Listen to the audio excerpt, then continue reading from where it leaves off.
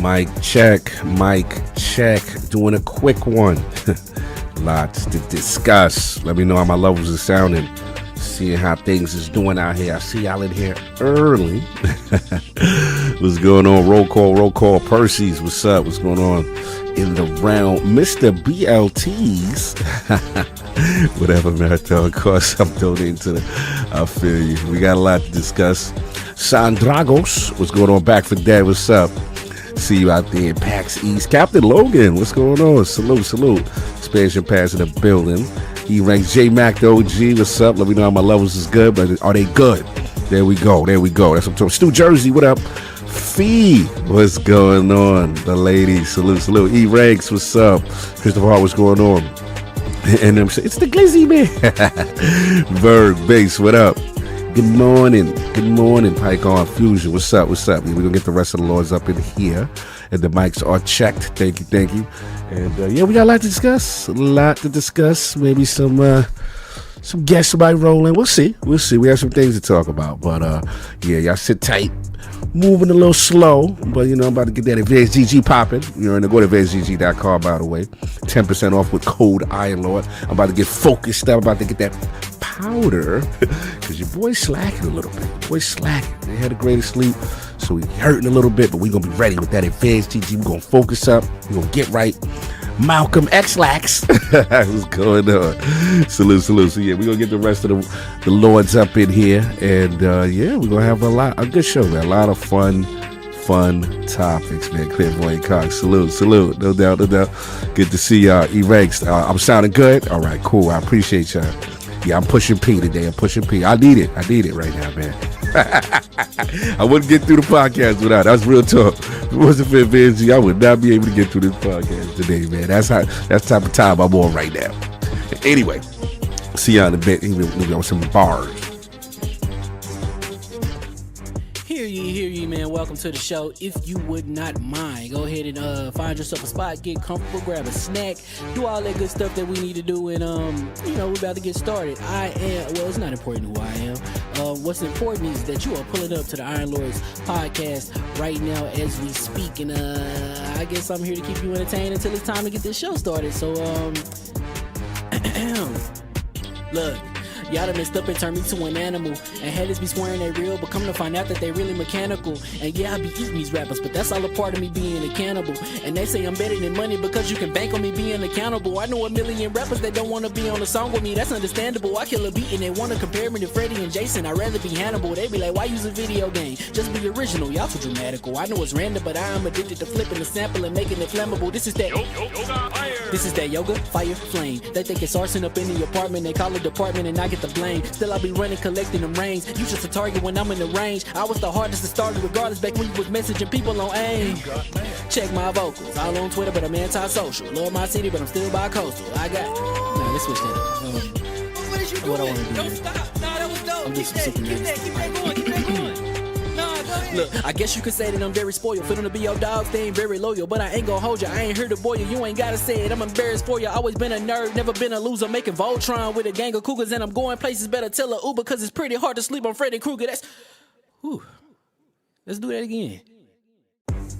Hear ye, man. Welcome to the show. If you would not mind, go ahead and find yourself a spot, get comfortable, grab a snack, do all that good stuff that we need to do, and we're about to get started. It's not important who I am. What's important is that you are pulling up to the Iron Lords podcast right now as we speak, and I guess I'm here to keep you entertained until it's time to get this show started. So look, y'all done messed up and turned me to an animal, and haters be swearing they real, but come to find out that they really mechanical. And yeah, I be eating these rappers, but that's all a part of me being a cannibal.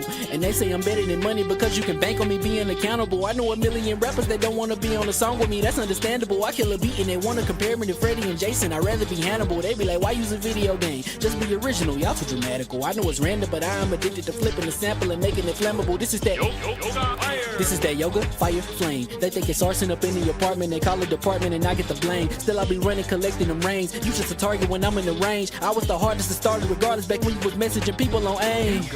Check my vocals, all on Twitter, but I'm anti-social. Love my city, but I'm still bi-coastal. Let's switch that up. What is you doing? What I want to do. Don't stop. Nah, that was dope. I'm just Keep that going. Nah, go Look, I guess you could say that I'm very spoiled. For them to be your dogs, they ain't very loyal. But I ain't gonna hold you, I ain't here to boil you. You ain't gotta say it, I'm embarrassed for you. Always been a nerd, never been a loser. Making Voltron with a gang of cougars, and I'm going places. Better tell a Uber, cause it's pretty hard to sleep on Freddy Krueger. That's...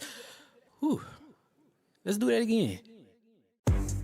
Hear ye, man. Welcome to the show. If you would not mind, go ahead and find yourself a spot, get comfortable, grab a snack, do all that good stuff that we need to do, and we're about to get started. It's not important who I am. What's important is that you are pulling up to the Iron Lords podcast right now as we speak, and I guess I'm here to keep you entertained until it's time to get this show started. So look, y'all done messed up and turned me to an animal. And haters be swearing they real, but come to find out that they really mechanical. And yeah, I be eating these rappers, but that's all a part of me being a cannibal.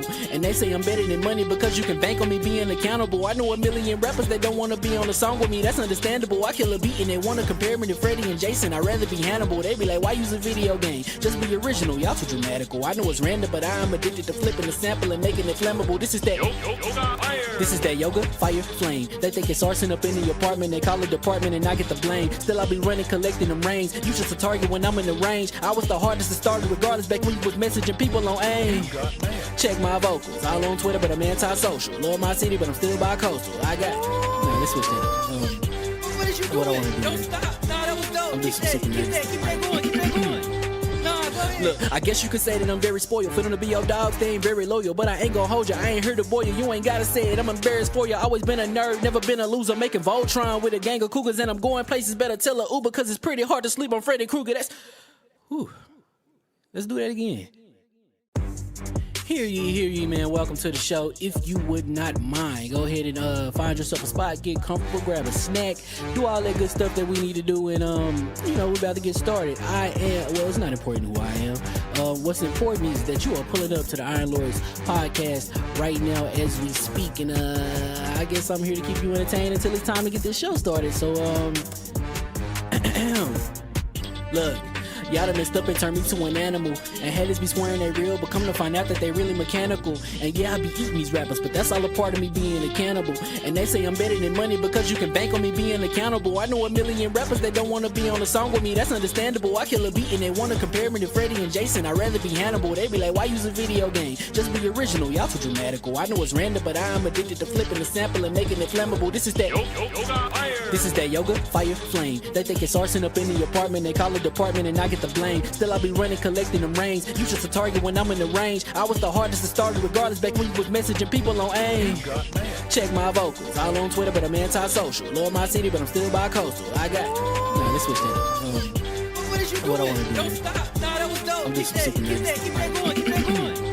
Nah, go ahead. Look, I guess you could say that I'm very spoiled. For them to be your dogs, they ain't very loyal. But I ain't gonna hold you, I ain't here to boil you. You ain't gotta say it, I'm embarrassed for you. Always been a nerd, never been a loser. Making Voltron with a gang of cougars, and I'm going places. Better tell a Uber, cause it's pretty hard to sleep on Freddy Krueger. That's... Whew. Let's do that again. Hear ye, man. Welcome to the show. If you would not mind, go ahead and find yourself a spot, get comfortable, grab a snack, do all that good stuff that we need to do, and we're about to get started. It's not important who I am. What's important is that you are pulling up to the Iron Lords podcast right now as we speak, and I guess I'm here to keep you entertained until it's time to get this show started. So look, y'all done messed up and turned me to an animal. And haters be swearing they real, but come to find out that they really mechanical. And yeah, I be eating these rappers, but that's all a part of me being a cannibal. And they say I'm better than money because you can bank on me being accountable. I know a million rappers that don't want to be on a song with me, that's understandable. I kill a beat and they want to compare me to Freddie and Jason. I'd rather be Hannibal. They be like, why use a video game? Just be original, y'all too dramatical. I know it's random, but I'm addicted to flipping the sample and making it flammable. This is that yoga, fire, flame. They think it's arson up in the apartment, they call it department and I get the blame. Still I be running, collecting them rings. You just a target when I'm in the range. I was the hardest to start regardless back when you was messaging people on AIM. Check my vocals, all on Twitter, but I'm anti-social. Love my city, but I'm still bi-coastal. I got... No, let's switch that up. What is you doing? What I wanna do? Don't stop. Nah, that was dope. I'm just Keep sick of that going. Keep that going. Nah, go ahead. Look, I guess you could say that I'm very spoiled. For them to be your dogs, they ain't very loyal. But I ain't gonna hold you, I ain't here to boil you. You ain't gotta say it, I'm embarrassed for you. Always been a nerd, never been a loser. Making Voltron with a gang of cougars, and I'm going places. Better tell a Uber, cause it's pretty hard to sleep on Freddy Krueger. That's... Whew. Let's do that again.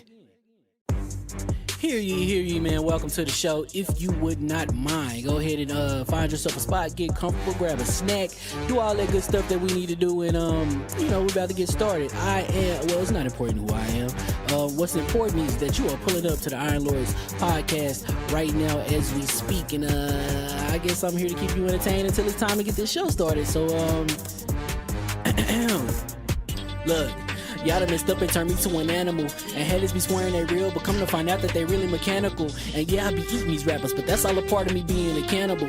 And they say I'm better than money because you can bank on me being accountable. I know a million rappers that don't want to be on a song with me, that's understandable. I kill a beat and they want to compare me to Freddie and Jason. I'd rather be Hannibal. They be like, why use a video game? Just be original, y'all too dramatical. I know it's random, but I am addicted to flipping the sample and making it flammable. This is that yoga, fire, flame. They think it's arson up in the apartment, they call it department and I get the blame. Still I be running, collecting them rains. You just a target when I'm in the range. I was the hardest to start.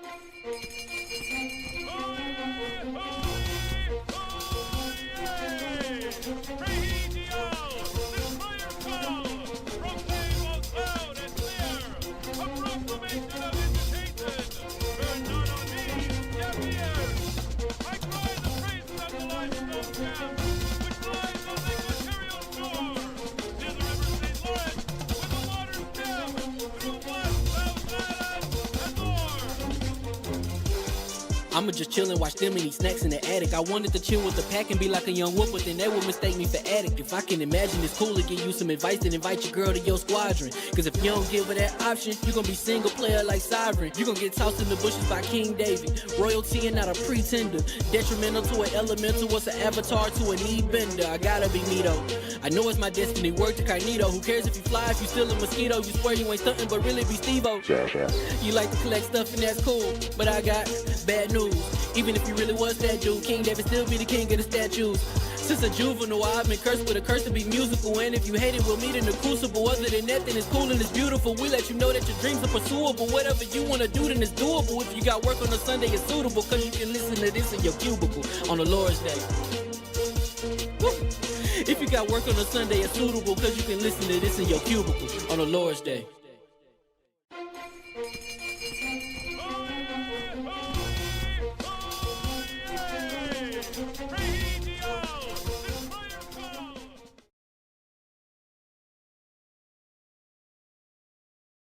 We're about to be hot now. Good. It rained real heavy. I know the birds don't like it rain real heavy. Right? Rain real heavy. I ordered a bunch of seeds. So I went out there. I got the grass done. Right, I put it in there. So it's behind a little white picket fence. Then I went and I put Magic Grow soil. Yeah. So the bird saw me. Right? I pulled into the driveway. The bird saw me and he was standing on business like, oh, so you think that stopped us? Yo, and he's a little bluebird, he looked like a little bluebird because he was crippin'. He was throwing up the set. He said, yeah, cuz, you think that stopped me, cuz? Right? So he did a crip walk on the grass, and then he jumped in there and he was like, yeah, seeds, cuz. I mean, all these seeds, cuz. I said, I got you. Waited till we had like 3 days. It was 3 days of good rain. Right. I looked up into the trees. I was pouring seeds. Yeah. Sup, blood? Are we on fire roof? You are ridiculous. You having a war with these of the Lord? So I have a war with the cuz the bluebirds. The bluebirds, the cuz birds. Right? So they come through and they be like, yeah, cuz. Right? So I'm like, yeah, but I got you, son. So I got these Black Panther birds, the crows. Okay, so what the crows those do? my dudes, right? So that's I call them Stanley. Okay. Stanley in the squad, right? Okay, so how they get it up? So Stanley and the squad give it up. So Stanley, crows are so dope. They bring you little shiny things, right? They like you, and they bring you little shiny things. So, but what Benji would do, rest in peace, Benji. Rest in peace, Benji. Benji, when Stanley would come through, Benji would hate on him. Like, nah, son, the king don't see nobody, son. Get up out of here, son. Get up out of here, son. I was like, yo, chill, Benj. They the peoples, right? They security. So when Benji passed, I had a murder of crows outside my house. They knew. Yeah, I had like 50 crows outside my house. So I'm down with them. Right? So so now Stanley be coming back because they come back every year. So Stanley came back this year. And I was like, yo, Stanley, man, I put some food out for him. I was like, yo, Stanley, man, yo, Keep them cuz birds up out of here, B. I said they out here messing up with the fertilization of the situation. he's like, no doubt. Yo, I see no more cuz birds. No really? More. No more. And Stanley and them be out there. They outside patrolling. Patrolling, son. So I leave him his little get back money. I'm like, here's your little get back money. Here's a little kickback. You had to check in? Yeah, I got to check in with you. Check in with the crows. And the crows handle the other situation. The Black Panther crows don't be playing no games, son. Oh, you had the FOI crows. Yeah, that's it. The food ends on crows. Right? You know what the fruit is outside. You don't want no problems. They line up. They be in formation. I cannot with your Lord stories. And hear ye. And we are live. And welcome to the ILP Podcast Lawn. We teach you all the latest stories of what's going on in fertilization and with birds in the environment. LLC and lordsofgaming.net, episode number 401. Past 400, y'all. Another glorious Sunday. We're back at the round table on the Lord's Day. And today, oh boy, we've got Bungie Plagiarizing Marathon Art. I told you. Jade Raymond leaving Haven Studios in Fairgames. Call of Duty Warzone Mobile ending support. Rising. And switch to SOC links to discuss. So we're going to get right into it. So let's introduce those lords of the realm here at the round table. My co-host with the co-most, my brother from another mother, the difficult game conqueror, Lord of the Spin Clap, and the how of the young wolf. My man, Lord Attic, back to back. How we doing? You got any birds going on with the Iron Lawn podcast? No, I have no clue what they're talking about. Yeah, but they don't be throwing it up. They don't be throwing it up on the lawns over there in the mean streets of West Virginia. With any birds ever in Really? my entire life. Really? Okay. I just want to make sure it wasn't an East Coast thing. You know what I'm saying? I mean, up north thing. Okay. Cool. He not in tune with nature. You know, Addict's not in tune with nature. If he was, he'd be in tune with the reindeer and the honey badgers that he got where he's at. You know what I'm saying? We don't got that. I got a groundhog that's the size of a dog, though. That's kind of crazy. No, but I thought Attic would be just because of, the way West Virginia's more rural. That's rural. See, there we go. He does live in the country, though. He should. I mean, Yeah, I was like, I figured there'd be some more nature. His country is different. His animals know not to hang around them because they like to bust them out the sky. So they're different over there. Son. Attic will not tolerate any of that misbehavior on his lawn. Explain to us, Attic, how's it is for the Iron Lawn podcast in the mean streets of West Virginia? How's it going over there? He's muted. unmute yourself. Unmute yourself, sir. We still can't hear him. We've lost him. Oh, this man done broke his mic. He done broke his mic. It's over. Or maybe he's muted on purpose. There's real discussions going on in there. Maybe he's talking. Yeah, he's figuring it out. Nope. He said there's a honey badger in the Hello? car. Yeah, there we go. He back. Back to Iron I feel Lawn like podcast. there's something wrong with this. I think I need to replace this. Okay. I don't know The why. arm? Yeah, I think Little short. there's a short or something. Well, while you're talking about the replacement of your arm, make sure you tell us about why you replaced the animals that come to your house and pee in your lawn. Oh no! See, here's the thing. Like, your guys' animals annoy you. Our animals will kill you. So, well, What? He said kill. Kill? yeah, my animals will kill you. What animals y'all got? What animals y'all got? Man, what you got over there? Black We got bears. bears, mountain lions, got bears? all types of stuff. Yeah, what color is your bears, though? Black. Told you. Oh, wow, the gangster. You got some black bears, son. Automatic gangster off You top. got Off those top. Revelant- Them you got those black- My Revelant bears? grandparents. Them black My bears catch him when grandparents- he come out his house and be like, Grand Rising. What happened with your grandparents? No, Attic? my grandparents they used to own like 10, 15 acres up in Hillsville, West Virginia, and you'd be seeing You got money. Pocket watching.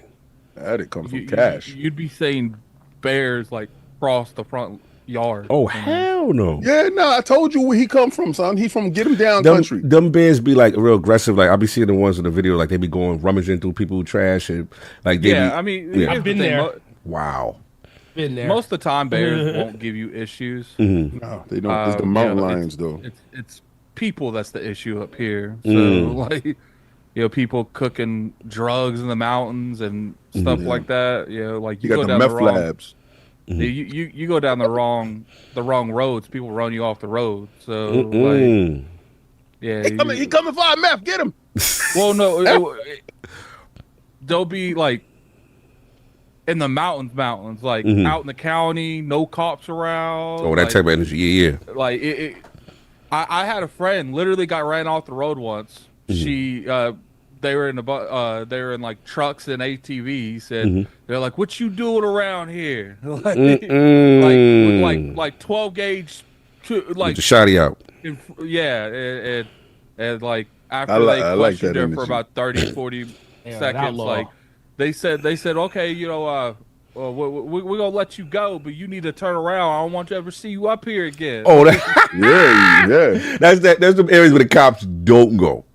So he said now don't go. Now we're gonna let you go, you see? But don't you ever come around here again. Yeah, that's crazy. That's crazy. Yeah. We're talking about like you got to drive 20, 30 minutes on back roads to get to. Like, no, you could easily go missing in those areas, and that's where they sell a high rate of toothpicks. Somebody, Genesis said they got Far Cry 5-ish. Yep, that's what he's saying. That's that far. Yep. So like the back roads, those be the non-paved with the no street lights. Yeah, the hills have eyes. A lot. You know, well, first off, hills have eyes. Listen to this. That's not West Virginia. Okay. What is that? Wrong Turn is West Virginia. Oh, Wrong Turn is a wild movie. Yeah. You made the wrong turn. Wow. You made the wrong turn. You heard? You made the wrong turn. You heard me? That's crazy. Yeah. So I mean, I've never personally dealt with those situations because I've never went in those areas. But like, there are like areas where like in the movies, like they're not joking. The cops won't even go up there. Like, that's crazy. This is martial law. See, that's the difference between Attic and myself. Attic don't go up there, but he can. I don't go up there because I can't. That yeah, they're probably mad racist. So. Oh hell yeah! Hey, look what we done found. Bring them over here. We found somebody where they ain't supposed to be. Oh man. This guy's from New York. You're from New York, ain't you? You're from New York. Yo, hey, let's cook him something good for his last meal. They're gonna be mad racist till it benefits. Oh, you buying? Okay. You white today, kid. You white today. Yo, that's the dip down gang. Ain't that dip down? Hey, keep throwing that on his jacket. Shout out to Baby Lips. Shout out to Dip Down. They get 4K. Nah, his new name is Baby Lips. I can't. It's hashtag Baby Lips. I can't. And I want people to understand, like, I'm not talking about like the side towns in West Virginia. I'm talking about literally like you're hours away from society. Like you got no. See, and that's the reason they'll run you off the road and stuff because you have zero reason to be up there. Zero. I don't like this running off the road stuff. Like I don't like that part. That part makes me uncomfortable. So like, I can't take in the country. Nah, no, you cannot. Not you. I can't. No, but I we're can't not. ride You're out not talking. and look at the beautiful mountains and look at the. No. You're not getting what I'm putting I down can't go here. hiking. You got to pick up what he putting down. You got to pick up what he putting down. I know what he putting What down. I'm I know. I'm saying just saying. I know. What I'm saying is you got to drive 30 minutes on dirt roads and like if you are in these areas, you have zero reason to be in these areas. But I might want to take my ATV out there and a lot of these people own like a lot of these people. They're on like they're on their family's law property. Like we're talking people that own hundreds of acres up here. You have zero. That's right. Oh well, yeah. That's the reason they do it because you are trespassing and Wow. they do stuff Land, like that's that you right. should be doing. Oh no. Like, See, I need a fence put up so Yeah, I can know where your land They started. pull up to you and they said, that it looked like you lost. You that is definitely not practice, man. You know how you find out where your property ends and begins? It's on the deed. That's it. On the That's deed? That's Damn. right. Said, listen I need a here. fence, man. You look like you lost. And I can tell that you like, ain't got no Forte, like- signal in your phone. Forte, that's how I know you've never been into like these areas because it's impossible to put fences and I hundreds know. of acres Oh no. of land. I know it's impossible. It's fun. Oh, I'm just joking when I say that. By the way, I'm just being funny about this. Listen, Forte ain't that naive. I'm not going up to West Virginia and just to scout around. You go randomly stop. and then come up missing in somebody else's hunt and stuff. And the police is like family looking for me 9 days later. Come to find out We ain't gonna ever find this dude. He said we ain't never finding him. Last time we got that's him why, on like- GPS, he was somewhere he wasn't supposed to be. Well, I saw someone Oh, comment Fat Steve. on one He of just- the older. $3 super chat. Okay, he didn't put anything, but salute the Fat Steve. Salute. Yeah, That's why Mhm. I need to put up the thing, but Mm-hmm. that's why I think it's funny when people are like addict. I see these movies, and I think it's like weird that these people haven't been caught that do this stuff because they got all these broken down trucks and stuff in front of like that is like every other house on top of a mountain in West Virginia. Like you'll drive by it and they'll have like trucks they've had there since like Yes, 1990. damn, that's wild crazy. Those are the people that ain't make it out. Get out! That's And wild. what's funny is we actually had a discussion once that was like if there was like a what's that movie called King where North Korea invades it's World War II. He said that movie. Yours are looking extra glitzy today. Oh, Fat Steve is back again. He said the Lords are looking extra glitzy today. Okay. Oh yeah. This is my Lakers in 5. Oh. I'm saying Lakers in Red 5. Dawn. That's what it's called. It's Oh called yeah, Red Dawn is dope. Red Dawn. Red Dawn. And if y'all don't know, I'll show y'all later when it's my turn. Yeah. Sorry, Addict. Yeah, so what I thought was funny is like on the Red Dawn thing, because they were talking about like why don't they show, because here's the thing, like if something like Red Dawn happened, there's a reason that's never happened, especially on the East Coast. People don't realize because we live in these lands. The camera froze. Oh, that is like a nightmare to actual people in the world that's never been to America to come here and deal 'Cause y'all all with got the guns. mountains. Oh yeah, Y'all yeah. all Yeah, they got the guns. son. Yeah, And you got to thank those colored necks, the ones with the colored necks. You got to thank Okay. them for keeping us safe. Because I'm gonna tell you right now, they thought about it. They was like, "Yeah, we should get over there. We can get over there. We can get them." We said, "Wait a second now. Wait a second now. You see this area right over here? I got a video. They showed a video of the honey badger versus the bear. Then I see now the honey badger hold down the bear, right? Now let me show you. It's a bunch of them that can hold down the bears. Look, the bears don't even attack them. They just walk across their lawn. West Virginia, home of the butter I just see tables one. and extra That don't mean that's chromosomes. the only one. Yo, shout out to BT Match.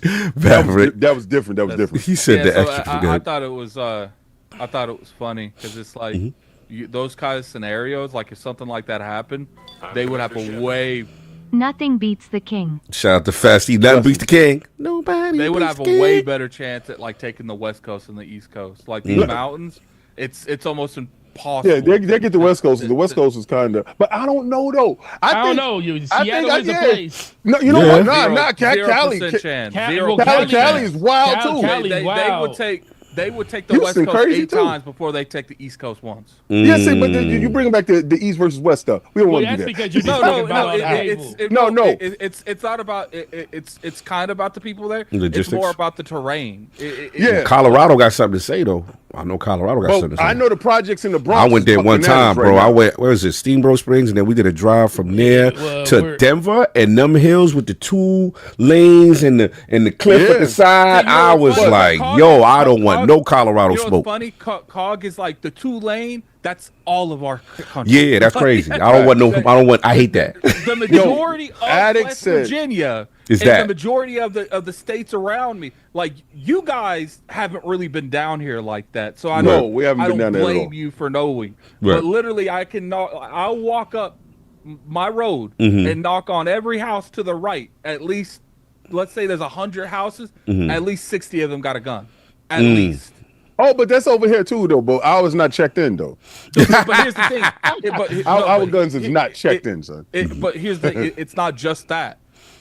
This area, like, it's way harder to actually advance on in like a military. country That's thing what you like said. that. That's what you said. Like, Oh, facts. I mean, you saw the Patriot. Yeah, no. Like, Listen, that's literally how the majority of the warfare So- would go. Oh, Dollar Talk was So in. you So saying we I have can't go to I have a WV to little bit explore of, for side quests and experience. secret bosses? No. He said Only only the the main main quest quest line. line? Yeah. Forte, log in. See, Oh yeah. the thing is just the amount of guerrilla warfare that would be done on the East Coast is No, I crazy. actually honestly agree with you. I think Now, per as far capita, as mass numbers, you guys the West got Coast would have more. As far as I don't know. No, but you know what? No, I have think more. I think you know what? I think we're a problem as a whole in the U.S. Thinking about it as a whole, we have per capita the most guns. Period. Right, and I'm talking about from a legal or illegal standpoint. Right, and I think guns is an issue. That's something totally different. But in addicts Hold on, area, Don's talking. Anything Yeah. you saying about WV, Texas is that times 20. Oh, Texas got something to say. yes, Texas is checking in, and I agree with that. So I said Texas is wild, crazy you, because Houston is buck banana. in a mall. Listen, but see, but Chirac got something to say too. We got projects due though, and our projects do go underground. So I'm just thinking about it. Like what he said with that Red Dawn joint, I never really thought about it in that aspect at it. Because he's a movie Here's the buff thing, like though. myself. What There's- movie you saw this weekend? Here's the thing: there's hundreds of miles, and I mean hundreds of miles of woods. Hundreds. Well, it's of not miles. even- Attic is standing up on his business. He's though. That's standing up Okay, on well, his I- terrain. standing up on He his- like, you're not Well- conquering us. No. Unconquerable. Yeah. Well, the first thing you'll have an issue, anyways, because the East and West Coast are the most fortified positions in America. If you Yeah. just think about from a military standpoint, and the reason that is, you will never see America get hit from East or West due to that. Because they're defending water in the coast. If you think about the East Coast, Right. you have Virginia, you have DC there, you have all of the naval bases up the coast. On the West You on Coast, that you have side. the same thing Yeah, West on that Virginia. side of the coast. Now, the things that are the least fortified. Yeah, Florida gonna get that And work. when you- Someone and said when you all it think- takes is one earthquake in New York and when City. you gone. and when you think about it, with That's Texas, life. Yeah, and if you think about it, with Texas down there and Texas having all the bases and stuff it has, Yeah. the reason it's not as fortified as the East and the West is because you have to advance through territories that they would have to like literally get something from other territories to advance on us. Like if they come from the north, Canada ain't gonna just let that happen. And if Canada lets that happen, we got a problem with We in Canada trouble. at that point. And then if you think about the South, then you're thinking about Mexico. If they're coming through Mexico, we got a problem with Mexico at that point. They're not getting past some all cartels. So those aren't Speculation. fortified as much as the others. Yo. Like East, North, and South isn't fortified as much just because they know if they do come for us, they got to come through other countries. And Yo, they're gonna not the yo Forte. They're gonna use this podcast, this one, Yeah. to strategically plan. Okay, he said, So they he said, already- he said, well, listen, they Forte already- said that we can't go through Canada because Well, you can Iron go through Lord there, but and the Moose. listen, we got You problems need with side. Canada Iron at Lord that point. podcast to plan out your invasion on America. Yeah, he's then, got problems. You have way more problems. You're lacking You're not doing intel. it. You're lacking You're not intel. doing it. nah, maybe they hobbyists and they realize they stumbled on a wealth of information. See, Iron Lords entertain, but we also inform. Now, who we informing? We don't know from day to day. Anyway. From burbs to invasions. You What get up? that all at the Iron Lord podcast. Besides fortifying West Virginia, what have we been playing? sir? Well, I wasn't talking about West Virginia. I was talking about the East Coast. Yeah. You know? Yeah, he was like, nah, they ain't coming for us though. Yeah. I watched Final Destination. Ooh. My man. So Where does it That's stand in the actually- pantheons of all the? Where does it stand number wise? Tell him. I would tell say him. the second best Final Destination. Ooh. Yeah. That's high praise. Yeah. Okay. Yeah. Right below one. Yeah, I'm not Okay, really- because I don't know. I felt like all the Final Destinations was good, but this one took a completely different approach that caught me off guard. So Okay, I gotta go see this now. That's what's up. That's what's up. No doubt. Did you see that at the new joint? Where you saw that? yeah, I saw it at the new movie. At the new joint. That's what's up. That's what you been playing, sir? Been playing Kingdom Hearts on stream. I kind of rage quit Simon on Expedition 33 a Oh, little bit. Simon causing problems in these streets. It's not. It's not that he was causing problems. I just don't. I didn't have the mental capacity to fight him right now. I That's feel that. causing problems, sir. That man Yeah, said, so- He said my mental wasn't up to par. son. you got to I'm be not right here. for that. So instead of fighting Simon, I've decided to play Kingdom Hearts on Proud. So, I respect that. Yeah, and that's annoying, but by itself. But at least I don't have to worry about someone hitting me at 80 times. Hollywood rules. NYC is one part of NY. People don't realize Talk how big to 'em. NY is. Upstate is a Upstate. mess. Facts. I'm in Orange outside Bear Mountain. Oh, yeah, Bear Mountain. Woods all around me. There it is. Yeah, people always think New York is just New York City. It is. That's actually a great point. No, New York is huge. New York is huge. Upstate is crazy. Because I was going up to Canada. We don't even claim Buffalo low key, right? Like we be acting like I'm not claiming them. Like Buffalo is New York. They the only one with a real football team. New York football team. I know. The rest is in New Jersey. Yeah, we lying. We capping, son. Yeah, we definitely capping. We definitely capping on that one. But so that's been it. It's been Kingdom Hearts. Yeah, I'm gonna be streaming Kingdom Hearts on Proud Mode because I never beat the game. You said it's on what mode? It's the hardest mode on Kingdom Hearts is called Proud, and it's like you get hit like once or twice, you're dead. We proud that you I'm accept this challenge. That's what's up. Y'all are wacky dudes. Shout out to Final Hollywood. Destination was awesome. Yes, hearing good things, hearing really good things. Y'all are wacky dudes. You dudes that take a game, right, and say, let's just ratchet it up. Like, where is the fun in this mindless craziness, son? They need a challenge. Why you hating on the challenge? Go play Cuphead again. Oh, okay. So Kingdom Hearts 1, it's called Proud Mode. Kingdom Hearts 2 and 3, it's called Critical Mode. Critical. Yeah, you critically crazy. What's funny is like I haven't really came across too many like difficult fights besides this this like armor that separates. But I remember like fighting Sephiroth. He's going pain in the ass on Proud Mode. Like Proud Mode is hilarious. Cause like when you fight Sephiroth, you have to do so much. Because it's like got health bars. He's got like 10 health bars. I don't know how many. Look, that one guy, you can't do that. He's a proud guy out of West Virginia. Don't do that. Don't do that. I know what you're doing, that one guy. Don't do that. You have to essentially take like 4 or 5 of his HP bars down before he can actually get damaged. So imagine like you fighting someone and you're hitting him for like a minute straight and he's not being affected. Like his health isn't going down. Moving? No, it's not moving at all. Oh, Joe. Sending love to you guys. Looking forward to a great show. Yo, shout out to Joval with the ice from Iceland in the bill. First time I've seen Icelandic. What you call it? Currency. You just worried when the color turn yellow. Relax.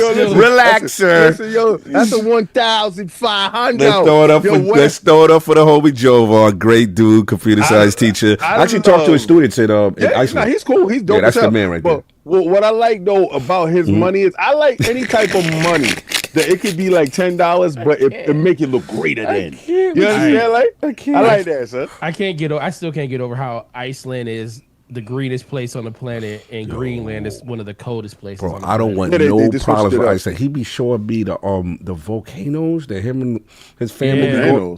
Bro, they got the real. Volcanoes. They got that. They losing towns out there. Active. Why are you there? Why are you there? Bro, Iceland is different, for the thrills. Yo, okay. I don't need that type of thrill. Why do you go to Hawaii with a big old volcano sitting in the middle of it?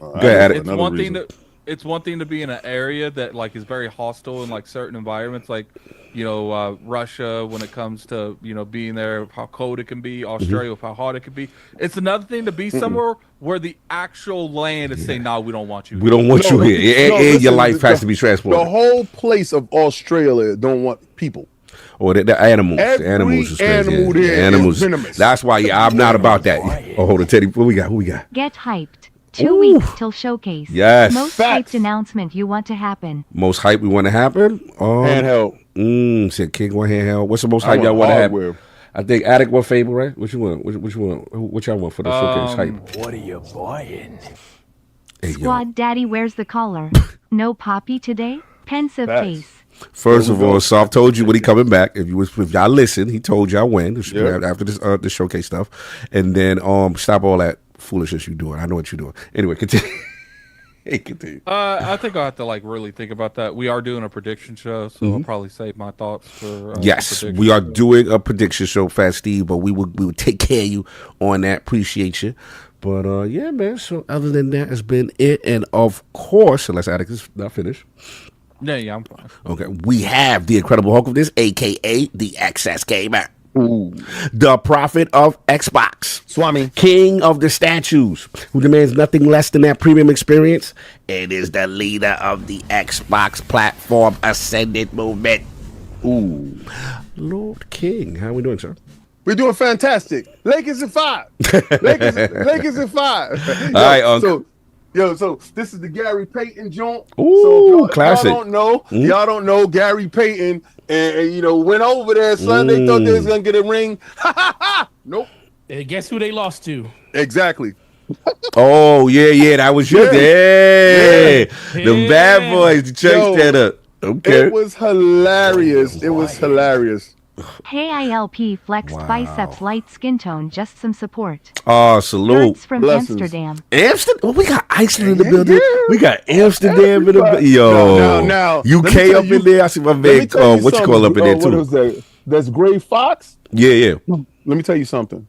I want to go to Amsterdam, bro. I know you want to go to Amsterdam. That damn right. Red light district. Man, we ain't going for the scenery and the animals. Yes, I am going for the scenery. Yeah, you going for the scenery. Whatever you into, sir. Whatever you into, sir. King's like, you act like I can't multitask. No, I will be multitasking the scenery and the animals. Oh man, I like they shops. When you window shop over there, it's a different game plan, son. You like the service over there. What?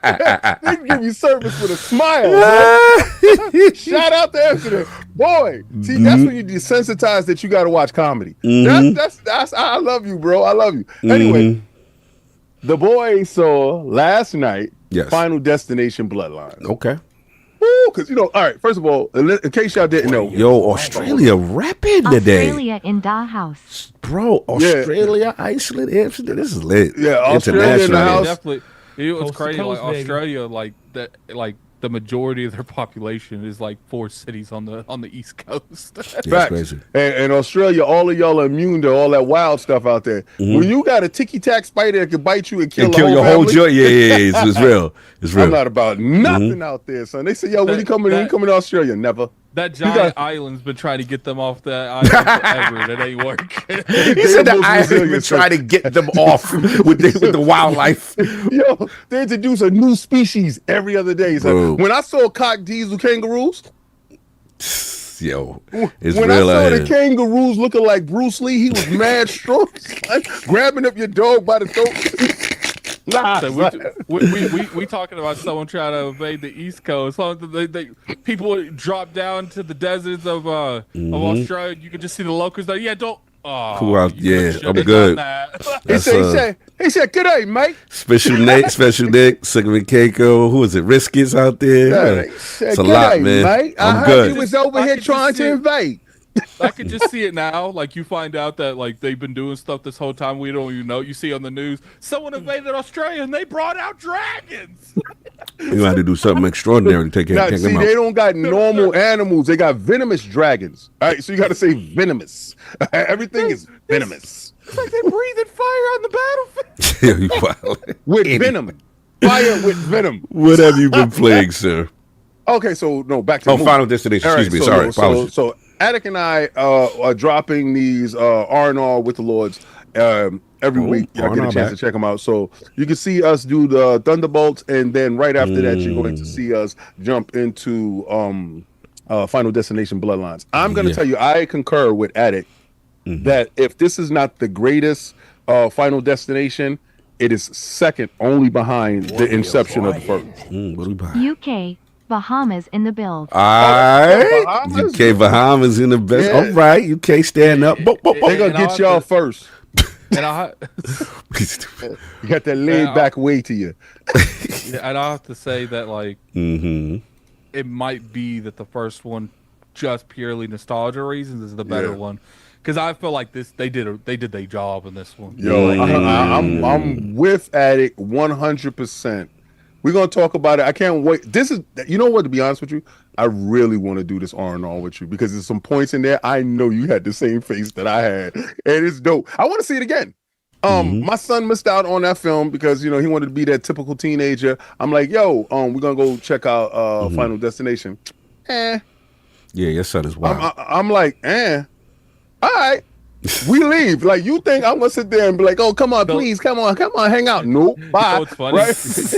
just the last Final Destination is probably almost just as old as your son. Basically, right? So he doesn't know about that.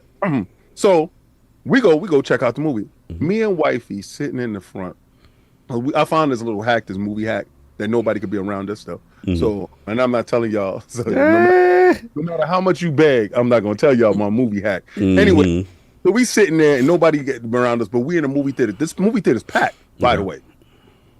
We are the loudest, screaming, funniest joint. There's a part and there's a plot twist in that movie. And I yell out, I told you. Oh, you back on it? Did you throw out the 98% on it? Yeah, I told you. Tony Todd. Final Destination. Indiana Jones. Yes. Track. Oh, Tony Todd up in the building? Oh, see, yeah, they blew it up for you. Just because he blew it up in there, yes.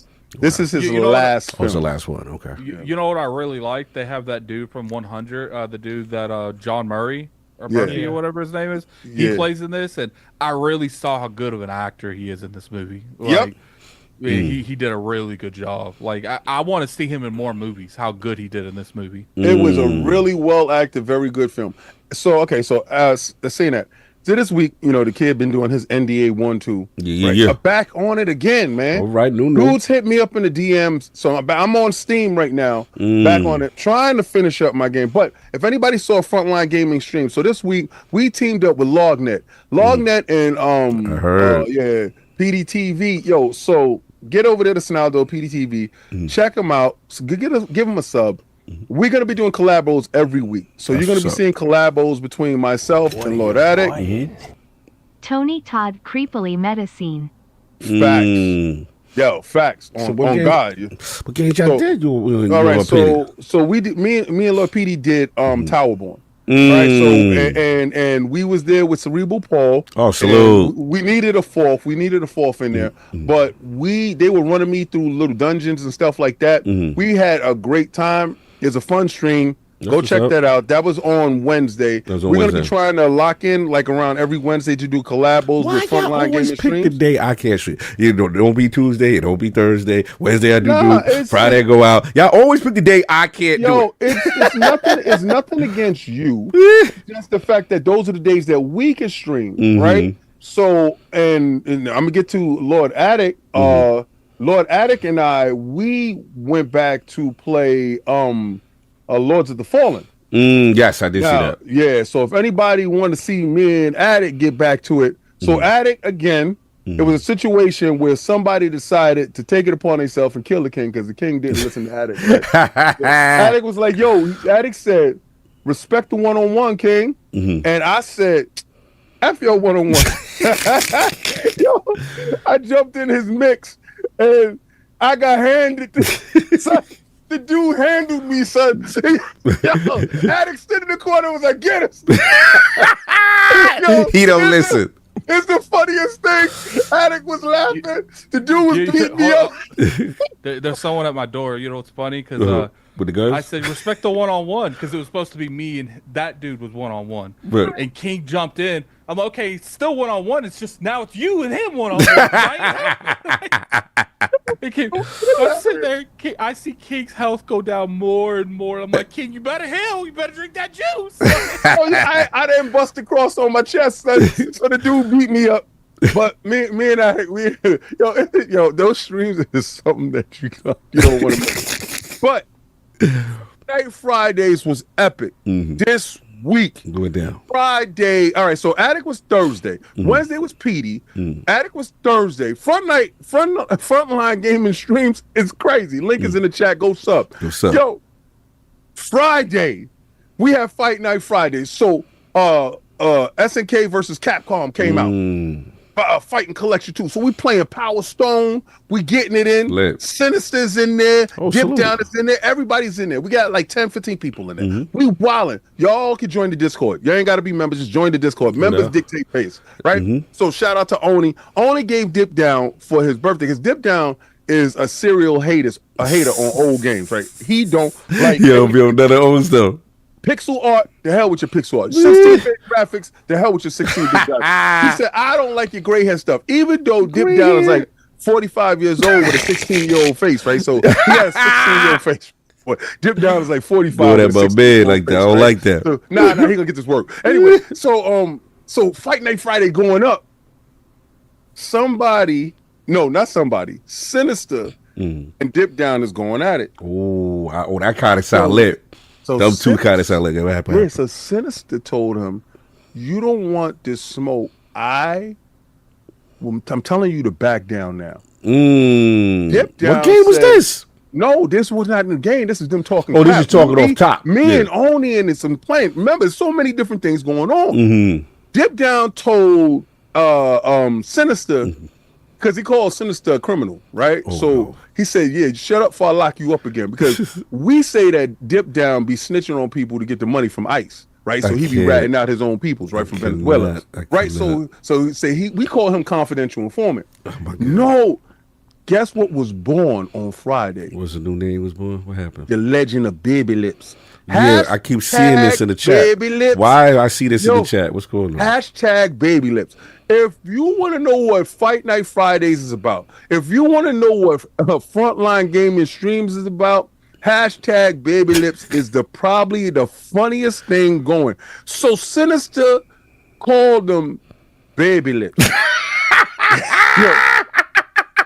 I don't know why it's funny, but it's the funniest thing I've ever heard about life. And it was worse if somebody creates something on you and they're beating you while this is going on. He didn't even get a chance to fight yet. Oh, that's where they get But crazy. everybody that fought Dip Down, because he was fighting for his life. He was all Kelly and I'm fighting for my life. Yo, everybody that fought him was calling him Baby Lips. Yo, they was making up songs. They were Hey, like, yo. Baby Lips, I told that boy, you, that soldier boy. That's they wild was singing, crazy. They were singing, every day I'm Baby Lips, every day I'm Baby Lips, every day. Yo, they Oh, was not the going Ross on it. Oh, Yo, no. It was the most hilarious stream I think I've had yet. And we have some epic ones, but I'm gonna tell you, and then so get this. I ain't supposed to tell this Dip Down, but I'm sorry, you gotta get this work. Right? So, because we started off racist, because me and him Yeah, I know go y'all back do. racially, right? So you know, we cancel each other out. We both minorities. Anyway, so his girl, he get off stream. He texts me.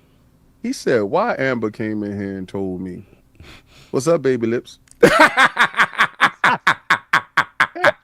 Damn. That's when it's over. That's when we transcended. That when the wife worked, When wifey watched the stream and said it's over.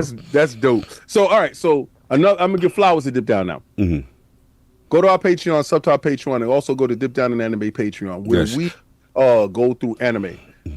Every week we go through solo leveling, right? And right now I got 3 episodes left of solo leveling season 2. We are getting ready to go to Ichi Island or Kichi Island or whatever island that is, because something has invaded the north, or well, not the north, well, the land, the home base, and they only send one, and that thing was crazy as hell. So they came back from the dungeon, and finally, I call him Young Future.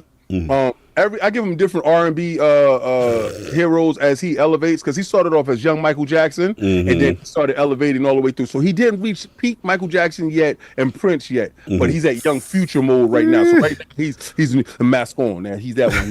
He's a mask on. Percocet. Percocet. That's what he had right now. He right there, right there. Yeah. That's right when he got the Young Thug. Right, so right there, about to get to this island, but right now they got all the S levels.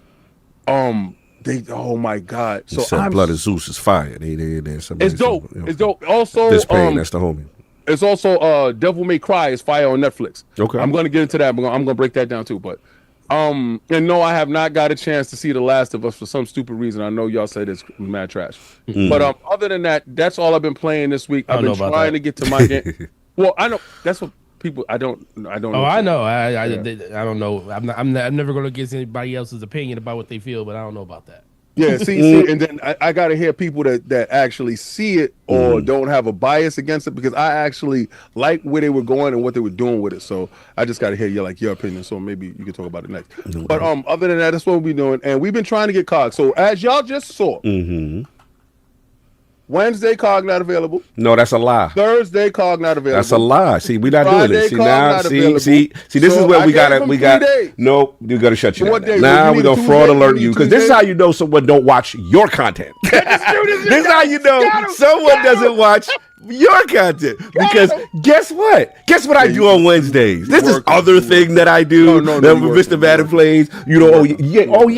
Do that. And then on Tuesday, I was streaming with someone that you said you were streaming with on Wednesday. Which I said I'm available on. And Monday I said I'm available on. But you decided to do things on days I keep telling you on Friday. No, let's do Tuesday. Let's do Tuesday. How about that? Destiny Tuesday. Oh, see, they do. All right, so whatever. Tuesday it is. Good, because I won't go off. That's weird. Because we don't believe your fraud alert. No. The thing is, let's pick a Tuesday and we can do that. On a Tuesday. Yeah, let's do that. Yeah, there we go. We're going up on a Tuesday. On a Tuesday. So this Tuesday, we're going to do Destiny on Frontline Gaming Streams. Come check us out. You're going to see COD for the first time. Show up for the second time. For the second time, sir. No, they want you. I've been once. They want you to play. Yeah, no, I played. You forgot. I played with y'all. I played Marvel Rivals with Old. Yes, sir. You've created this whole narrative in your head and forget that I actually do things with you. You did. That part. Yeah, that was back when I had like 10 subs. Yeah, right. But COD never does anything with you. Nah, I'm sorry, COD. See, that's what happens when you put on a Gary Payton. That's what happens. It gets you something. Anyway, Lakers in 5. Lord Forte, man, what's going on, man? Gaming TPS podcast. Lakers in 5. He wild. They did lose in 5 this year. They did lose in 5. Lakers in 5. 5 out of here. What's been going on, sir? How you been, man? James. Sorry. What's been going on? James. How we doing, man? Oh man, it's great, man. This week has been pretty crazy. With just a whole bunch of stuff. But Hog was busy talking to Gene about Cocaine Wednesday. Yes, shout out to that. People who know I was what I was doing. Nope. Time out. Nope.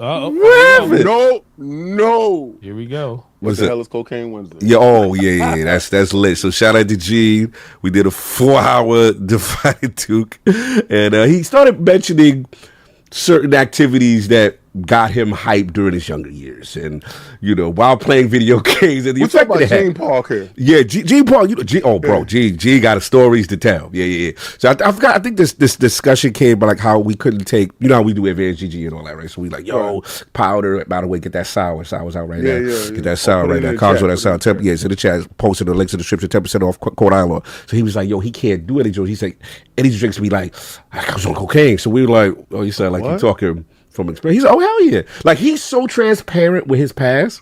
That's why I love G. Like, there's no filter. He's like, it's crazy. I was all over the place. Wow. G Park is nobody realer than G Park. I'm telling you right now. That, and I think back in the day, he told a DUI story. I was like, he is the wildest. And you would not expect that. No, yeah. Oh, G got stories to tell. Yeah. People you think they're most innocent. Yeah, Rook was like, G was like, caffeine is gross, but that cocaine does. G, I'm not trying to be this, but you put this out there. You was running with it. You was loose with it. We was having fun. It's a judgment-free zone, and we're in a different place now. You doing things. You doing your thing, right, homies? Oh yeah, his Guam stories is crazy. Shout out, everybody know what I was doing on Wednesday. Facts. It's crazy in Guam what he be doing. Son. Well, he had his Park Hill Wu-Tang Killer. It was lit. He had his fit on. But anyway, this is your segment for today. I apologize. Okay. Wow. Oh no, you're good, man. But outside of that, man, I went to go see Thunderbolts. Ooh, how we thinking? What we thinking?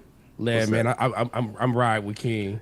Bless him. It's good. I was like looking at I was watching. I was like, wow, this is literally as soon as like you were talking about how the maturation of Yelena was in the movie. I was like, dang. Yes. I was like, this is what a leader is. Yeah. This is like great Marvel, like giving you actual context to the story beats and actually making it about the characters and you growing with those characters over the course of that movie. And I was like, I love that. Compared to where it was, like where that character was in previous movies, going back to Black Widow and everything, coming to here, it's like you could see it wasn't even a forced maturation. It was like a normal, and I was like, this is really good. So the funny thing about it, my favorite part of the movie, not telling about the movie was over. We all know how Marvel likes to do, the whole such and such will be back, and they'll say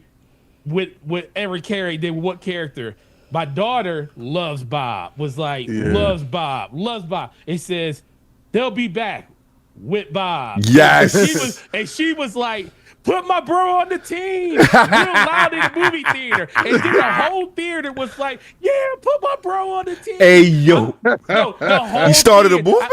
No, my daughter literally just screamed that out of just her excitement for seeing the movie, and then it was like 7 or 8 other people was like, "Yeah, put my bro on the team." That's what's up. So I was like, got like goosebumps and stuff when it That's kind of fine. happened. I was like, cool. So that was like just the start of my week. Somber note, go back to I'm on season 5 of 24 now. Oh, wow. You been blazing. Oh, yeah, season 5 of 24. Wow. Rest in Palmer. peace, David Palmer. Rest in peace, Michelle Dessler. Michelle Dessler. Wow. Yeah, it was kind of crazy at this point. You know, Tony Ahmed is laid up right now. I don't know what's going on with him. But I spend a lot of that time just, you know, I'm doing my Pokemon thing, so I'm organizing cards as I'm watching and this stuff, and I'm like, I'm watching. I was like, man, I forgot about some of this stuff, bro. It's like this is deep. China coming after, my boy. Chinese playing. So yeah, went to go see that, but let me tell you, I have watched because my birthday's on Tuesday next week. All right. Yeah. Perfect. Before So we got with the Let's big go. 21. The big 21. I wish it was still. I'm so old at this point. Double that age Nah, at you this so point young. now. Don't use those words. Oh no, You're so I'm young. son. 46 Yeah, that's years right. young next Hell week, bro. yeah, that's it. 46 years young. But the cool thing was Mission Impossible releases on the 23rd. Oh yes, That's right. And I am like, every time I see a trailer of that movie, I just get freaking every goosebump you can possibly. I'm with you, son. I've watched. They showed the trailer at Thunderbolts, and I'm like, they're talking about him going through the CIA with the whole thing. They're talking about how the bombing at the Kremlin. They said, well, just to be honest with you, the bomb was really meant for him, not for the Kremlin. I was like, 24 like, Peak TV, we are running out of time. yeah, we're running out of time. I love when he get in that bag. Yo, Forte, tell me how mad you was because it was supposed to come out on Christmas. Yes, it was. Tell me how mad you was when you found out that it wasn't coming out for Christmas, bro. Man, I was. Because they left us on a cliffhanger. They let, man, because at the end of the reckoning, it was like, okay, we know this is a 2-parter. I was like, we gonna get it by the end of the year, though. Yep. And then they pushed that boy, and I was like, man. But I ain't gonna lie though. After just seeing the trailer build up, now they're doing like all of the stunt videos and stuff, showing them with the camera rig on them jumping out of helicopters. And I'm looking at this thing, I was like, dude, this is like the most incredible hero in like 30 years of Mission Impossible. It's crazy. It's insane. So I can't, like, every time I see any trailer on it, I just get goosebumps. What are you buying? Mission Impossible IMAX ticks already purchased. Same. All right. Hollywood rules in the Same. building. Yep. We're there day 1 on Thursday next week. Thursday, yeah, because it released on a Friday. We're going on that Thursday. But yeah, so I'm super excited for that. Outside of that, man, Doom, loving it, Bro. How we feeling? loving it. Jumped in. I didn't do the early. I just jumped in on the 15th when it came out. You know, did it. How you doing that though? How you doing that? Well, guess what? You know, even though I do have this beautiful, you know, this beautiful thing here, you know, it's called a, you know, an Xbox Series X. Xbox allows you to play the games how you want to play them. Oh, yeah. So you can play it on a PlayStation if you want to. You can also play it on your, you know, 4,000, 5,000, whatever number you want to say, PC. Okay. Play it on Xbox Game Pass, you know, for just the omission of my monthly ticket price. It is great. And it was great to turn on my PC and be like, I ain't even got to look at the settings on this. I turned that thing on, that metal music started going. Doomslayer comes, said, get the Doomslayer. And I'm like, dog, when you're going around shield bashing people. Oh, it's fun. It is fun. Like shotgun, like with shotgun shield bash, you can like traverse just huge amounts of space in that game by just shield bashing across it. Yeah, And then you close the get distance. Yeah, closing distance. The glory kills are still there. You know, you just have to like you said, you have to trigger from the air. And stuff. Yeah, I do that. Oh, it's good, bro. It brings that adrenaline, and then the music just goes with it. So I ended up doing about 5 or 6 hours on the first, like literally the first day. I told myself, I was like, oh, I'm just gonna play for like a couple hours. Man, no, it was like 4 or 5 hours that day. I was like, yeah, we gonna knock this one out. But outside of that, man, that was kind of it. And then you know, shout out to GameStop for putting out an announcement. What the GameStop do? About Switch 2s. What we doing? You know, Switch 2s are going to be available at every store for people that didn't pre-order them. During the midnight launch. So, you know, this is your PSA. If you didn't get a chance to pre-order what they got to do? What they got to do? All you gotta do is go to a store, any store. If they had, every store will have extras available. Okay. We don't know what the number of. We don't know the allotment, but we got extras. But we know starting at 3:00 your time, Central, Eastern, Mountain, Western, Pacific time. Your store will be doing a pre-ring. At that time at 3:00. Okay. Make sure you're there early, because if they have them, you will be able to just pay for it and pick it up that night at midnight. Wait. So this is pull up on the midnight? Yeah, you're pulling up to the midnight. But so we got to secure our spot now or this week? At 3 p.m. the day of the midnight. That will be the earliest. Oh, so the day of the midnight launch, you could come 3 p.m., come early though, right? Then you can secure a joint if you was not able to pre-order before for the midnight. Okay. Heard it on Iron Law's podcast. Iron Law's gave you the exclusive GameStop. Yep. And that will be like I said, until supply runs out. So if you walk in and they say, 3:05, and they say, yeah, we already got everybody taken care of, then, I mean, you probably should have been there at 1:00. All right, fair enough. So get there early, y'all. You heard that. Don't show up at 3. Yeah. Show up before 3. Get your joint. Yeah, and then all you gotta do is ask them and say, hey, do you still got some available? They'll tell you yes or no, and then you just stay there until 3:00 to make sure you secure yourself one. So that's the PSA, but that goes down on June 4th, and then June 5th going into June 5th at midnight. On June 4th, you can get your system that night. Nice. So anybody that needs extras, make sure you take advantage of this while you can. But that's mostly it, man. Just chilling and having fun and making sure that we have a great time. I moved my schedule around, so I won't be here next week. Okay. Is it next week I won't be here? Let us know. Next week is Memorial. Oh, next week will be yeah. But the week after. The week after I won't, but I'll be back I'll be here. I'm here. I made sure I'm doing the stream with you guys. Oh, I appreciate it. So my joint, I might not be here next week. Right. Because next week is Memorial Day weekend, right, for you. Yeah. So you got that. Yeah, so we got to make sure that we got to stop all the glizzies that will be eating. Wait, Forte, you said what stream you be doing next week's stream you will be? No, I'm going to be here with y'all next week. Okay. And then the week after I won't, which is the week before the show. Right. And then I'm back for the show. I had to make I was back for the show. Yeah, when I did the scheduling, I was like, I got to be here, because technically the week that the Xbox show was going is the week I wouldn't have been here. Got it. Yeah. So I had to do my schedule, and I was like, okay, I need to move some stuff around. So I moved my day of working up a week. So I'll be here. Oh, that's what's up. Yeah, we may need you for that, Attic. We may need him for that one. Yeah, so I'll be here for the stream. Yes, that would be huge, because the stuff during the show. The majority of the team will be boots to the ground. You know what I'm saying? Outside. So yeah, we definitely could use you there for that. Would be huge for us. It's gonna be fun. Oh, that's what's up. It's gonna be fun, no doubt. But that's it, man. You just moving slowly. Oh, and Forte joined Frontline Gaming Streams too. He joined us. We had fun. Oh, that's he joined. Yeah, oh, he came pulled out. What y'all playing? Yeah. No, he was in the chat. Oh, he's in the chat. Yeah, that's what's up. Because remember, the Discord is open. Dudes can just jump in the chat. Fair enough, I just jumped into the Discord. He was talking about some stuff. I said, Key, what propaganda are we talking today? No doubt. See, so on Frontline Gaming Stream, it's just neutral. We neutral. Yeah, we neutral. Shout out to Fonz Gaming in the building. No diggity. Shout out to Back for that. Salute. And of course, we had the Gaming Ninja himself, the Shinobi, Lord Cognito. Spread that realness around the ILP. Not telling you what you want to hear, what you need to hear. Like we talked about earlier. Shout out to Father Duke. It was crazy last Wednesday with G Park and the stories and the breakdown of Doom and all type of crazy stuff. As far is me. Finish Split Fiction. Shout out to PD, man. It's been a slow burn, but we're doing it on a stream, Law PD TV each week. That game is wild. I will say had this. To jump out because y'all was at a point where me and Addict didn't make it, and I said I can't listen to him because you started talking about some act. It's like something happened, and you was like, because I jumped in immediately, and I was like, "Yo, what's going on, y'all?" Yeah, I see you in the chat. Yeah. And then I was sharing it out, and you was like, "Yo, King, the mechanics in this part was crazy." I was like, "I got to get out of here."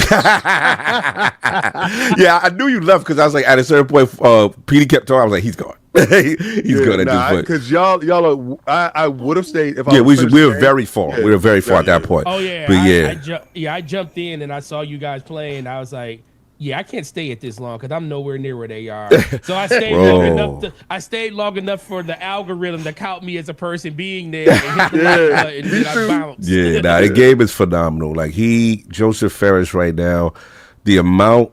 You can't even define the game because it's like, is it a platformer? Is it this? It's all these genres and all these inspirations, and the gameplay is next level. It's next level split screen, and then just the way he put this together is just amazing. So anybody who has that as their game of the year, as like from a pure gameplay standpoint, I get it. Like it is crazy. Now, I got my little nitpicks. I did feel it stood a little bit longer than it needed to be. It could have wrapped like a chapter or two earlier, but everything he introduced, there's stuff that I'm like, wow, there's no game that's never did anything like this before. Yeah. I don't even know how your engine is doing this. Is that game is crazy, bro. And then they give you to introduce a mechanic, they introduce another joint, and I will say this, that game is about trust. Yeah. Trusting your mans, because there's certain parts being people like, all right, you got that far? All right, cool. And you got to work it together, man. Salute to them, man. It is really amazing. So I'm doing that. And then, actually playing another game. Actually, no Patreon questions. I can kind of get into it right now. Shout out to Kingdom Come Deliverance 2, Brushes with Death. The DLC has just dropped this week. Shout out to Warhol. Jeez, that game just came out. Yeah, DLC already, man. Shout out to Warhol. Shout out to PlayAll who gave us a code early. Got a chance to check it out. And, bro, it's funny. It's basically, I would advise it to people who either A, beat the game already, or you pass the stage called If the Bells Tolls quest. When you pass that, then you can unlock it and be a part of the map and stuff like that. The game is actually hilarious. It's this like shiesty little painter. That's shout out to Fast Steve. Exposition 33. On Livian. Doom. GP. Yeah, Game Pass in. Salute. So yeah, I think about it. It's like it's about $6 DLC, but it's like a story quest. This shiesty painter who you find him tied up on a roll. Anybody you find tied up on a roll or the side, fam, there's a reason. There's a reason they did that to you. There's a reason, and you're gonna learn because Henry's gullible, and you going through it with Henry and all the quests and all the missions and stuff like that. The game tests you on a lot of different things that once you free this dude, he gonna have you doing, and depending on your skill set and stuff like that, you're gonna be able to get around certain things. But it's super dope. It expands both regions, the first region of the game and the second region of the game, which is pretty huge. And then they add like a whole big free update. There's horse riding, there's archery on horseback, all type of joy. And then I will say the last thing is, which is dope, is they got he's a painter, so he can ice your shield out. You can put your little crest, your little Iron Law style crest. You can do all this stuff in there. So I really like $6, and then it's a free update on top that does balances and all this other stuff. So if you want to get back into the world of Bohemia, I would highly advise. I'm loving it. About 8 to 10 hours. I think I'm close to the end of it, and I think it's really good. So yeah, Brushes with Death, Kingdom Come Deliverance 2, DLC is out right now, and man, I've been really enjoying that. So that's been what I've been playing. So that's pretty much it. Anything else on the super chat? Well, yeah. I'm actually retweeting to Alex Hutchinson right now. Okay. If nobody doesn't know, Alex Hutchinson is the creator, one of the creators of Return to the Savage Planet. Mm-hmm. Now, I played Journey to the Savage Planet, and that was thanks to Game Pass. I actually loved the game. I thought the game was phenomenal. And I agree, because his studio, he had a studio first, and that was picked up by Stadia, and we all know how Stadia went. So, of course, I think he's a little bit jaded when it comes to subscription services. So, right now, Return to the Savage Planet has launched inside Game Pass, and he celebrated 1 million explorers, and it said thank you. He said, in the modern world, it sadly doesn't mean sales with the subscription service, but it's still an awesome milestone. And I agree with the backhanded compliment. I could say this. All those games that was just talked about that's inside Game Pass, and that your game can stand out as probably a venture, co-op, a planet exploration game in a mess where you have a first-person shooter, RPGs that's running around rampant inside there. Your game can stand, and stand out. So having 1 million people during the weeks of this stuff going on is an incredible milestone. Any other time, I think your game would have had 2 million, right? Easily. But I agree with what he said. I would love to have him on. So actually, I'm reaching out to Alex Hutchinson now because I talked about it on Saturday on Xbox Frontline News about his game, and I hear his cry when it comes to it because he thinks that Game Pass is dangerous if that is the only way for you to access games. So I agree with him on that point, but sadly, that's not where we are yet. And he talks about the merits of music and movies and how streaming actually killed those mediums to an extent. So I agree with him, but I also would love to have him on so he can flesh out his opinion. So if anybody wants to tweet at him, I'm sending out the tweet right now. I do appreciate his game, and I'm going to be streaming Return to the Savage Planet this week, maybe on Monday, definitely not on Wednesday, definitely not on Thursday, and definitely not on Fight Night Friday, but maybe on Monday I'm going to make that my game of the week and to start off the week. So look forward to that because I do appreciate the hard work, and his games are fun. Nice. Salute. Got the tweets out. So anything else? We about to get into it, y'all. We got a big one. We got a lot of topics to discuss. So I'm going to set this one up because this one is me. We got to talk about it, y'all. This is the hottest thing going right now, and it is about Bungie, my beloved. So we will all remember that. So let's get to the timing of events, and this is kind of what started this whole thing out. And shout out to ANTIREAL. So ANTIREAL, I believe, name is Fern Hook, 30-year-old independent female artist in Scotland, and she put out a series of tweets this week that kind of set the internet on fire. So it first started out with her initial tweet with the Marathon Alpha released recently, and its environments are covered with assets lifted from poster designs I made in 2017. She tags Bungie, and then she tags Joseph Cross, the art director of Marathon. And then she goes on to say, Bungie is, of course, not obligated to hire me when making a game that draws overwhelmingly from the same design language I have refined for the last decade. But clearly, my work was good enough to pillage for ideas and plaster all over their game without pay or attribution. I don't have the resources nor the energy to pursue this legally, but I have lost count of the number of times a major company has deemed it easier to pay a designer to imitate or steal my work than to write me an email. In 10 years, I have never made a consistent income from this work, and I'm tired of designers from huge companies mood boarding and parasiting my designs while I struggle to make a living. So this took off like wildfire. Everyone started to check out a lot of the Marathon's alpha, the artwork, to see if the claims were true. And a lot of this seems to be not only just true, a lot of it was one-to-one rips. Asset rips, almost direct. Like there was to the point where I believe one covered over some verbiage that they had very poorly, that you could see that it was still, her work. There was a statement that did go out from Bungie at the time. I believe the Twitter account was like, Marathon developer said on Twitter, they was looking into a concern regarding unauthorized use of artist decals in Marathon, and confirmed that the former Bungie artist, which is ANTIREAL artist, was work included in this, in a texture sheet that was ultimately used in game. The issue was unknown by their existing art team, and they said we are still reviewing how this oversight occurred. Adding to it, it said that they contacted ANTIREAL to discuss the issue and was committed to do right by the artist. The studio then said it is conducting a review of the game's artwork, specifically the images made by the former artist, and implementing stricter checks to document all artist contributions.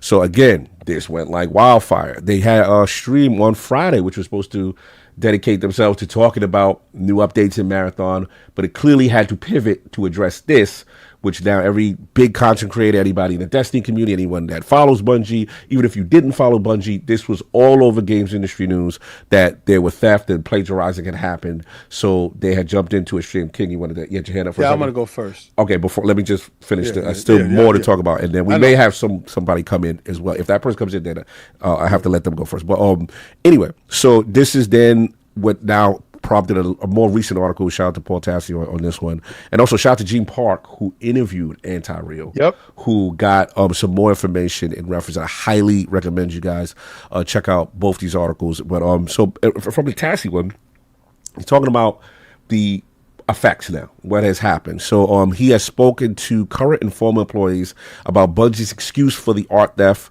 what the studio morale is, possibility of a delay, and some very real changes when it comes to the upcoming presentation and playtesting of the game. Here's what he's learned. The public explanation for the theft, that one employee is took things, one ex-employee taking things in 2020 is the same explanation that is being given internally at Bungie among the rank and file. So they say in that story they're still sticking with it. Sony and Bungie Legal are now sorting through this, and there's unlikely to be any new information as all this information continues to unfold. It's not clear how long an audit will take of the assets to remove or find any more plagiarism, as it's an expensive enough process to have Bungie not even show any footage at all of its recent live stream. The current morale in Bungie is a free fall across all departments. The vibes have never been low, have been worse. Everyone has the same concerns about what happens to Bungie as a studio if Marathon bombs, which is something they absolutely cannot afford. There are no hints or jokes about a delay from the September release date internally. With that said, it is entirely possible, if not likely, these conversations are happening privately between higher-up Sony and Bungie leadership. It's unclear what the plan is to launch the game in a now actively hostile environment just a few months from now, or how to turn things around. Some changes to future plans have been made even before the plagiarism development, mainly as a reaction to, the gameplay footage from the closed out file footage, etc. At the start of this month, Bungie pulled the plug on its main Marathon marketing plan, which was going to have a new trailer in June along with the launch of pre-orders. The whole campaign most likely needs to be reworked. A heavily marketed public beta in August may be changed into a roadmap of public playtests with no actual details set yet. This would align with Bungie's stated multiple opportunities to play before launch rather than just the upcoming beta. Okay, there's more information. Marathon was originally pitched by higher-ups at, these words they use, I'm not using these words, to good old boy Bungie leadership. And as far back as 5 years ago, devs were telling them that what would and wouldn't work, and were often ignored. Many have said previously that it needed to have some form of PvE component. All of this, between necessary and asset auditing, a reworked marketing campaign, and shifting playtest plans, screams of a game that is not coming out in 4 months, or at the least should be, though there are no indicators of that yet. However, at this point may be the case, another 3, 6, 12 months may not fix what ails the game. What is more than just presentation and playtesting. For many, it's questionable core concept wrapped in extremely cool aesthetics, but now they've lost that bit as a praise point as well, meaning the aesthetics, what a lot of people felt was the strongest part of the game. So, look, we got a lot to get into here. There's a lot going on. It seems like, King, you wanted to go first, so yes, I'm going to let you go first. What are your thoughts on this whole Bungie plagiarism situation, the reaction, and the fallout of such? Now, remember when we first brought up Marathon, and I said, what did they steal? And I said that jokingly, and everybody laughed and was like, King, you're bugging. Yeah. Anyway, so as I know Bungie, I know them to be habitual line steppers. And let's go back to September 2021. See, this is when King does work. Artist Relay 314 noted similarities between the artwork of Destiny 2's The Witch Queen expansion and their own piece. Bungie acknowledged and issued an apology for using the artwork without authorization. June 2023, Julian Falana, an artist, discovered that his work Fan art titled "The Veil of Darkness" was used in a significant Destiny 2 cutscene. Bungie again apologized, stated an external developer mistakenly used it, believed it to be official art. They also credited and compensated that artist. September 2024. The design of the Nerf version of Destiny 2 Ace of Spades hand cannon and created in collaboration with Hasbro was found to have artist Tofu Rabbits to closely resemble their 2015 fan art, including specific details like scuff marks. Bungie admitted to the wrongdoing and promised compensation. May 2025, the most recent social media user, ANTIREAL, accused Bungie of copying their poster designs from 2017 for assets in the upcoming game Marathon. Bungie has yet to comment on this latest accusations. Of course, I had this in preparation before COD did the actual other research.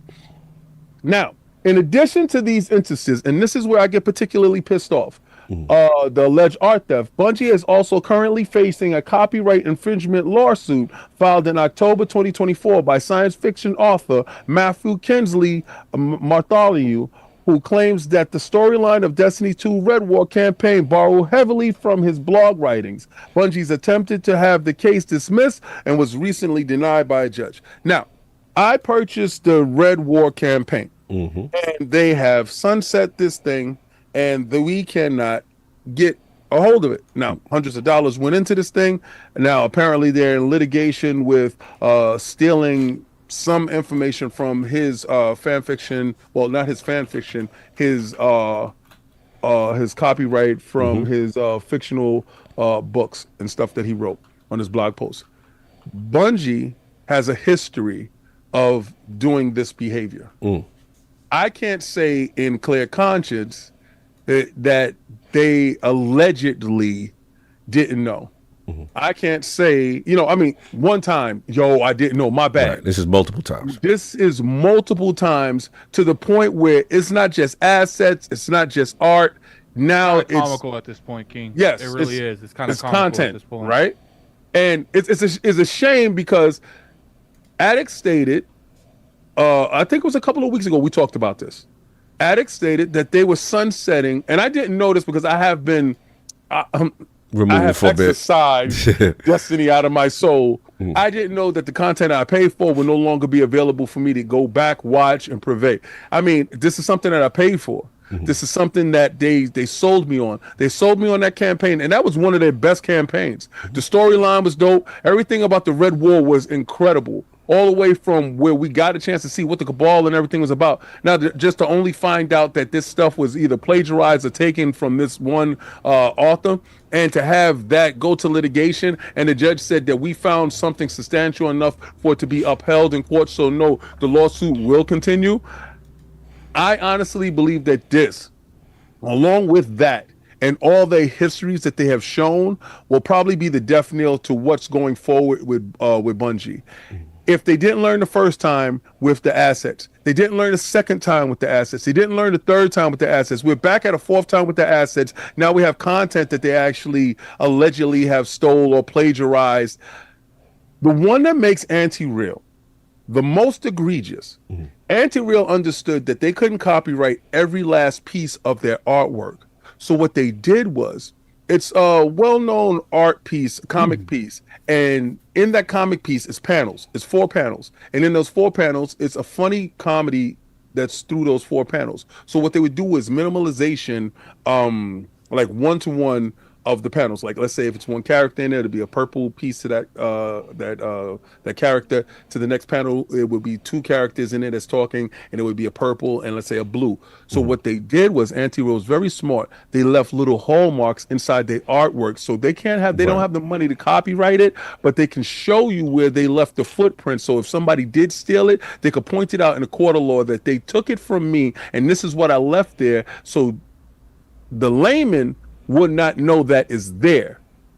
Only the artist will know that is there. It was shown to be that artwork contained exactly the hallmarks, the footprint, the thumbprint, whatever you want to call it. Some even poorly copied over. In some exactly. Right. And it's to the point right now where, like I said, when anything that they introduce, me being removed from the situation, I questioned it from the beginning.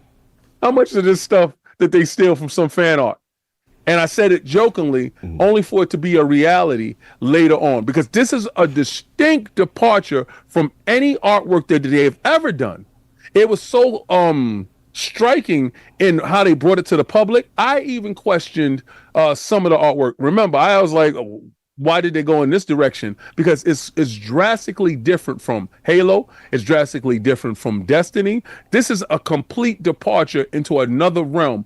I honestly believe they're in absolute trouble. I don't think they can actually turn the stuff around. They're going to have to form some form of compensation for this artist.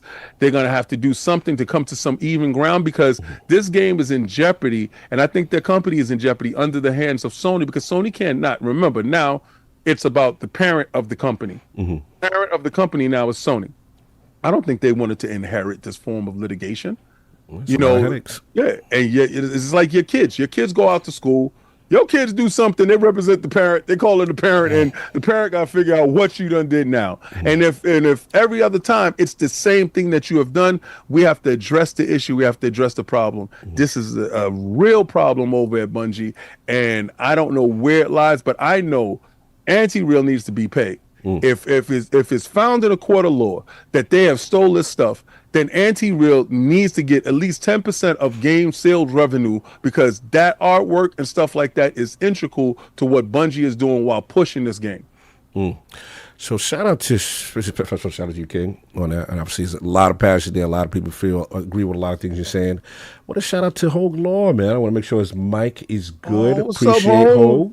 Yeah, I try to stay quiet before I'm introduced. Hopefully you can hear me. It's been a while. Yes, we can hear you. You sound fantastic. Great to hear you in the realm. I know you're doing double duty today, and I know I try not to bother you too much these days, especially with all the things you got going. And he's my last stand media brother, so you know we definitely run a lot of triple shifts with spoiling cash. Each other. It's nice. Yeah, I know, because King don't think that we do other things besides just ILP or the weeks. You know, he forgets that I do things for other people. No. I know COD works hard. COD is working hard. And me wanting to hang out and play video games. I know, I'm just teasing. It's all love. It's all love. It's all love. But Hoeg, we got to get to it. The reason why I needed you is because, you know, obviously there's a legal component to this. And I wanted to ask you a couple of questions. Obviously, you've been following the situation. So the first thing is, obviously, there's clearly no disputing that these examples from this artist, ANTIREAL, a lot of these seem like straight asset rips or, you know, one-to-one in some cases, and they're pretty obvious.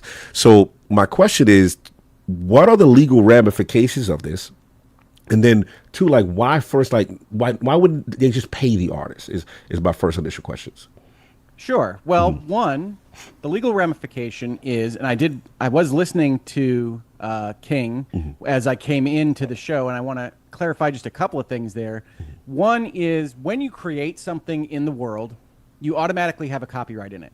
You can go register it for some benefits and the ability to sue on it in various different ways and under different statutes in different jurisdictions. But when you take an idea and you express it in some way, whether that's in a digital file, whether it's in a music piece that you've written, whether it's a book, or whether it's a piece of visual art as it is here, you automatically have a copyright in it. And in the law, that means that you have the exclusive right to control how it's copied and distributed. Copyright is pretty literal in that way. We have a lot of magic words in legalese, not so much with copyright. It's literally the right to copy.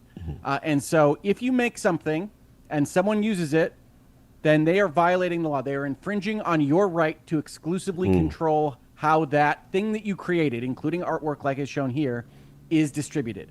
So the legal ramifications are that Bungie appears to be dead to rights, and it's certainly on their admission statement. They are admitting certain liabilities here, that things that they did not pay for, that they did not have the right to copy, to reproduce, and to push out as part of their alpha and ultimately their commercial product, were used without the express consent of the party that has the exclusive right to control it. So that is an infringement claim. Then, if you can prove that it was willfully and maliciously done, that it was deliberately stolen in some way, you can get better damages if you're the artist. That's usually not the way these things go. But even as this story was developing, we see a lot of infringement cases that are maybe not as clear-cut, right? When I saw this developing, I was expecting the artist to come in and say, look, these lines look like my lines, these curves look like my curves, whatever it might be, that are a lot harder to prove. Where this artist got lucky, ostensibly, or was very wise in the other way to look at this, is that what was stolen here are things like nonsense logos, right? Things that don't necessarily mean anything outside of what this artist put out there. And so it did look to me, from what I was able to see just on those like threads in social media, that this was a case where something was taken. Now, Bungie's response to that, yes, essentially it was a rogue operator in the company that took these things, is useful in a couple of ways. One, from the corporate perspective, from Bungie and Sony's perspective, if that's the truth, that is the least exposure that you can expect out of something like this. Like, the art was stolen. They're admitting it to being used without licensing it in their game, but they are trying to put it off on a rogue contractor, and that's something that is more kind of corrupt at an institutional level, right? It isn't a loss of institutional control, if you think about it in college football parlance. Right. And that's what they are trying to establish. That is their main defensive position right now. It was a rogue actor. We're very sorry about it. We're going to go and we're going to suss this stuff out.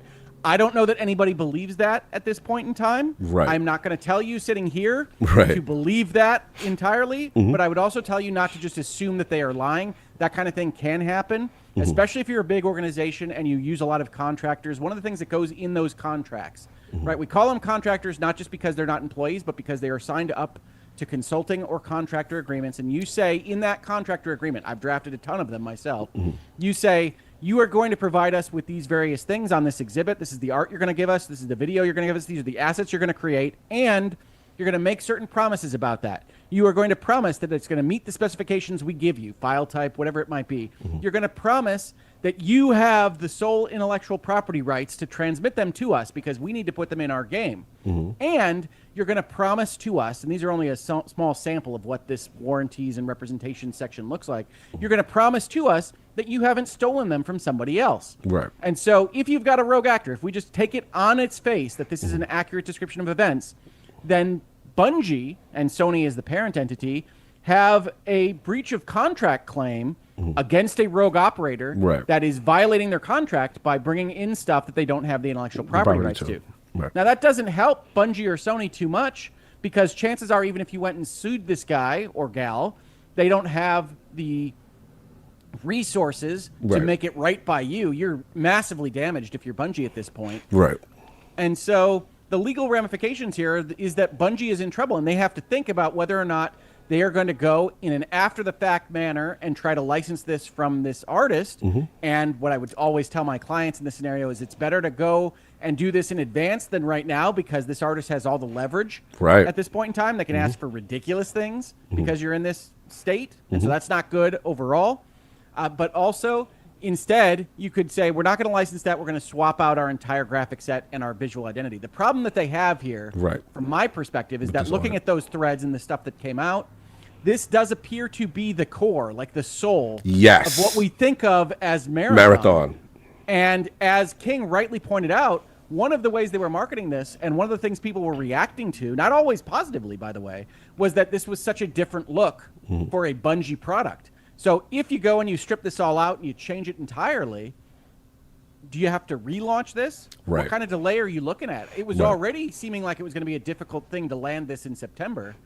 So you're balancing all these things at once. I would look at this as more a business problem than a legal problem, because legally, you've already admitted that you don't have the rights. The artist does have the ability to sue if they wanted, but that's a hard thing to do, especially against a giant litigious company that has lawyers on retainer like Bungie. But the artist can make your life miserable, and certainly the public relations battle is basically already lost right now and is going to be lost again if you just try to thinly slice the onion, right? If you just try to change things on the margins, on the edges, and still release it as it is, you're still going to get all those complaints on Twitch or what have you. And so Bungie's in a real pickle. Yes. That's legal parlance. That is a legal term about a real pickle. Pickles legally. I want to follow up with a few more questions. I know your time's limited. Again, appreciate you here. So again, the pushback will be, Hoeg, that, and look, you know I'm a big Bungie fan, but the pushback is going to honestly be like, how do they keep getting away with this? How does this oversight continue to happen with just what them? As King brought out beautifully, which I was going to bring out, you know, we have multiple examples of this. Obviously, the Destiny fan art that was lifted in a cutscene that they showed in the game, right? Then we have an example of merchandise with the Ace of Spades gun, which was they had a Nerf model that was directly lifted. The artist came out on Twitter and a similar circumstance and said, "Hey, this was mine. What's going on?" And then the action seems to be, well, hey, this is third-party contractors acting rogue and stuff like that. Like, what protections can be in place for things like this that seem to consistently happen to just them? Because that seems to be the pushback, or just people like, hey, there's nothing they can do because these are things that Bungie could easily, push off and say scapegoat, or say, hey, not say that what they're saying is not true, but could easily use this as a reason as to why this keeps happening. No, and I think it's a great question. The answer is not nothing. A lot of companies use a lot of contractors, a lot of employees, a lot of third parties to bring in assets in all sorts of creative endeavors, right? Every movie that you see, you go look at those credits, they've got 16 different companies working on special effects and other things that go into the movie that you are seeing. All of those parties have to agree that we aren't going to steal and put stuff into your movie because you're in trouble at the end of the day. So I don't have any issue with people going out there and saying this history of circumstances at Bungie is something worthy of our attention, and it appears that there seems to be at bare minimum, big disconnect between what should be their due diligence process of intake. That's what I was going to say. Of the art coming in and making sure through reverse image search or other methods that are more sophisticated than that, that their stuff isn't being stolen, making sure that you're only contracting with trustworthy parties. There's a whole host of things that you can properly put as the buck stops at the company that's signing these contracts in the first place. But from a legal perspective, Bungie's in trouble. Sony, as the ultimate party that owns Bungie, also in trouble on this. But we don't have to just sit back and say there's nothing they could have possibly done. Other companies deal with this kind of circumstance all the time. What I wanted to say as part of my first answer was that you do try to solve this with contract. You still need to solve it practically. As I say to my clients, as I say on Virtual Legality and everywhere else, the contracts are just words on a page. The lawyers can write you the protections you need. You can get the promise that I'm not stealing stuff.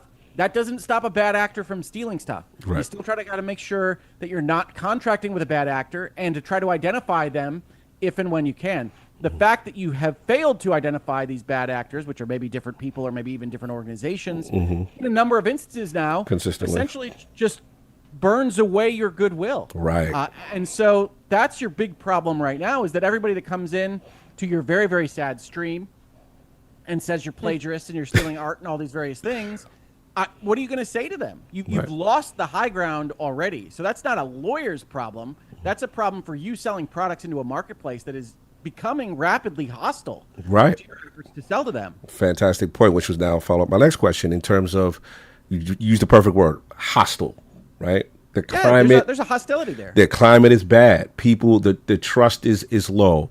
And what I'm curious about is Sony's involvement now, because like me and Colin affectionately say, like, Sony feels could almost say that they feel like they have acquired lemon in Bungie as far as what the results have been so far. So I guess, like, what do you think their involvement now with this whole situation, especially with the climate being what it is, the launch, window being out there? We have, discussions of another extraction shooter that's getting a lot of traction in this game called Arc Raiders, right? And the release date, and we know they're still scheduled to launch in September, but like, what do you think these discussions are when you said it perfectly? Say how you feel about Marathon, if it's mediocre or extraction or niche in this climate, it won't succeed. Those are fair. But one thing you said perfectly was that, one thing they had going for them, that it had a very distinct art style. That it looked, nothing looked like this. When the integrity of that is in question, and in this hostile environment, what do you think Sony is doing behind the scenes with Bungie right now, if you had to guess, just to try to alleviate this situation legally or just, perception-wise? Yeah, I mean, I think the one thing I would say is I really don't see this landing in September. I think it already was facing headwinds just from the alpha kind of reception, Arc Raiders reception as a comparison point. It already looked like a difficult thing to land in September. You add on this, however they solve it, whether that's through a licensing type solution, whether that's through a complete art overhaul, whether that's something kind of lesser that tries to make small changes to make this better, I think it's very difficult to see this landing in that September timeframe. That said, if I'm Sony, the biggest thing from the kind of corporate offices that you have to try to avoid, and businesses don't always do this, is that emotionality. Yes. Is making the decision based on the sunk cost fallacy. We just bought these guys. They were supposed to help us. They have all this history. We need to defend them. We need to have their backs, whatever it might be. You need to take the issue as it comes, and you need to decide what you're going to do with this company based on the facts before you. So if I'm Sony, I'm looking at this and saying, we might have bought a lemon. And if we bought a lemon, let's not make it worse. But Bungie has a long history of kind of landing planes in a somewhat turbulent environment state, yes, and still delivering masterpieces. So if you're Sony, you also might want to give them a crack at that, even though I personally think, looking at this particular set of circumstances, it doesn't seem likely that Marathon is coming anytime soon, if at all. So I can't tell you what Sony's going to do. That is in boardrooms, that is in management meetings, both at the Bungie level and the Sony level. But if I were Sony, the advice I would give is that you have to evaluate what you're seeing numbers-wise, whatever data you're looking at, how people are reacting, and try to base your future decisions solely on that and not the fact that you just spent a few $1 billion on this company. Fair enough, fair enough. I want to open it up. Addict. We've been talking, man. We've been talking. We've been looking at the news. We've been seeing what's going on. And as this story continued to pick traction, both of us said, there's no way we cannot avoid talking about this Marathon situation and the plagiarizing, situation with ANTIREAL. So now that you've got, more information and you see more things come out, what's your whole thoughts on this whole thing? I think at this point, Bungie has one word and one word only: incompetence. I think from the history of Destiny and how they would drop the ball and how corporate greed would seek into the core mechanics of Destiny and ruin it, then they fix it, then it's ruined, and then they fix it, then it's ruined, and they fix it. And we really was in a domestic relationship for a decade, with that game. So at the end of the day, when you look at something like this, it's I'm gonna be honest with you. I rarely call for people's jobs, but I think the majority of the taller ups need to be let go, because it's this isn't just once, this isn't twice. This is multiple times. This keeps happening to the point where there ain't no way no one doesn't know. Do it one time, okay. We're gonna do better on this. We're gonna hire more, sophisticated programs to look through our artwork, because clearly our people love stealing stuff. So we're gonna make sure it doesn't happen again. Then it happens again. Okay. It happened the first time. It's happened again. Now let's do it. Then it happened again. Okay. It happened 3 times. So it's just it's either they're not caring or they're not looking into the things. And to me, it's just how do you consistently have this happen? And then the worst thing that happened.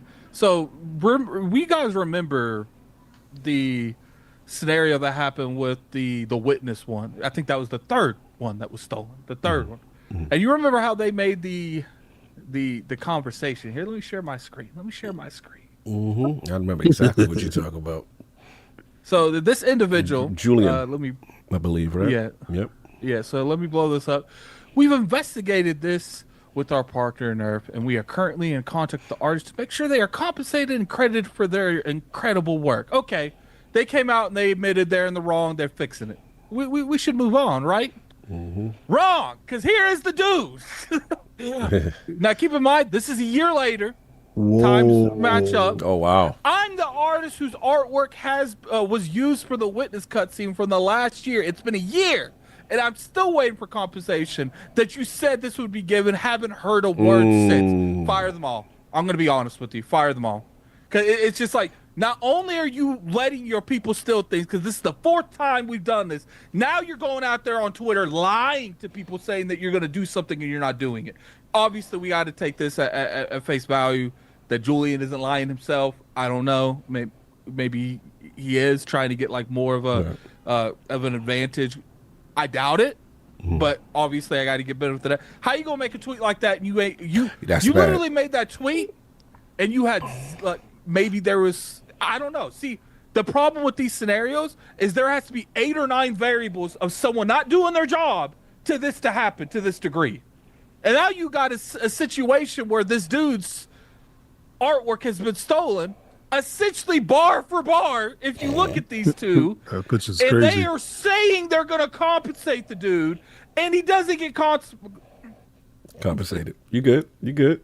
I don't understand how you go out there and make a tweet like that, and you say you're. It's like they wanted the public perception of accountability, but they want to do another back end stuff of accountability. And to me, it's just like, if you have this many whose fault is it? I don't know. At this point, maybe you need to recycle the whole team. Like, I'm gonna be honest, because it's just like, maybe this is a scenario where the person's in charge of the contractors isn't doing his job. Maybe it's a point with the art director isn't doing their job. Maybe it's the point where the social media team coming out there that was told by I'm assuming someone from some PR thing invented this tweet.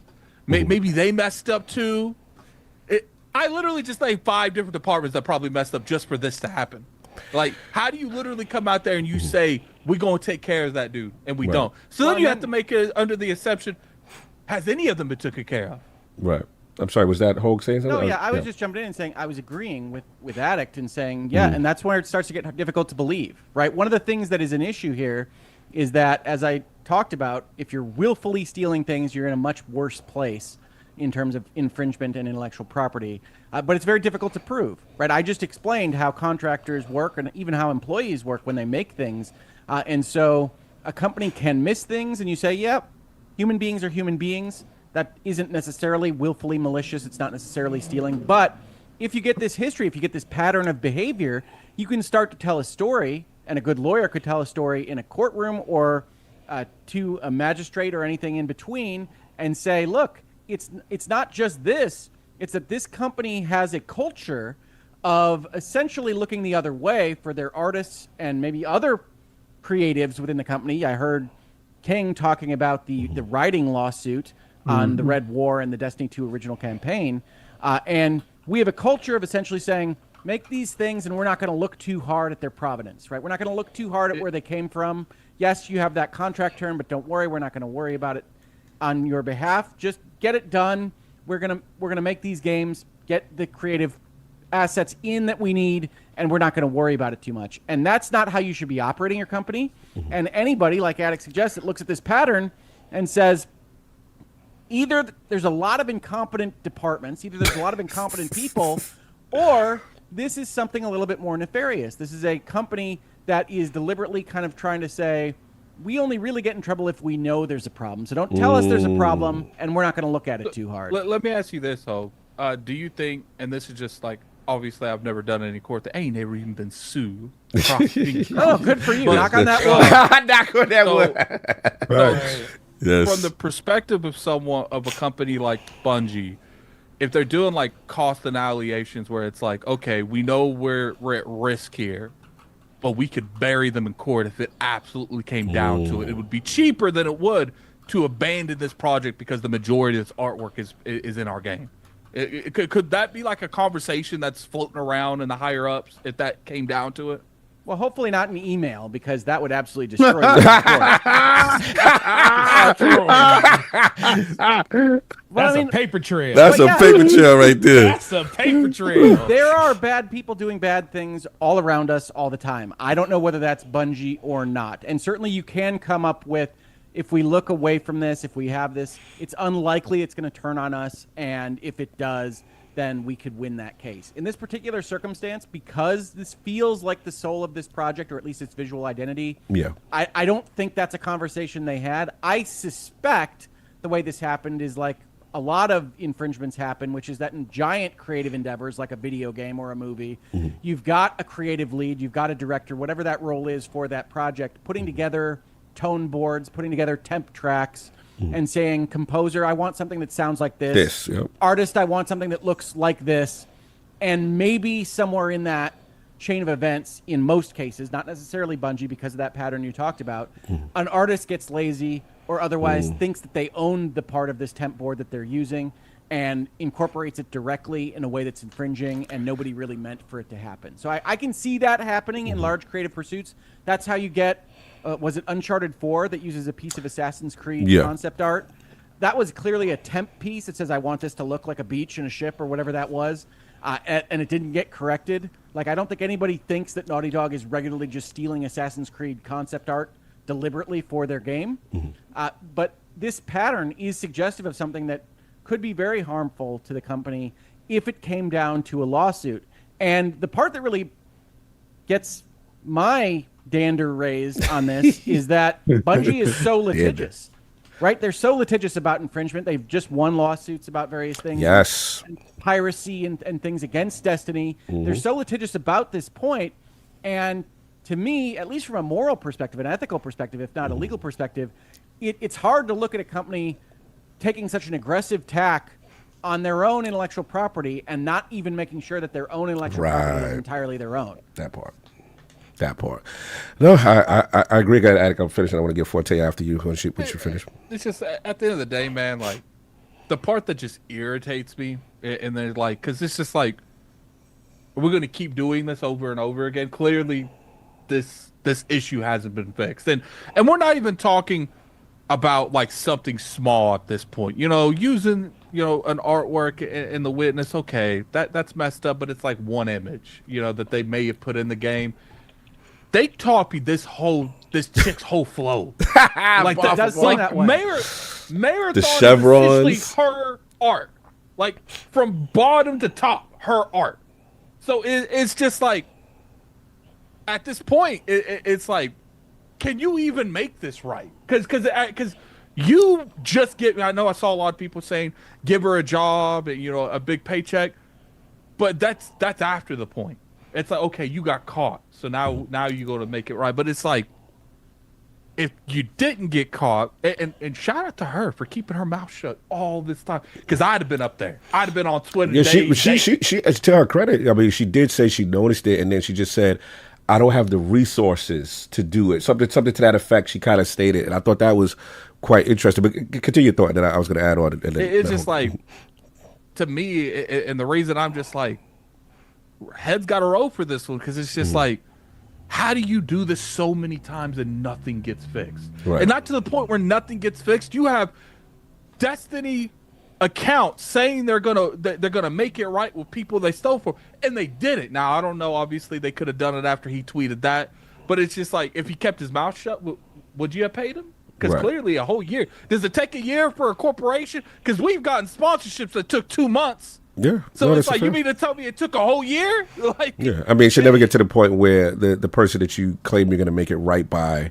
in terms of that artist, has to retweet and say, hey, I still haven't been compensated. Now, to this point, we don't know if that's been fixed, but it should have never, that first, transgression should have never happened. I wanted to ask a question. And they said that he didn't even get a response from them. He said, I haven't heard nothing. Yeah, that was bad. That tweet. That was bad.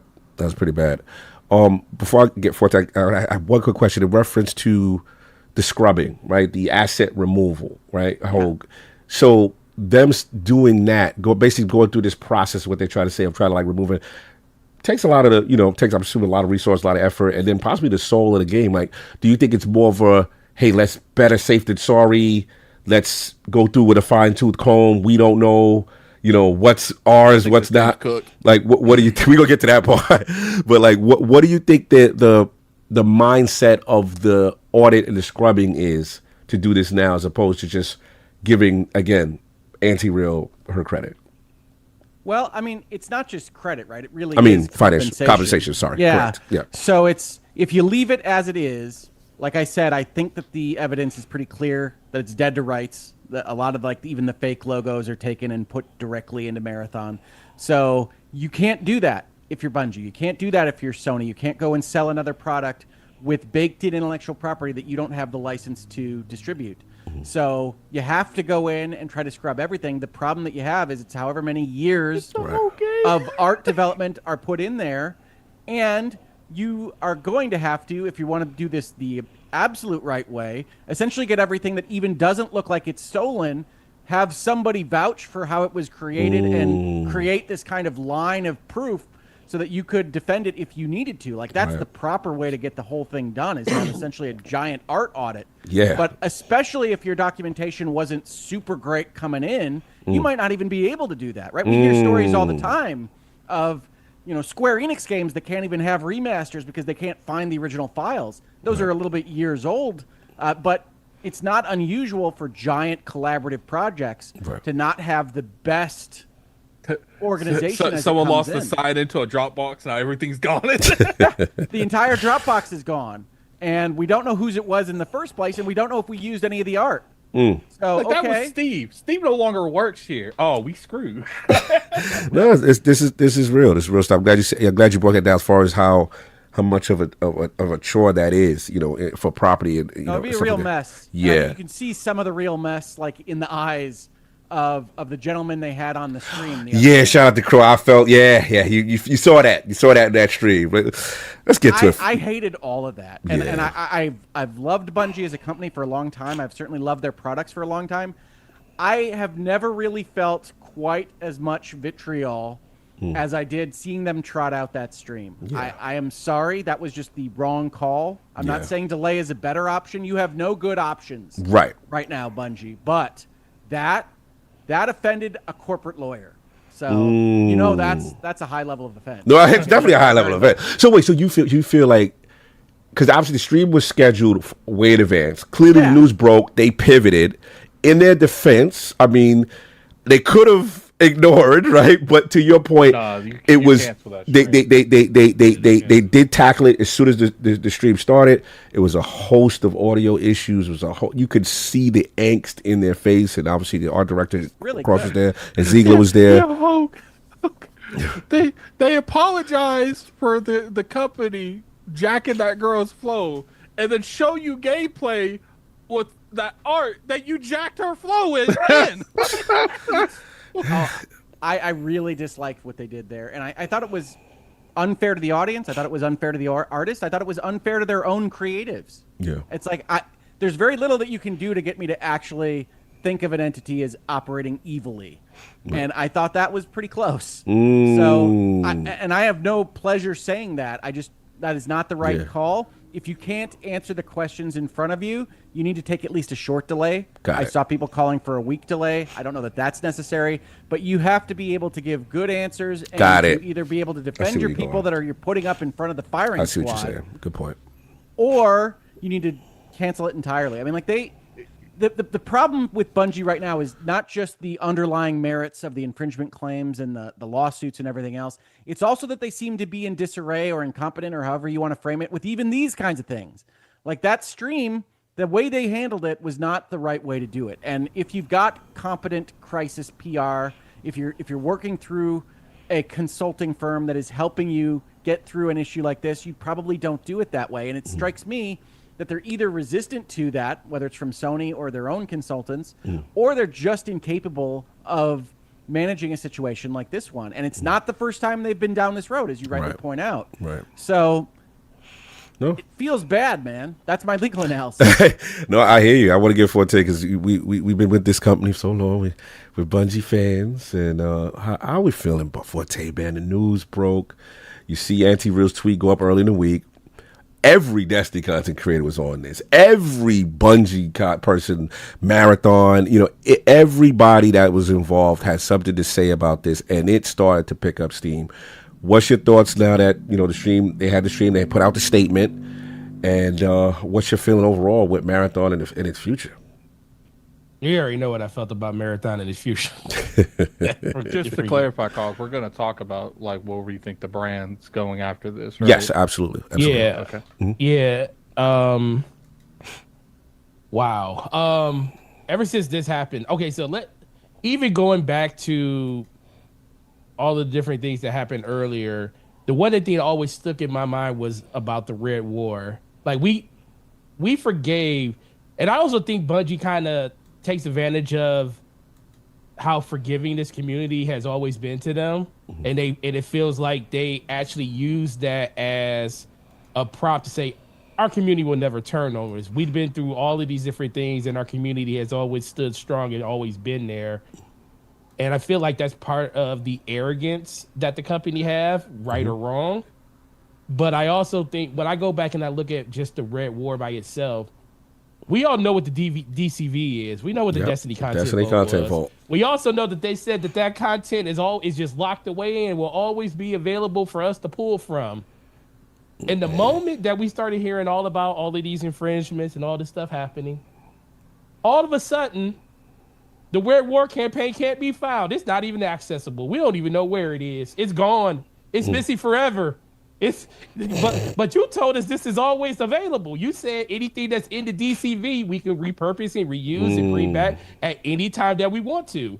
But all of a sudden, this one thing gone. Which, if you think about it, is one of the first major things. Like, you know, yes, all of them are pretty major, but on a smaller scale when it comes to like art that was put into a cutscene. Or a figure here or figure there, like Hoeg said, things like that could kind of pop up due to, you know, the direction and everything like that, and contractors and stuff like that, and not betting that stuff completely. But then when you're talking about whole story beats and the way that a story flows, and all the way down to the characters being used in said story, it was real interesting that just came up missing and it can't be found, and it will never come back. It will not, but everything was supposed to come back if they could, but it can't.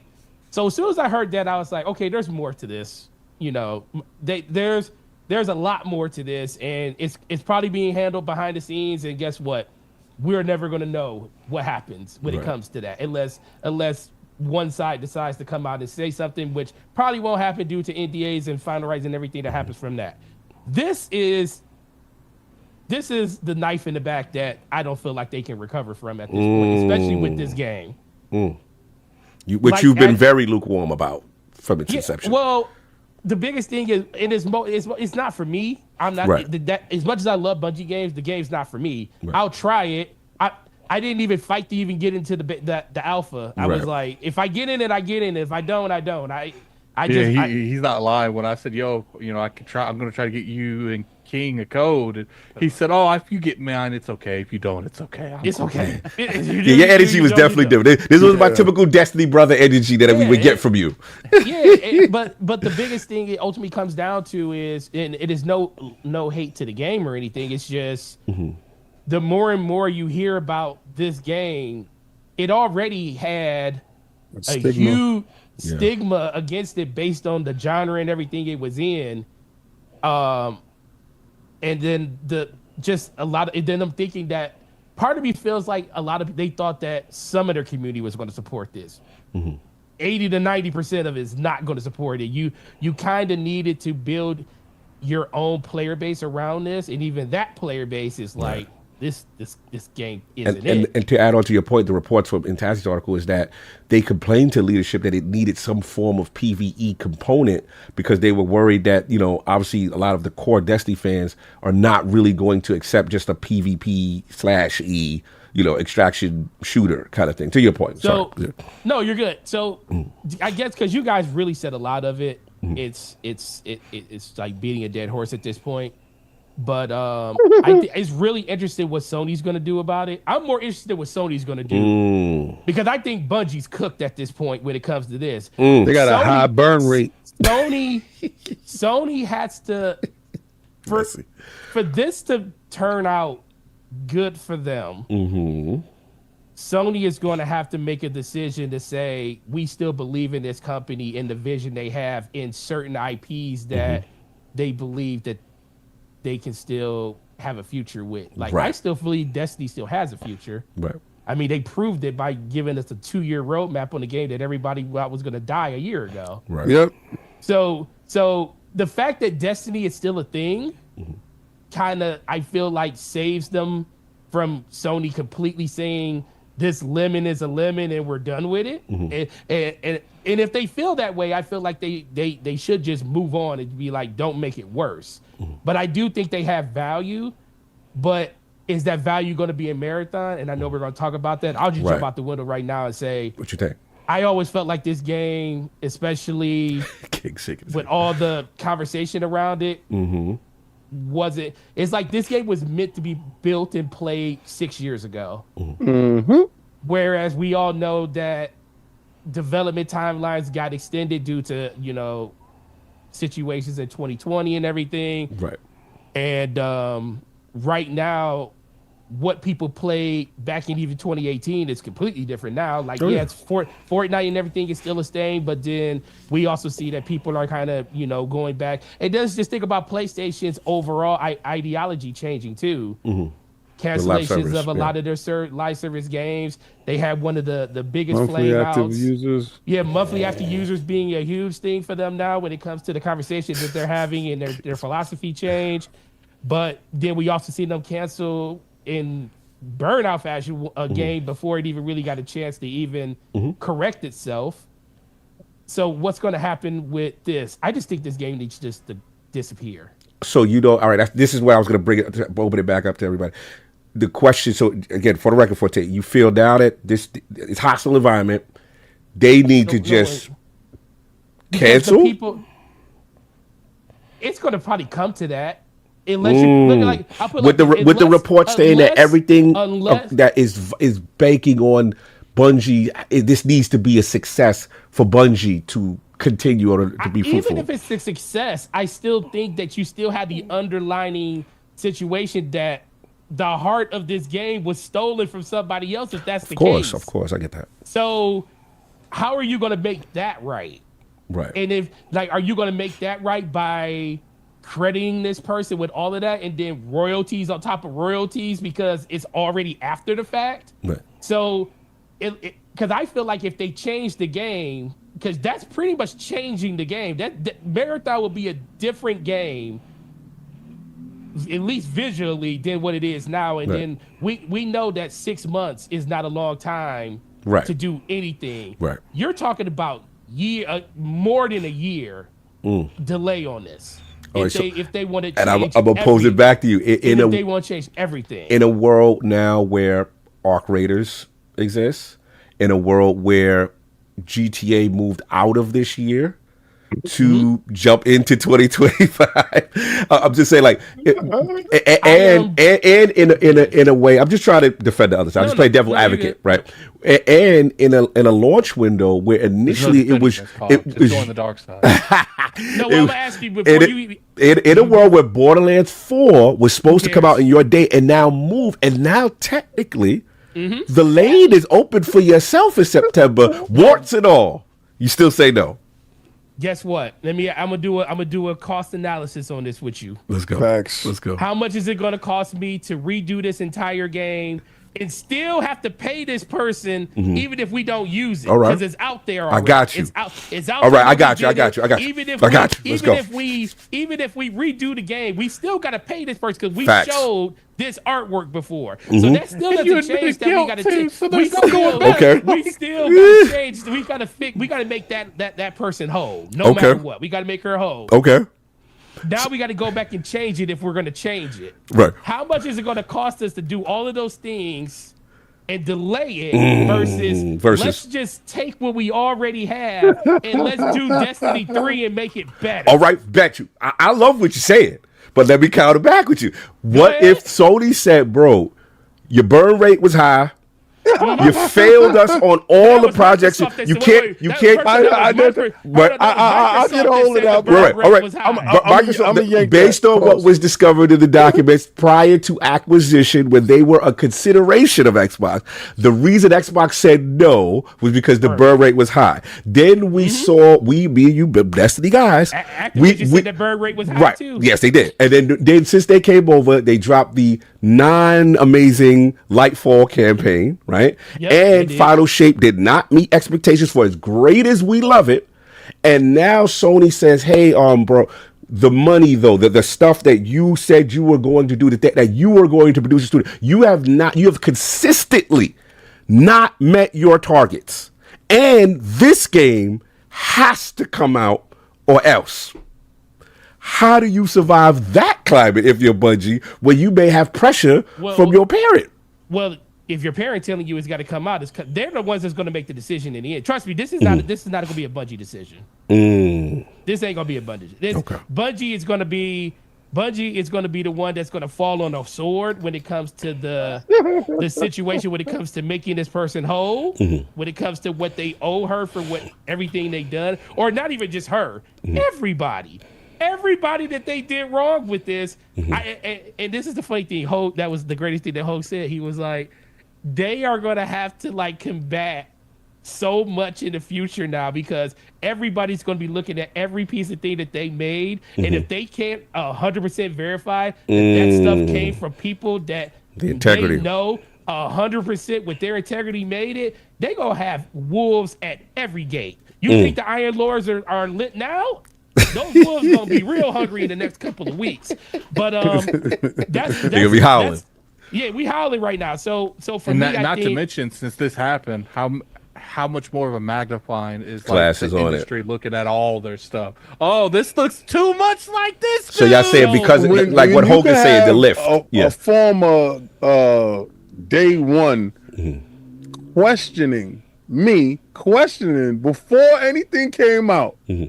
What did they steal? So now we taking a fine comb through all the bars, all the music tracks. I'm gonna say this because I know you're gonna get to me, but I gotta say it. Jump in. Phil is a prophet. It's had to come back to shout out Phil. Phil is a prophet. His great clairvoyance for avoiding. Check this out. Phil Dominus Maximus Aurelius Spencer, first of his name, is a prophet. He had first right of refusal. All right, so check it out. They put that game inside Game Pass. They put Destiny in Game Pass with all the DLC. Yes, be all light. I remember. So yes. what they did was, and this is what he did. So y'all don't understand the genius in this man. This is what he did. This is the test run. I see where we going. Look what we doing. He said, I want to put you in your whole entirety to my group.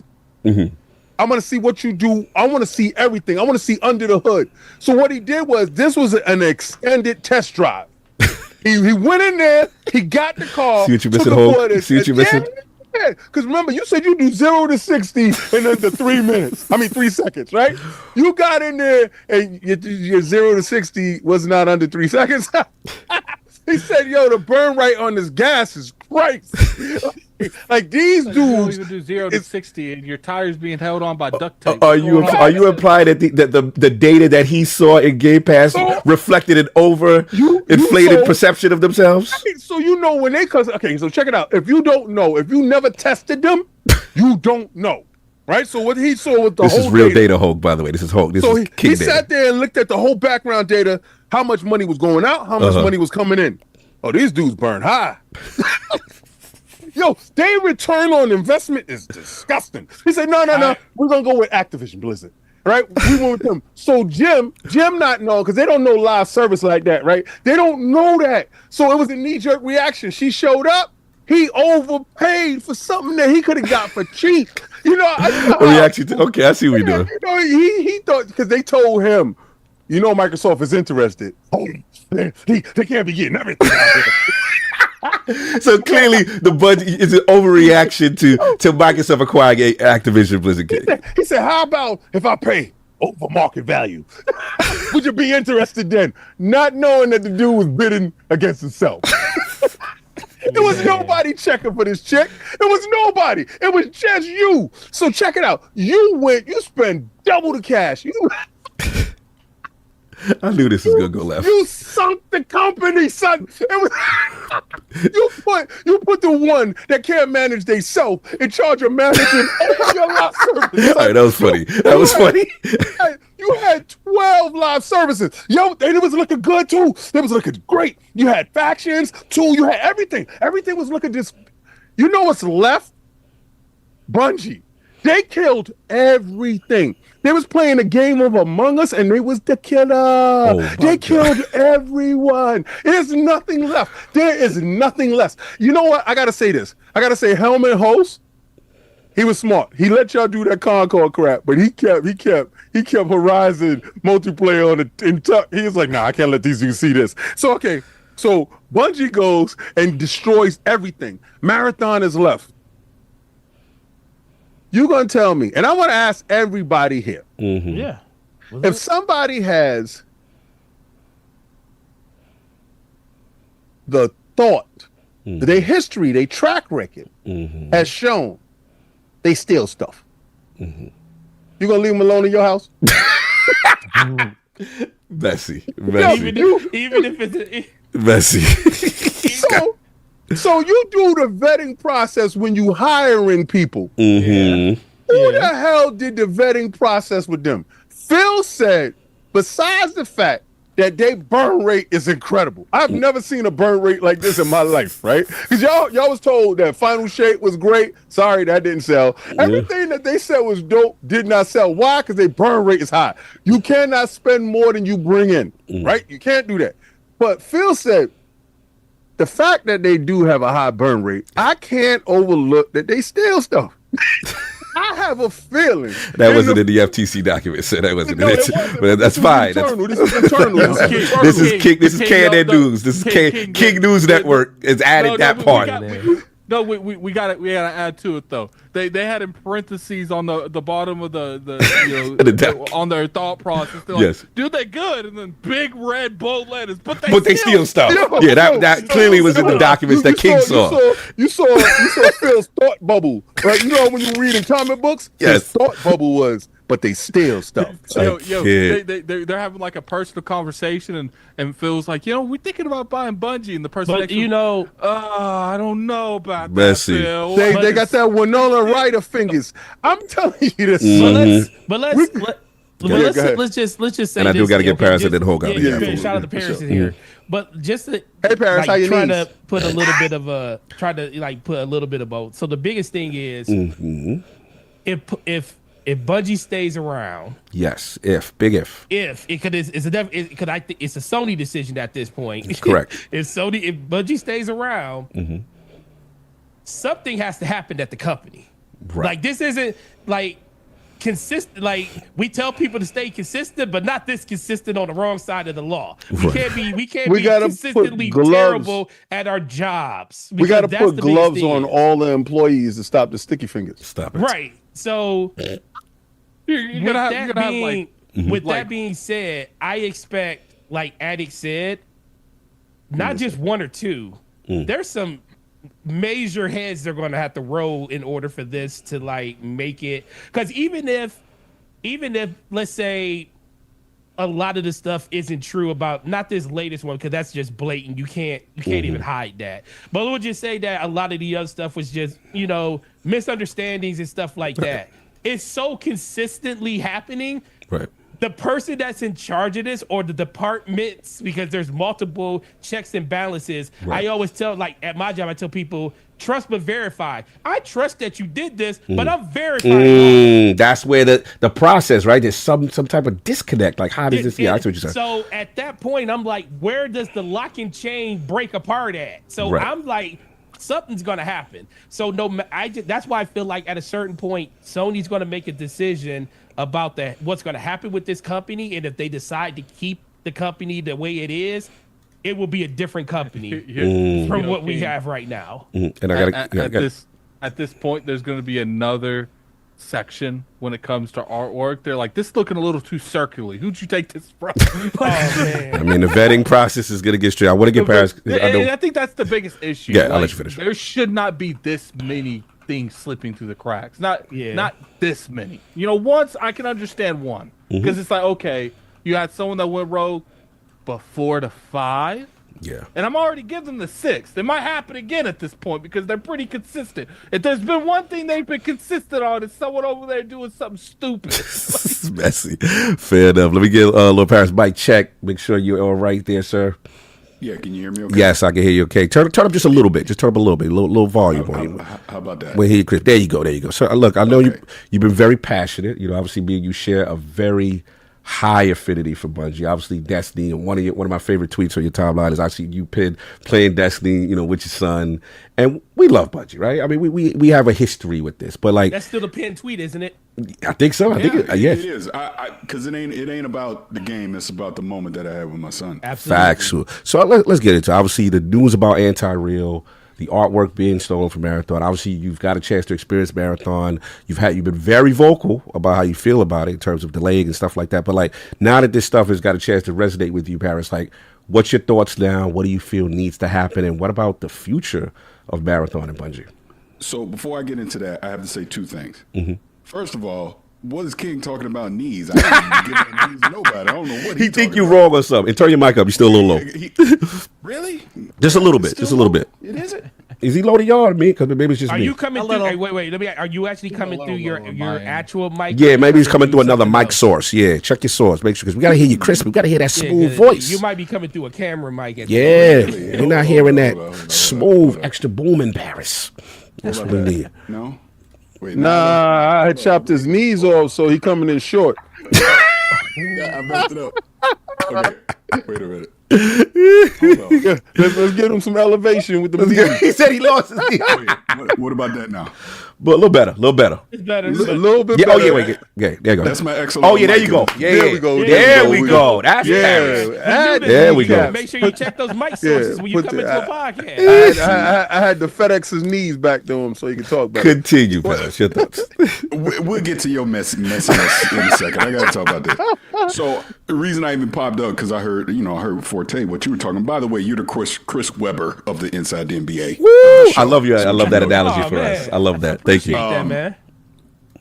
But like you already said, Cog. I mean, yeah, I've been pretty vocal about my opinion about this. I was saying they needed to delay Marathon before the art scandal even happened. Yep. And just touching on the art scandal, yes, she needs to be compensated, and you need to get all of that out of the game.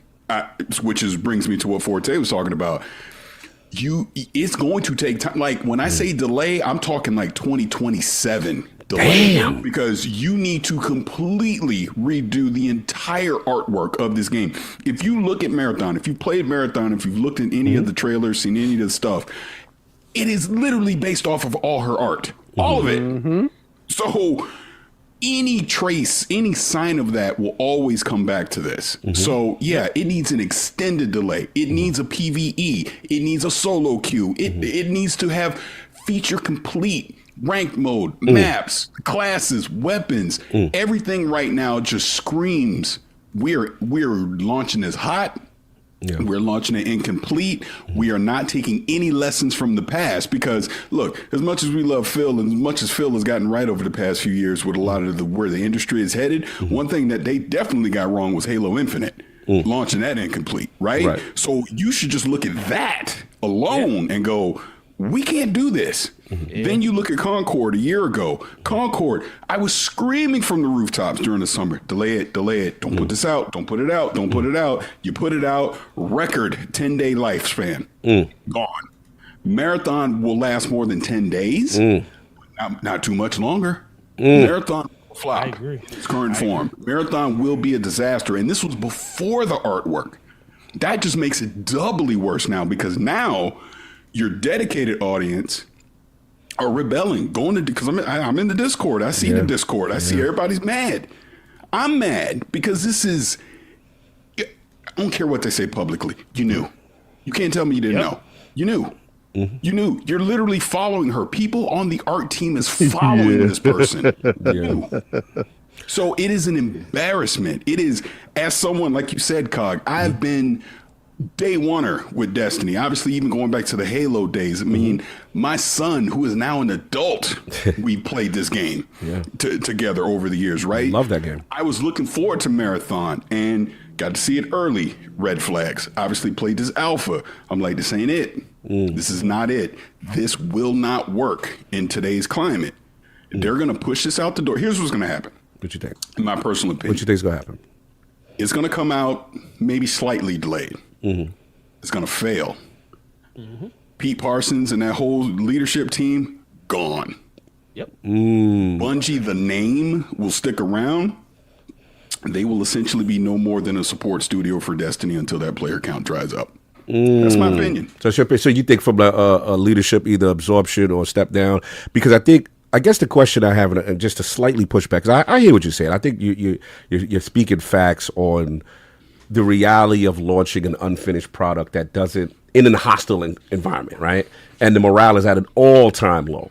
I guess my question to you, Parris, is that are they even afforded to delay with just how bad a state they were in coming into the situation? They can't They're release not, this game. and that's the problem. See, that's the problem. I don't think they're in a position for an extended delay, so it's going to have to come out.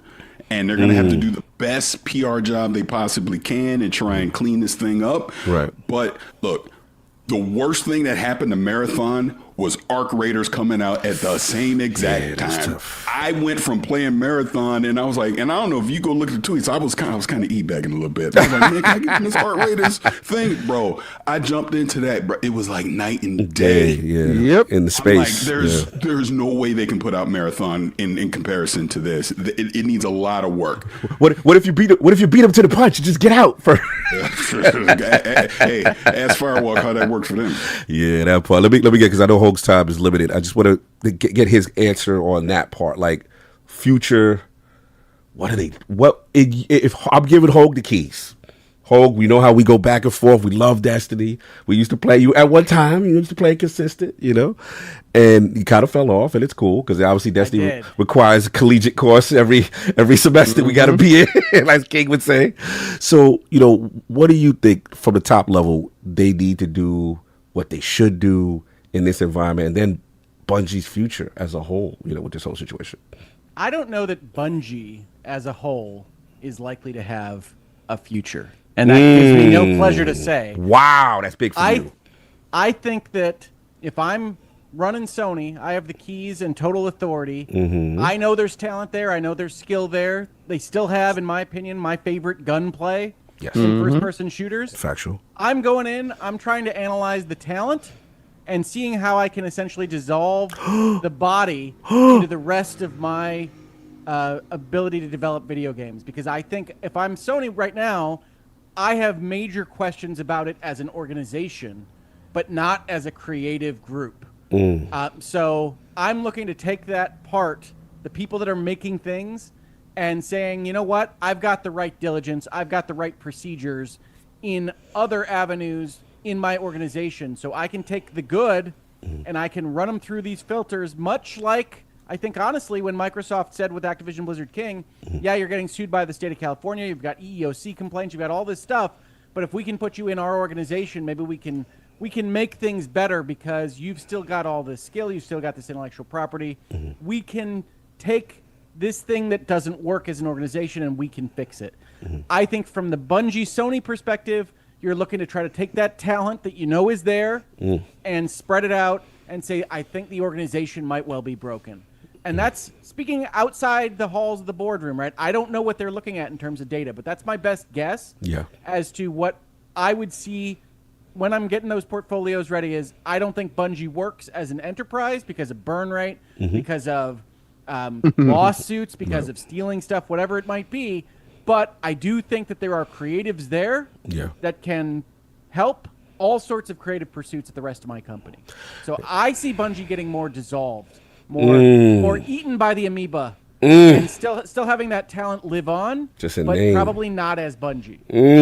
Man, I remember somebody saying this on one of the best podcasts out there called The Last Word. I remember that podcast. When our one of our IGN best, shout out to Ty Guy Travis, talking about the brain drain, and absorption. He did say that how he was very upset that this was happening and everything, and how Sony was going to at some point absorb this company. Now I don't think he thought it would come in this manner, right?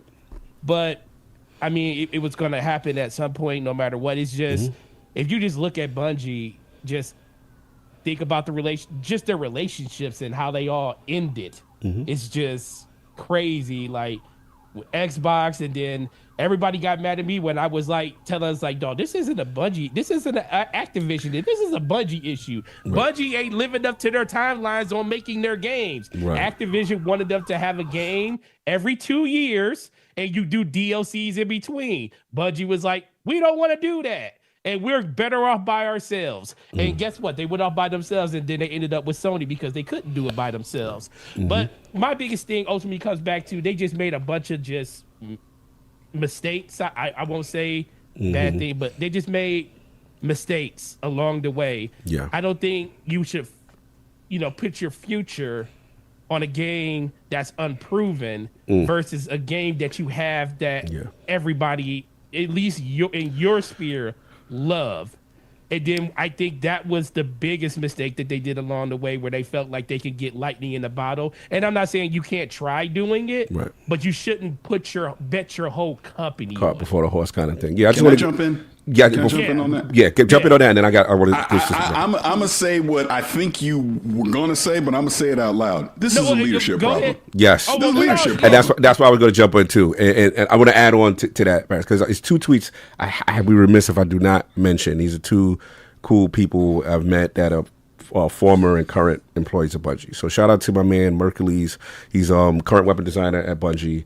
He had a tweet that I thought was very interesting. He said, and Bobby, mind you, he's still there. He said, people seem to have this real weird ideas for what happens when a studio fails and who ends up getting hurt the most by it. You aren't punishing who you think you are when you're rooting for this stuff to happen. That was tweet number one in terms of what's going on. We already know that. Number two, shout out to Liana Rupert, good friend of the realm, former community manager and accessibility lead at Bungie. She said, trolls are going to be mad, but they need to step down. Leadership still has people at Bungie that actively hurts the devs in the community. Let the positive and genuinely good members of leadership stand their ground and allow for the rot to finally disappear. The devs deserve better. The community deserves better. So many good people at Bungie, and they constantly have to take punches for the people that actually deserve them, while cowards cash their checks, get their fifth new penthouses, and profit off of pain.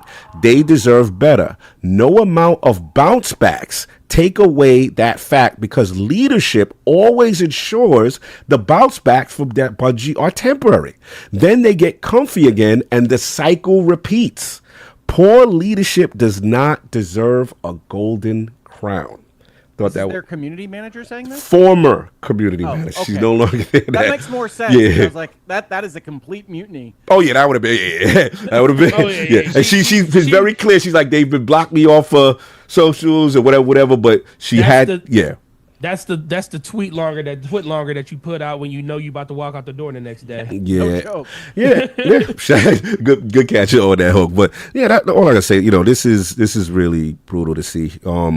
It was tough that first of all, this has happened multiple times. We've already said it.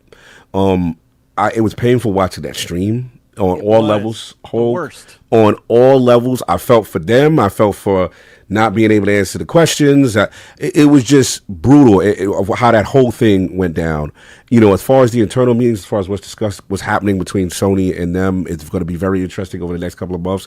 Again, the climate is extremely hostile. We got to see what's going on. Obviously, I'm of the mindset that I think they're going to be forced to come out. I just have this sad feeling that there's no. I hope I'm wrong. They get a chance to, as Parris said, make a feature-rich game with the vision, the way it's. I don't want to hear about, we have this other thing coming post-launch.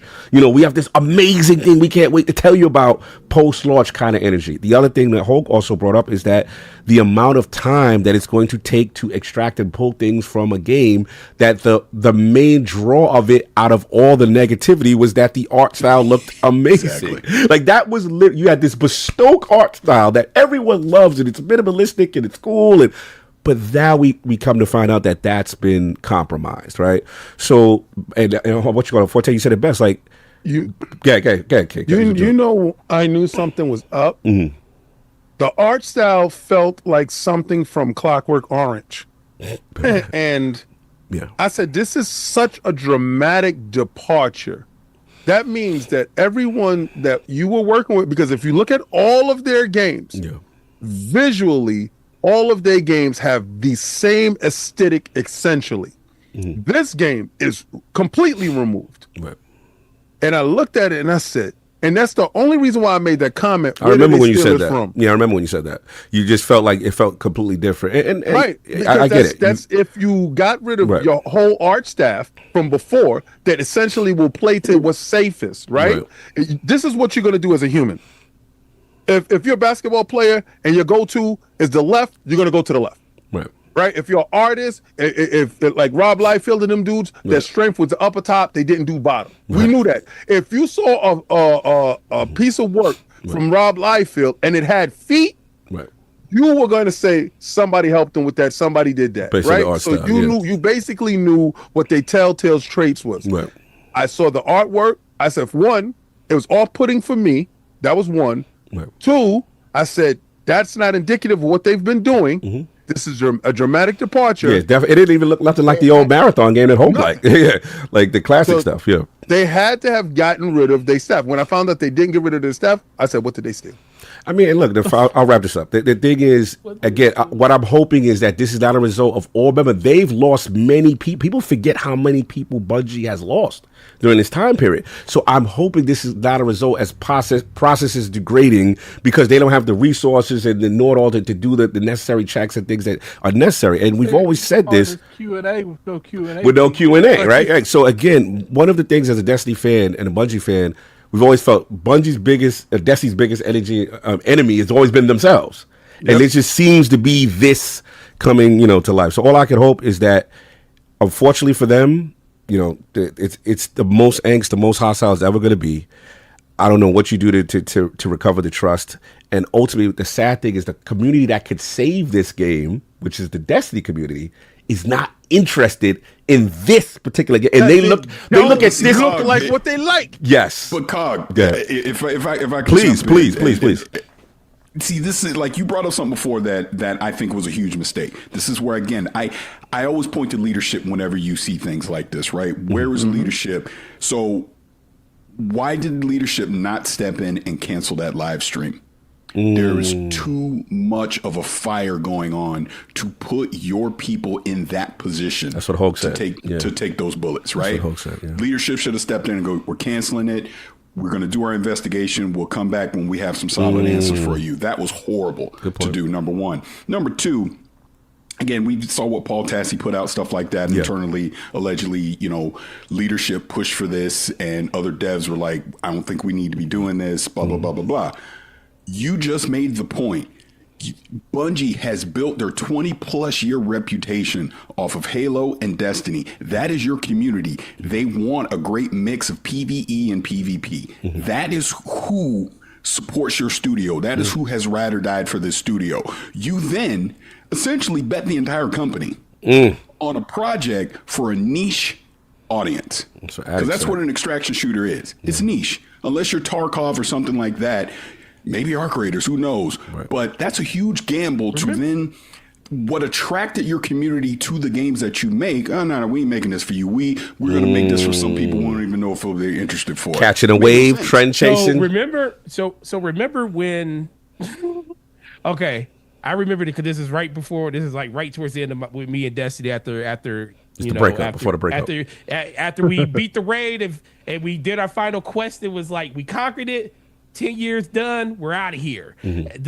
I remember when Joe Ziegler came out and did that live stream when they were talking after the pre-orders. Yes, I remember. And remember, I think I was on ILP that week, and I was talking about that stream, and I said, that stream just felt pitiful. Like it felt like they were making him do it to get people excited for a game because pre-orders were at an all-time low for the game, Bungie games, and they were trying to this is what the game is about. And I was like, Bungie has never had to do anything like this. Right.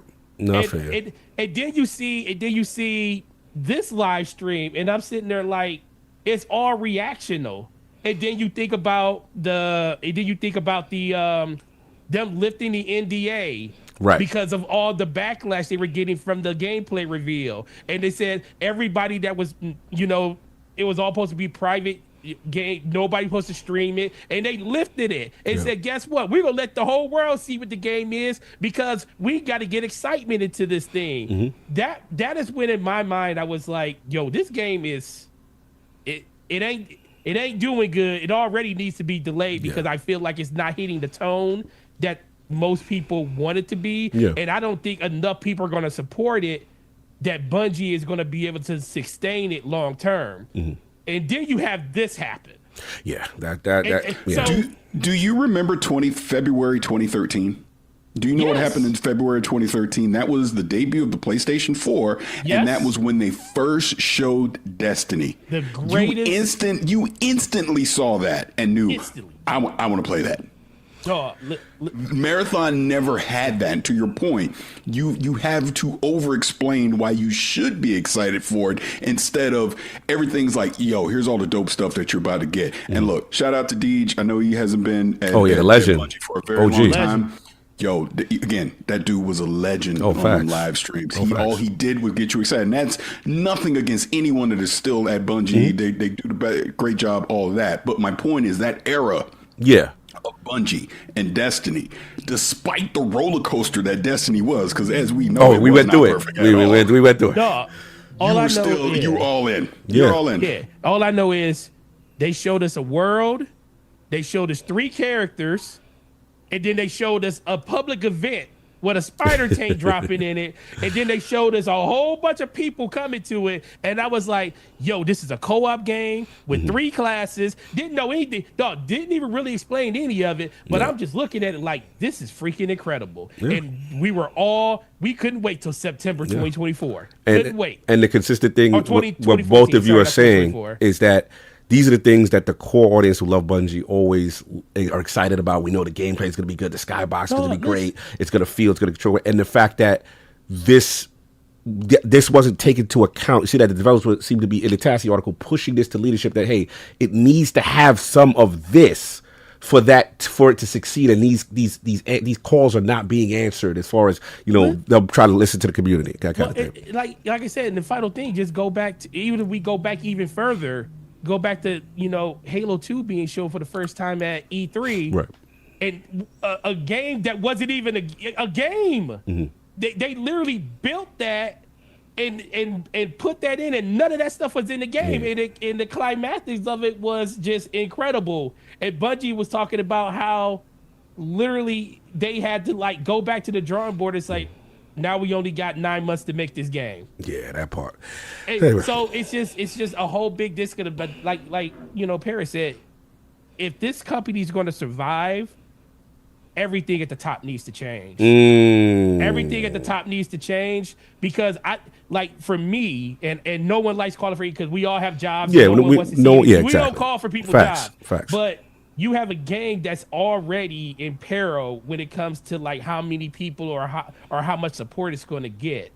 And then on top of that, you have the other side that you have to make all of these other people whole that you did wrong by when it comes to the stuff that's happened, not just with the company, but with this Jamie Imperial. And then it comes out in September. So Sony's either going to stay with this and say, I still believe in Bungie, but we have to change this leadership around, and that has to happen before the game comes out. Or they do what I think they should do, just delay this thing until they can completely redo it, or do the cost analysis and say, by the time we do all of this, would it be better to go with the franchise that we know everybody knows and loves, and put money back into that? But you gonna cancel that? You spent all that bread on this marathon. Listen. You can't make the decisions based on what you already spent. You can't. I'm looking at I'm looking at the high when everybody was playing. Yeah, they're gonna look at what it will cost to spend more.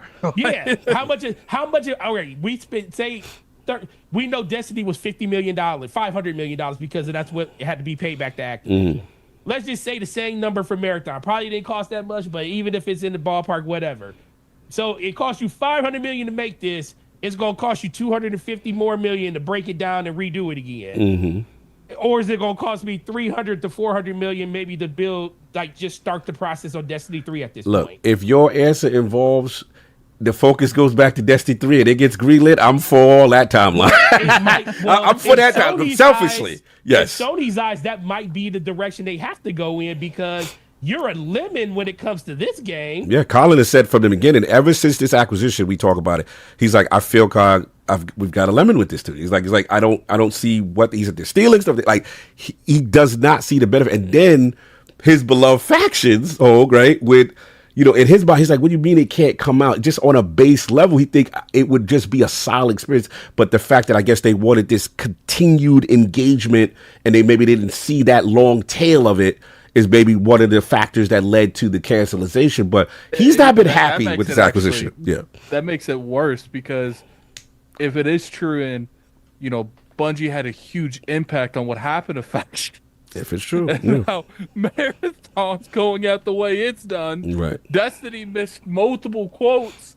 It's like, man, they cut their arm thinking they had a whole body weight, and they actually lost the body too. They rode around with gangrene right now. It's crazy. I want to be. You also know that Sony has evaluated all of their developers. Right. Yes. And we don't know and we about to get into where that, Bungie falls into the evaluation because we're going to get into we're going to get into that now in the Jade. But look, let me get Hoeg out of here because I've got him very long, and I got to make sure this man Hoeg's doing a double, I appreciate it, triple shift right now, and I gotta respect it. So Hoeg, any final thoughts on your way out? Because I know first of all, I appreciate your insight, educating us on the legal aspects and the ramifications of this, and just your final thoughts before you head out. Yeah, no, I'm happy to help, and I know that I largely agree with Parris and Forte. I don't remember exactly what I agree with them on. So I apologize for that. I've been lightly mesmerized by Forte's light wall throughout this entire show. I love that thing.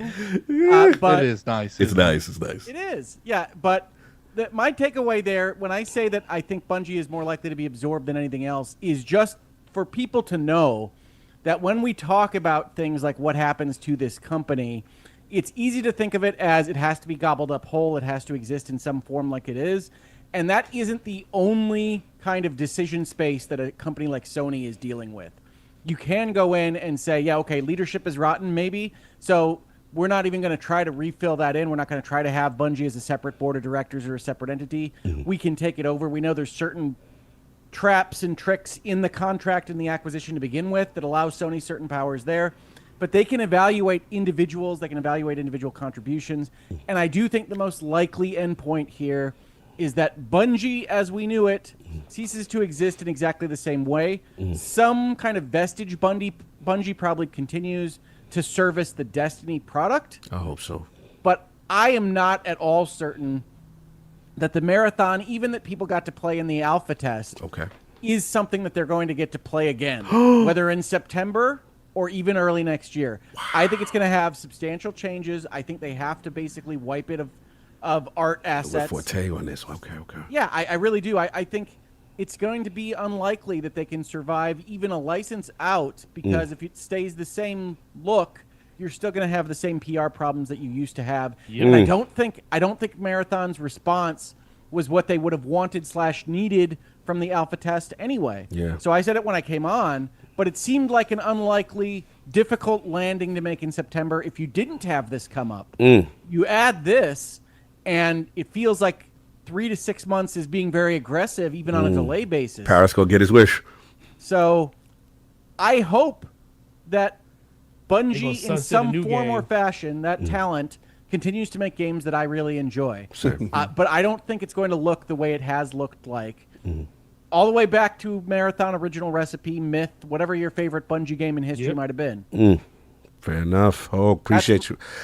Oh, I hear your thoughts. I appreciate you, brother. It's very all I got. Sobering to hear, but I feel it's based in reality, legalese that I have to acknowledge. But first of all, thank you again, brother. It's always good to see your face. Where can the fine people find you? What you got going on for you? Yeah, well, as you know, Cog, I've been doing a lot more at Last Stand Media of late. So I think there's already a couple tapes of me that they are putting on their schedule in the next little while. And I think I've got one that isn't announced yet that I'm taping with you pretty soon. Yes. So that's exciting. And then I mean to make more virtual legalities, maybe on this topic or others, and hang out. We miss you when you have time and energy. We missed it. But we understand energy and time is important.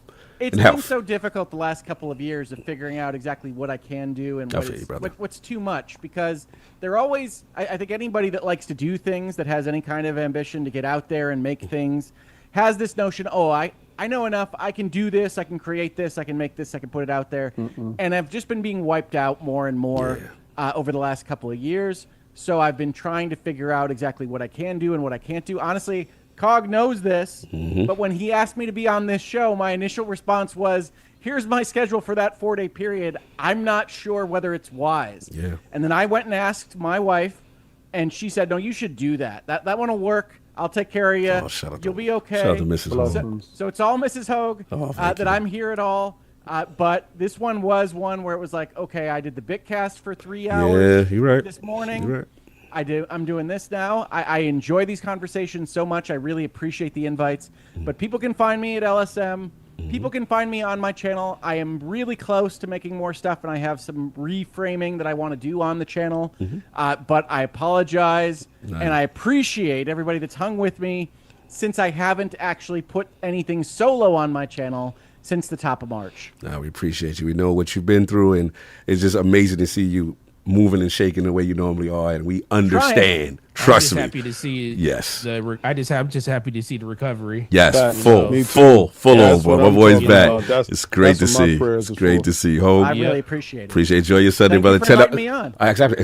Send love to Mrs. Hoeg. Give her a big I hug will. for me. You know I love my Miss Hoeg hugs. You know I need Will that. do. No doubt. Yep. We're gonna have a good fall. We got a quarterback that can throw the ball. Oh, we do. We're ready to go. Go blue. Go blue. We ready. Too much Michigan talk. Anyway. You sure about that? Ooh, Parris, where can I find you? Mr. Buccaneers, where can I find you? What you got going on, sir? Unless you're hanging out. Oh Lord, I forgot about that. He's a Buccaneers fan? Yeah. It's Buccaneers. Yes, All sir. right. That is I- all I- right. Proud. Paris, I love you a little bit more, sir. Oh, You know, because when Keyshawn went over there and we had to get you that ring. and Tom Take Brady. y'all- And Tom Brady. Take y'all from the Yuccaneers. Just remember, Tom Brady came to y'all and won y'all a ring. Hey, let me explain something to you. When I say I ride or die Buccaneers, I know what losing looks like. Okay? Wait. You understand Tom pain. Brady. Let me Wait. finish. Time out. He said Tom Brady. Yeah, that's what Hoeg. I mean, Keyshawn went first, bro. No, let me finish what Yo, I'm about to say. let him get his bars. Let him get his bars. Let's get the Tampa Bay history. No, we're talking about recent history, not No. him. First of all, you ain't gonna act like Keyshawn ain't go over there and say throw me the damn ball and they ain't throw him the ball and things ain't go right. Hey man, we ain't gonna do that here. It's a lot of jet bias. Still, That's right. Still, I ain't got no history, ring. I though. got that one. I got to roll with. Shut up now. Well, guess what? We got 7. Let me explain Get outta something. here. Let Parris get his real bars quick. off, please. Come on, Let me Paris. explain something. As I was saying, I know what losing looks like in the 50-year history of the Tampa Bay Buccaneers. Okay, I've had quarterbacks like Steve DeBerg and Jack the throwing Samoan Thompson as a QB. Okay, Yes. I've seen some bad football in my life. So you're damn right. Thank you for Keyshawn Johnson. You're damn right. Thank you for Tom Brady. Because I'll take it any way I can get it as long as we win it. That's all that matters to me. We I got 2 gotta of them. respect anybody. I respect that it. sticks with I the respect Bucs. it. Yeah. Got respect. I love them good defense. The Brooks and the Lynch. Oh, yeah. Yeah. Sapp. That's right. Yeah, I remember those. Hey, I think y'all got the best wide receiver in the draft in Ibuka, as much as I hate Ohio State people. Yeah, we did. All right, fair enough. They go along with the Hall of said, Famer yeah. Mike He Evans said, and Chris yeah, Godwin. Yeah, Oh, we did. salute. And I like the boy. The boy played good. Hey, and don't forget who we got at QB. Now, that boy played good. Baker out there too. He found a home. Just saying. Yeah, perfect fit. Where can the people find you, sir? Thank you for joining us. Of course, you can find me over at Game Tag Radio. You can find me at Kind of Funny and my personal YouTube channel, which is my name, Parris. But before I go, Yes. King, you have to explain this. What's this knee stuff? I gotta know. Well, we can also find you growing your knees back. Wait, hold on. What is this? What bet did he lose though, King? No. This is all See you me. later, Hoeg. This is just all me running and grabbing your knees off you. Because remember, Gears is coming out and ain't gonna have no multiplayer. You had a good diatribe. Remember, I'm 98% right. I do. Oh boy. I will say. Bro, you said it was not, sir.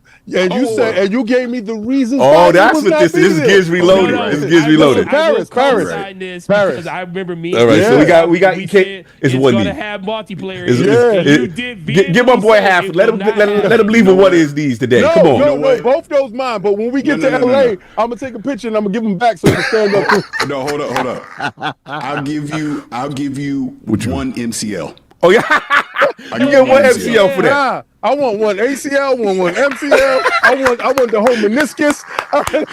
Listen, sir. Let that man have his MCL. What the other side? I'm gonna give him back. I see you in it. No, listen. For a couple of weeks, he got to roll around in the wheelchair. But I'm gonna be there as soon as I get off the plane. I'm gonna have them, email it straight to you. So when we take pictures, we the same height again. So I can't have you coming. I can't have you like tattooed. The plane, boss, the plane. I can't have you like that. Have like that. That's right. I gotta have you side to side. Okay. Yeah. We gonna pull up.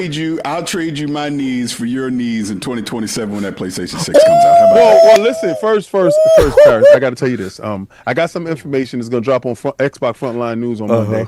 I think you need to reassess that, being that I still got your knees. So listen, I want to give them back, and I want you to reassess what I'm about to put out. But I just got the information right now, so listen. I'm gonna hold you for 2 weeks. Summer Game Fest gonna be fun, y'all. When y'all two together, it's gonna be hilarious. We're gonna see you. We're gonna see you in LA. Crazy, sir. Shout out to the real Roman Reigns, my man Parris. Salute. Let me say one other thing. Because I see the tweets, I see the people talking around their mouth, right? What they say?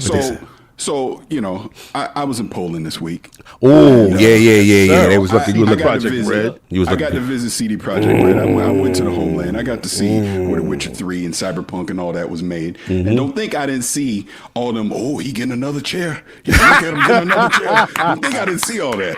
But here's the funny thing. First and foremost, everybody there was just gracious. It was amazing. It's awesome. The campus, all that. I swear to God, every conference room I saw, there was multiple yellow chairs. Yeah, it is. In there. Everywhere I went. It's about the Illuminati, man. That's it. And then here was the dopest thing about the whole thing, right? So when I'm flying in, I had to connect in Munich to go to Warsaw, and I got on my Cyberpunk jacket, right? Just traveling. All of a sudden, I hear, "You're wearing my merch." I look, it's Mike Pondsmith. Pondsmith, stop the legend. Yo, I lost it, dude. Oh, the creator? Yeah. That's the guard right there. Yeah. Wow. Yeah. And then the next day I saw him. He was like in a meeting trying to get to talk to him, but I saw him in the office when I was there as well. But that's dope, dude, bro. Yeah, that's dope. Oh, salute, man. I see the pictures. I was like, he's doing it up, man. That's blessings, man. We love to see what you're doing out there. How was the air flight? Was it wheelchair friendly? Well, I sat in business class. So So when they put your wheelchair in, they locked you in so you didn't roll out. Because we don't need you rolling down the aisles. Anyway, you know what? When I see you in a couple weeks, I'm literally going to come in a wheelchair. For real. Watch. You crazy. Good to see, brother. You don't need to do anything with his knees because I own them all. So you can't see, I knew Attic was going to jump in with his West Virginia stuff. You got pairs in it, right, Attic? You got pairs? And I got 2 more on layaway. Listen, shout out to Parris, the one that goes out and take, on limbs, and this guy, Mr. Safe Deposit Box over here. We're going to leave Mr. Safe Deposit Box alone. Anyway, we're going past. Appreciate you, brother. Always good to have you there. I'll catch y'all later. No doubt. We got these super chats to take care of. I haven't spoken on my Afternoon, sorry. Pause it. Funny how Bungie went from stealing game ideas from other looters to stealing art from small creators. Yeah, that part. Next, they'll steal actual devs from studios against their will. #ThiefLife.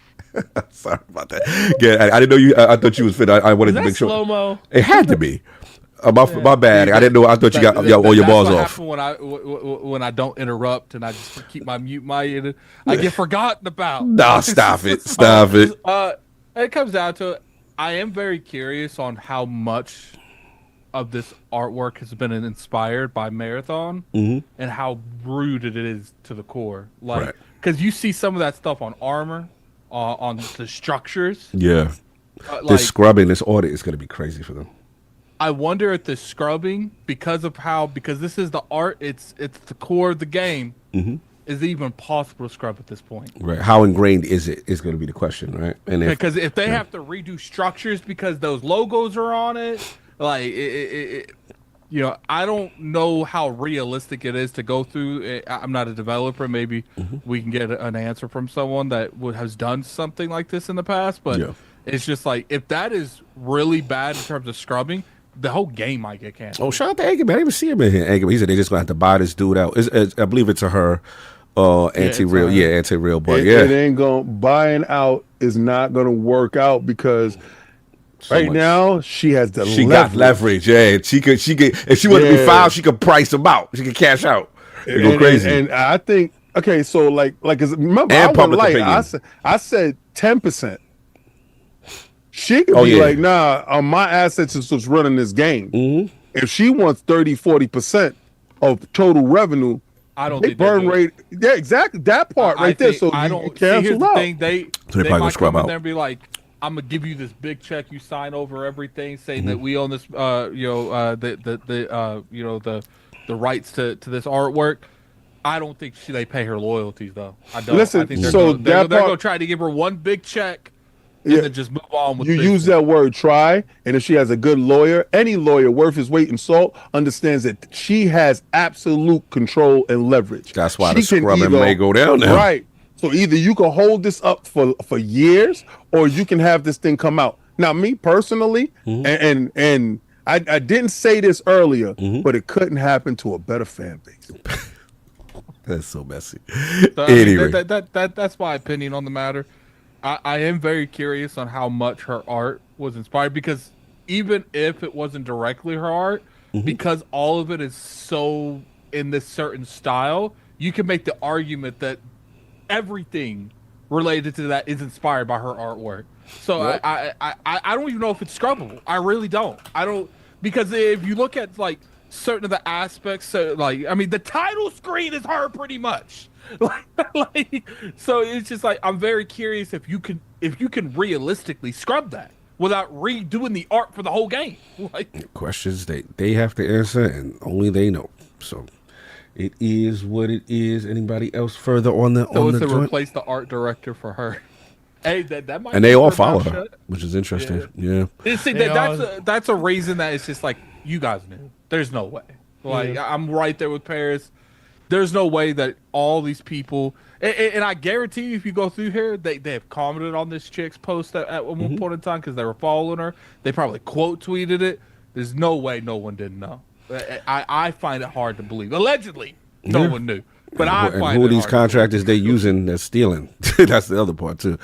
Anyway, messy situation. We got a lot of super chats. We just make sure everybody get their balls on this topic because they got a lot. We got a lot we had to get in. What are you buying? Marathon is Concord 2. PS6 never. King was right. There it is. They on that king. They on that king. Let's go. No, King definitely called it. Yeah, he definitely called that because I remember he was disgusting at, What are at you that buying? video that they showed. Good Sunday, How are they lords. doing? Salute, blessings, no doubt. We can see who's saying these. They pull these up. Slow mo backslap. Oh, you know, Slow Mo gonna have like 30. He gonna spend his whole check today. The slander money. You know, Slow Mo got like. Let me how many super chat Slow Mo got. Let's see. That last super chat was in poor taste. Almost as Here it bad is. as stealing someone's life work. Open mouth smile. Next Bungie will steal an entire game that won't be a failure. Slow Mo backslap. $5 super chat. Next super chat from Teddy P. I Teddy think we P. should start raising that. Yep. I'll let it We rock. need that collar, daddy. Hey, yo. King overdosing on hot dog, hot dog, hot dog, hot See, dog. Guys bugging, son. Need that right there. Next super chat from Maverick. BT 707. Maverick. Yep, I'm caught as I see it now. Damn, shit. What are you buying? Xbox would be getting dragged 4x worse than PlayStation is for this. Luckily, they did their homework and dodged bullets by not purchasing Bungie. Would have been a crazy That's situation. crazy. Yeah. Phil Dominus Maximus. What are you buying?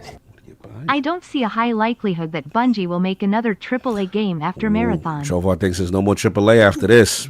There's a chance. There really is. There's a chance that Sony decides that this is enough, and Absorb. you know, it is what it is. I think they're absorbing them What are you regardless. buying? Yeah, but Will. They let these guys cancel factions too.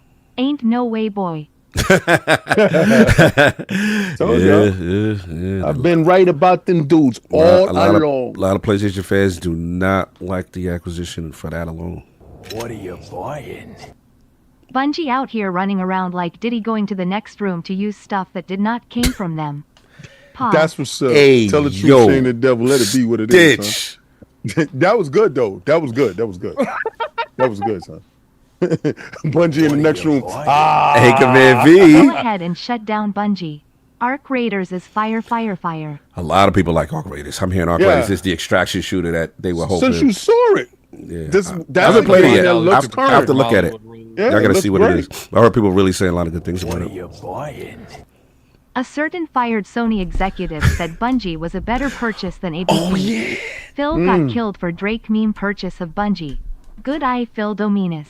Yeah, That's Dominus. Yeah, Phil Dominus I is remember. out here Didn't crazy, Jariah bro. said that was a better Yeah. boy? Yeah, I forgot about that. Hi, Phil Spencer here again. They'd be stealing.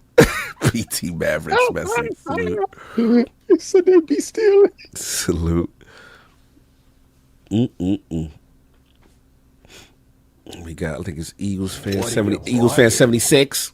Sony married Bungie not knowing she was for the streets. They just found out now she also might be a craphead. She wastes money and steals stuff. Oh, you throwing that on her jacket? Damn, this is crazy. It's just some Eagle fan. Salute, brother. What are You met you him. buying?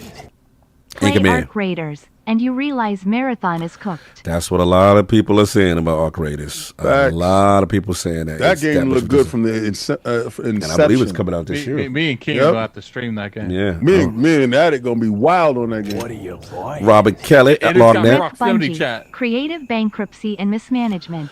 Yeah, if they go, that will be on the tombstone. I saw people, King, making people sing songs, and if they sung them right, they word for word, they let them live. That's what's up. hilarious. That is hilarious. What are you buying? Edwin Garcia. Forte should be a permanent host, if not already. Oh, they loving the Hell Forte. yeah. Hell yeah, Appreciate that's it, bro. family, That's what's up. baby. That's fam, man. Holds us down. We got Just Spartan up in there. Yeah, we got Just Spartan. What are you buying? They're buying Just Spartan. Woke up a little late, but Division 2 on top. We smoking that Bungie pack ha ha ha cigarette shake that tail. Oh, this for last week. Bungie gonna need that lawyer money. Yo, they said they What's that in a say when it's Bungie like- pack. It's so good at Bungie. Yo, that's messy. We will get a Chicago. news drop on a nondescript Saturday that Marathon is cancelled in May 2026 and Bungie gets sucked in pause. Lie down with dogs, you get fleas. What does that Facts. say where they're like, hey, it's hard to hate from outside the club because you can't get in? Yeah, that part. Buying. Chris Brown. Slow-mo's back. Make it a- ISACS HD transmission. New orders decoded. We have thieves in the temple tonight. Division agents entering dark zone. Biohazard warning. Bungie is here with no mask. New orders. Let them D slowly. Yo, he making a whole narrative. It would be cheaper to just buy out the rights. No, it won't. Wow. No. Lucius Y'all, Glasses. y'all not understanding. This Not ain't after the nothing facts. small. And you know, Big Sony want their bread back, boy. Like right now, they hurting. They talking about moving to America. Sony is good for a $1 billion payment for the marathon art. Whew, we'll see. All the super chats. About coming to America, they ain't got that money to be paying nobody. Look, man, it's gonna be interesting. We gotta move forward. We got a couple more topics. Let me set this up. This was the big one. Also, Jade Raymond. Shout out to Bloomberg. Shout out to Jason Schreier. This was the other hot story of the week. Thing is living. Yeah, Jade Raymond leaves studio. She founded her company Haven Studios that was developing the shooter Fairgames. So yeah, give a little bit of excerpt. Yeah, Jade Raymond, the founder and head of Sony Group's developer Haven Studios, has left the company. PlayStation leadership didn't give Haven staff a reason for her departure, but it came several weeks after the external test of Haven's first game, Fairgames, according to people with knowledge of the matter. Some developers at Haven were concerned about how the game was received and its progress, said the people, who asked not to be identified because they aren't authorized to speak publicly. Then PlayStation spokesman said Jade Raymond had been an incredible partner and visionary force in founding Haven Studios. We are deeply grateful for her leadership and contributions, and we wish her all the best in her next chapter. The spokesman also added that the company is committed to supporting Haven Studios and excited to continue the journey with new co-studio heads Marie Eve Danis and Pierre Francois Sapinski.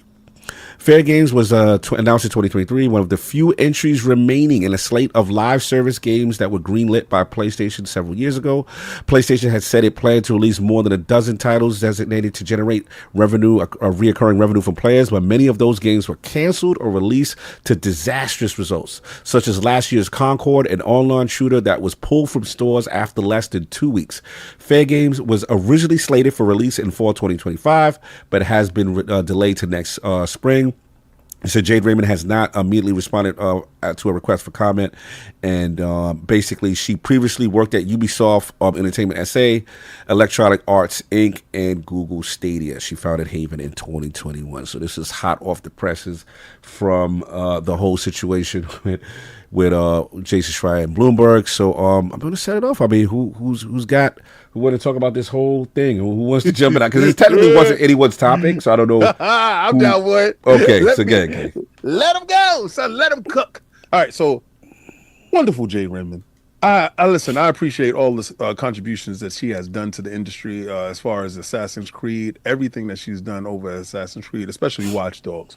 When we got Watch Dogs, this is work directly from her. So forming Haven, and this was a big get for Sony. Sony was, you remember, the tweets was going crazy. Right. They got a legend in the industry. Right. I told people the moment that Concord failed, how much money was thrown into Concord gave Sony happy feet. There were so many different things that they could have done with Concord. See, but this is what happens when financial backing doesn't meet expectations, right? The expectations of it was that it was going to be the next Star Wars. This was going to be a pillar franchise.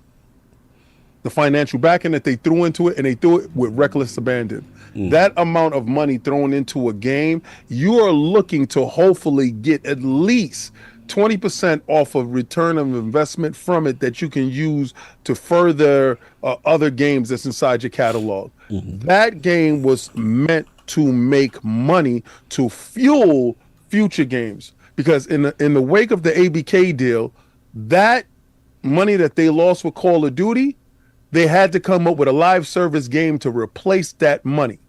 This is the reason why they go out and they got LFG, that studio that's over there that's going to further more live service games. This is the reason why they're sticking with Marathon. Fairgames is one of those games that were inside the catalog at Haven Studios that was supposed to fuel that vision that Jim had.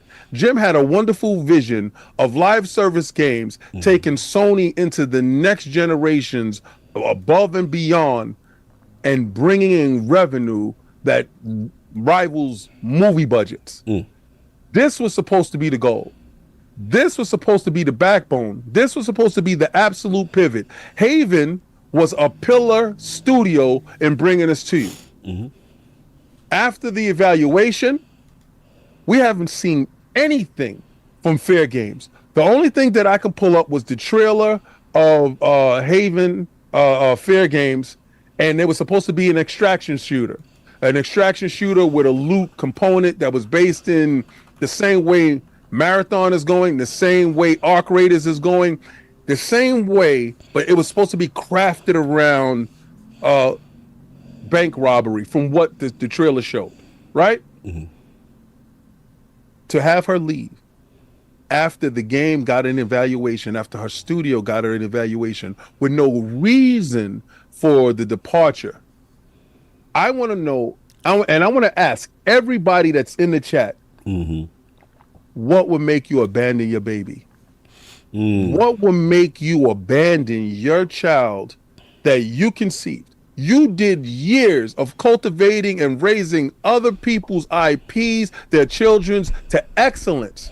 Now that you have your studio is picked up by one of the most important, if not the most important, console manufacturers, game developers on the planet.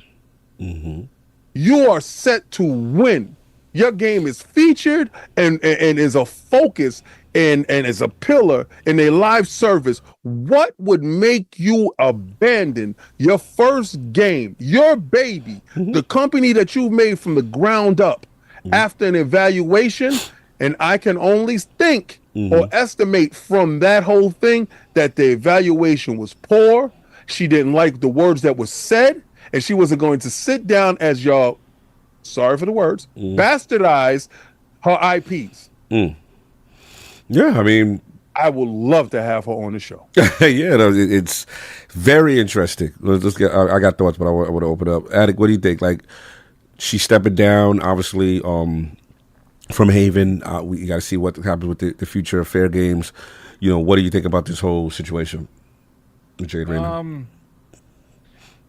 This is one of those tough ones when people leave like this. I do agree with King. It would have to be something drastic of why she left, because especially if you're the studio head and you just leaving, something that you put a lot of work into. Maybe PlayStation's restructuring way more than we think, and they only canceled the games that they felt like couldn't be saved to some degree. But maybe they're cutting more jobs in these studios, and maybe Jade had a lot of issues when it came to how they were acting.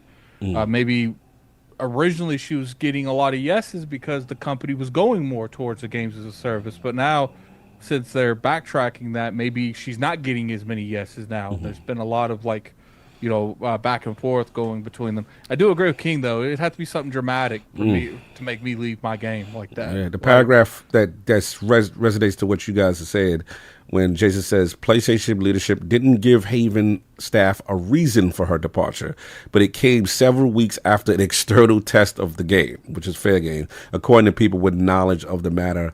And they said some developers at Haven were concerned how the game was received and its progress about the game. Yeah, I think she was asked to leave. Part of me doesn't feel like she left on her own. Part of me feels like she was asked to leave. Now I don't know if it was like a scenario. I don't know if it was like a scenario where the game wasn't received well, so she's just as the leader getting the consequences to that. I don't know. A lot of it's a lot of speculation going on. We don't really know. But I will say it's this is a very interesting scenario because the game's not out. So I do think that she was pushed out just because of the way that they handled that. Because a lot of the times where it's they'll give her...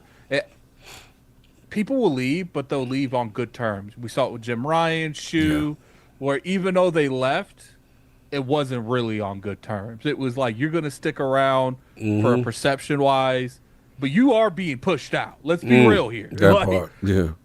But she didn't get that same thing in return. It's kind of what's her name? That Connie or whatever her name was. Oh, yeah, Connie Booth. Left. Yeah, She Connie just Booth. left. Poof, disappeared. So kind of just, it makes me feel like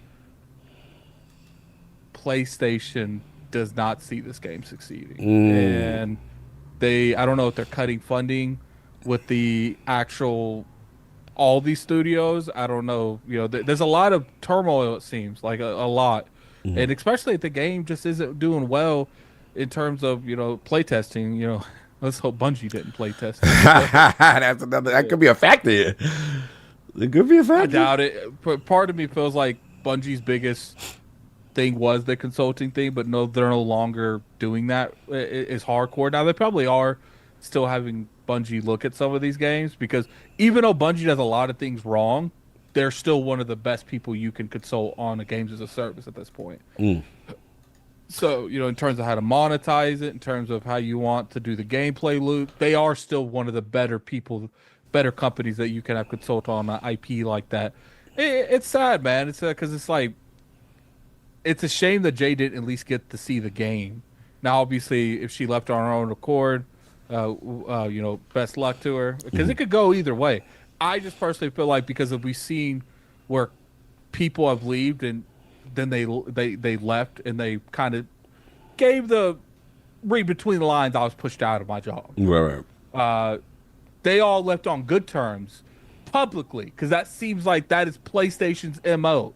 Look, we're going different places in the industry. Sean, you out of here. Ryan, you out of here. Shu, you out of here. We're going with different terms and different ways that this company is going forward. And you're no longer part of that future. But we're still going to have a good, positive public output. Now, I know you going to, what was the studio that Jim Ryan went to and they closed down a week later? What was that studio called? Man. Was it PlayStation London? I'm forgetting now. I know what you're talking about. I'm blanking. So many studios have been closing on that side. I'm forgetting. I'm going to say 80 times here in a second. Yeah. So, stuff like that, it does feel like they were pushed out, and I feel like London Studios. I scenarios- was right. Okay, London Studios. I Yeah. feel like scenarios like this, it does feel more like, you know, maybe King is right, where they just left her on their own. But I would say that in terms of something like this, like, even if things are bad, maybe it's just my perception, because the way I would do things, I wouldn't leave something I started until I saw it through. You know, maybe when the game comes out, okay, it's going south. Let's jump ships.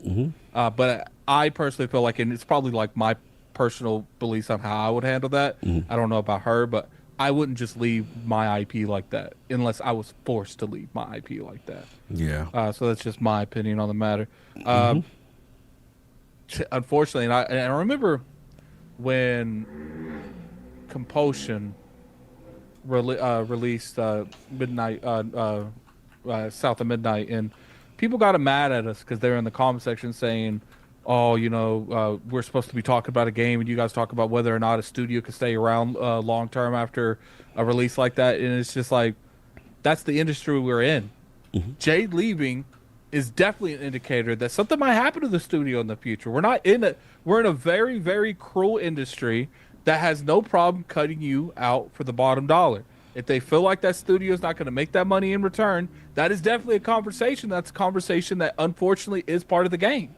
Because how can I realistically tell you to go support, what's that game called? What, Fairgames? Fairgames? What's their game called? Yeah, you're talking about Jade's Games, Fairgames. Yeah. Oh, I thought the studio was called Fairgames. The studio's called. Studio's The studio's He said, what's that game called? We here at Studio Fair was called Games. Haven. Yeah, they go Haven. Yeah, Haven. So I can't realistically tell you to like even look at a game like that, because it's the games as a service. They just lost the lead person. And supposedly there's some bad testing going. How am I going to tell you to invest into something that the studio might not be around in 6 months? So it's just like, we got to see more of the game. Obviously, we haven't really seen a whole lot of it. We haven't seen anything since the CGI, have we? Since that trailer, Nope. I haven't seen anything. Since the CGI, Forte, Google me. Tell me when that trailer came out. Do 2021. some due diligence and tell me 2021. when that trailer came out. 2021. Yeah. Yeah, 2021. 4 years and we ain't seen nothing but that CGI cutscene right there. We don't need to go no further. But they say 2023. Fair Games originally revealed back in May 2023. Why am I seeing that? Okay. Anyway, sorry. I'm just looking 2 at it. years is a little bit better. No, the actual reveal trailer was 2020. I'm looking at it now. The game was like announced with the studio. It that was they were announced in making 2021, in and the 2021. reveal. was Oh, got it. 2020. Okay, got it. That makes sense. Okay, gotcha. Okay, well, I mean, that's a little bit May better. 20. You know, May 2 years. 26, 2023. But still is 2 the years and we still haven't official seen no reveal. concrete gameplay. That's kind of a bad look too. But it's just like, look, I will say most of the time when people leave, it's not really an upset. I would say the higher up people, the Jade Raymonds of the industry, when they leave their studio, that is something that you got to look at. But, you know, game directors and stuff leave all the time. But this isn't just a game director. This isn't just an art director. This is the person that founded the studio. Founded the studio. Yep. So that is more of a magnifying glass than most of these situations. Do I know what's going on? Absolutely not. We can make a bunch of Like Sucker Punch, right? like Tim. Oh yeah, was it Price? What was it? Ted Price? Yeah, What was it? Ted Price. Ted Price.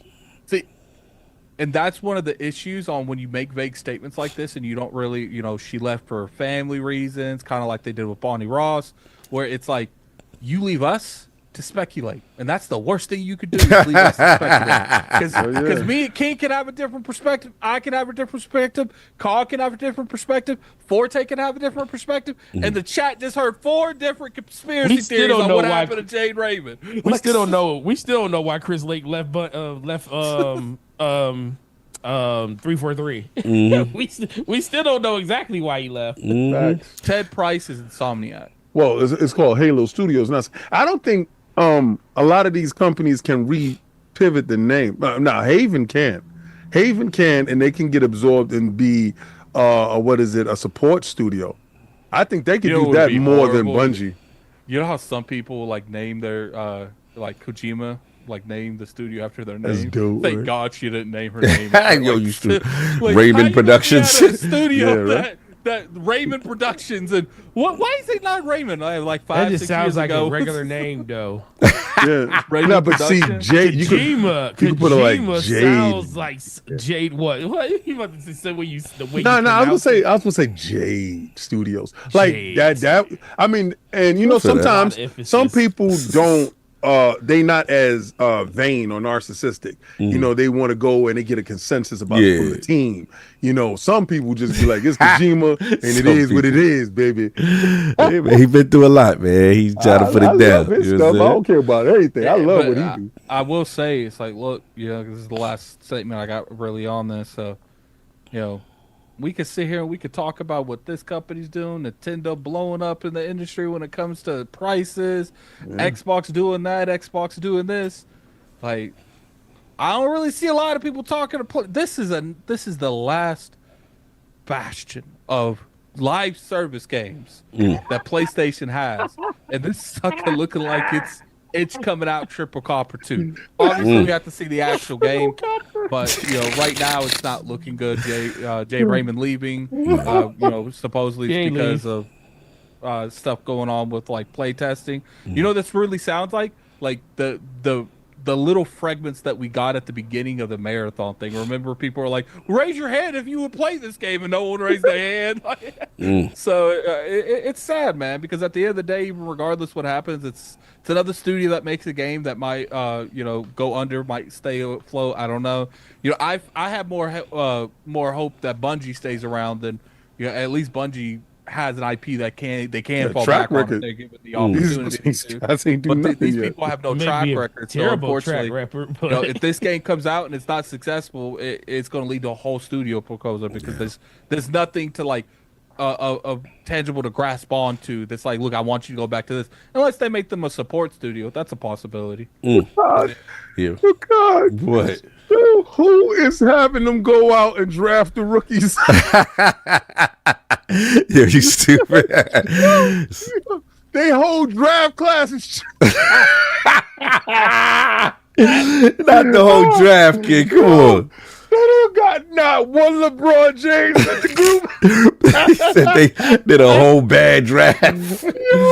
They, whoever is doing the talent, oh, that's Bungie. My bad. Yo, you stupid. I don't know about all that, but look, Sabotage. it's crazy. Forte, man. I gotta imagine, like, I gotta give props to Jim Ryan for being able to sell buying these studios to PlayStation. That man was Imagine like going up to someone and be like, salesperson. "Yo, we think this studio's gonna do well. What they make?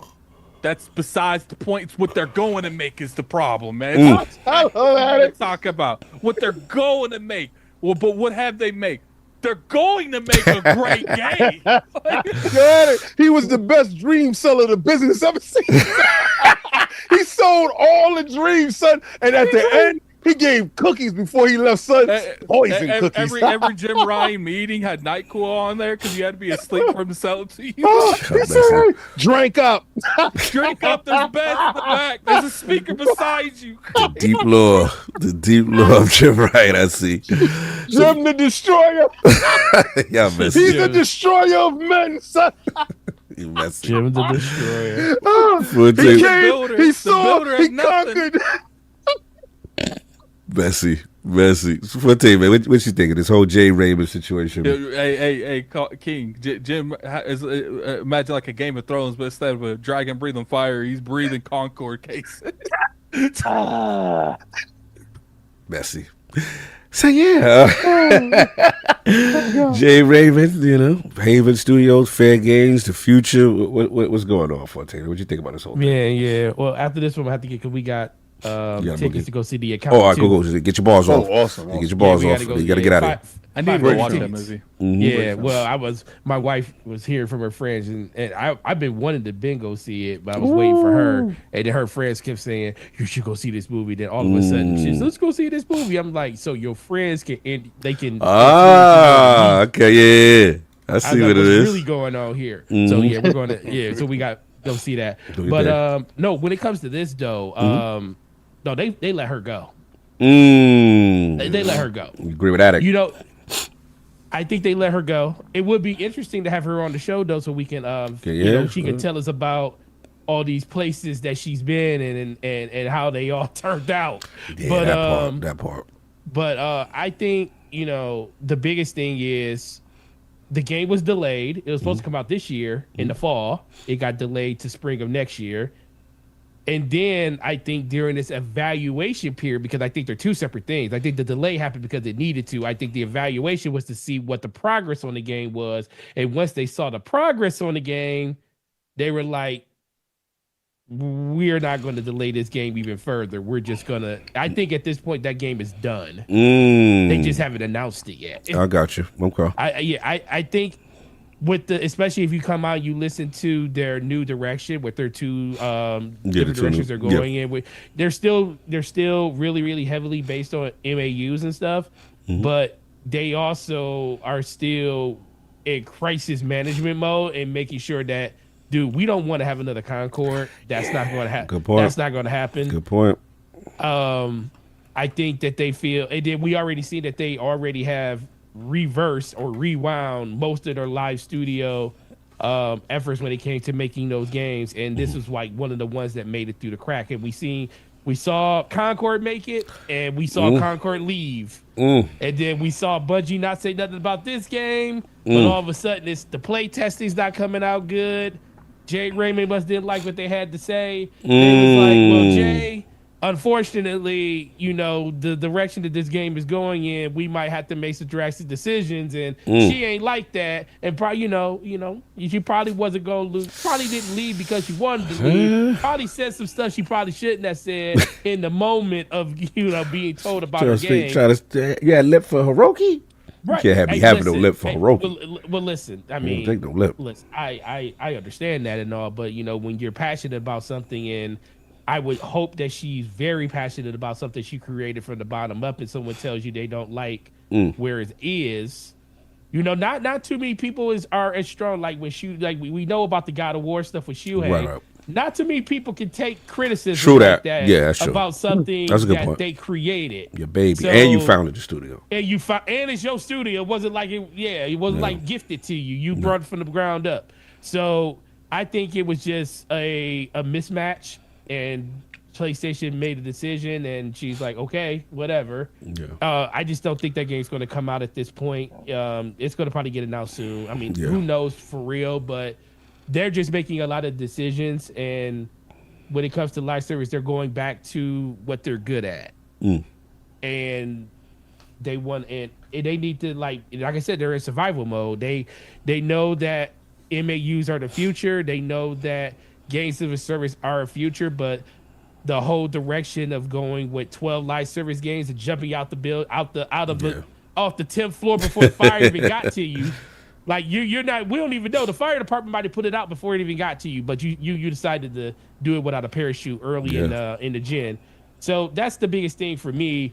I wish her the best in what she does, because I do think that it's incredible that she has so many opportunities with nothing to show for it over the last half a decade. That part, yep. Which is the thing that I think is at some point it's just like Bungie. Your reputation precedes you for only so long. And at this point, I think they're looking at her. They looked at the game, was like, this isn't what we signed up for. And she probably didn't like that response. And then, you know, at that point, it just is what it is. So I think Sony's just restructuring everything that they're doing, because they don't want to lose money, and then on top of that, what's going on with Bungie? You know, I think one thing can hurt the other. Yeah, it could have been a situation where Bungie, if they weren't going through this, PlayStation would be like, okay, well, we got time with this one. Right. But now that you have both games on fire, which one are you going to save the game by a studio that's brand new, or are you going to try to resurrect the game made by a story developer that likes to steal stuff from people? Okay, that part. I see what we're doing. So as much as we say Bungie is like evil here, but which one is the lesser of two evils? Right. No, it's fair enough, especially the climate with It's They're hard at enough for right now. with a new IP to come out that you're trying to gain traction. I agree with mostly everything you said. I think shout out to Mav. He said they had a showcase that had Marathon, Fairgames, and Concord in the same showcase. Oh man, That's wild. That's wild. And I guarantee you, everybody gave that one like a 6. That is wild. Look, I agree. Listen. No, that was a 10 for 10 for them. What was the last 10 for 10? Yeah, well, this is a 10 for 10 for the trash because the trash bin is open, son. Shout out to the evaluation process. Love it. Loving it. Listen, man, you out of control.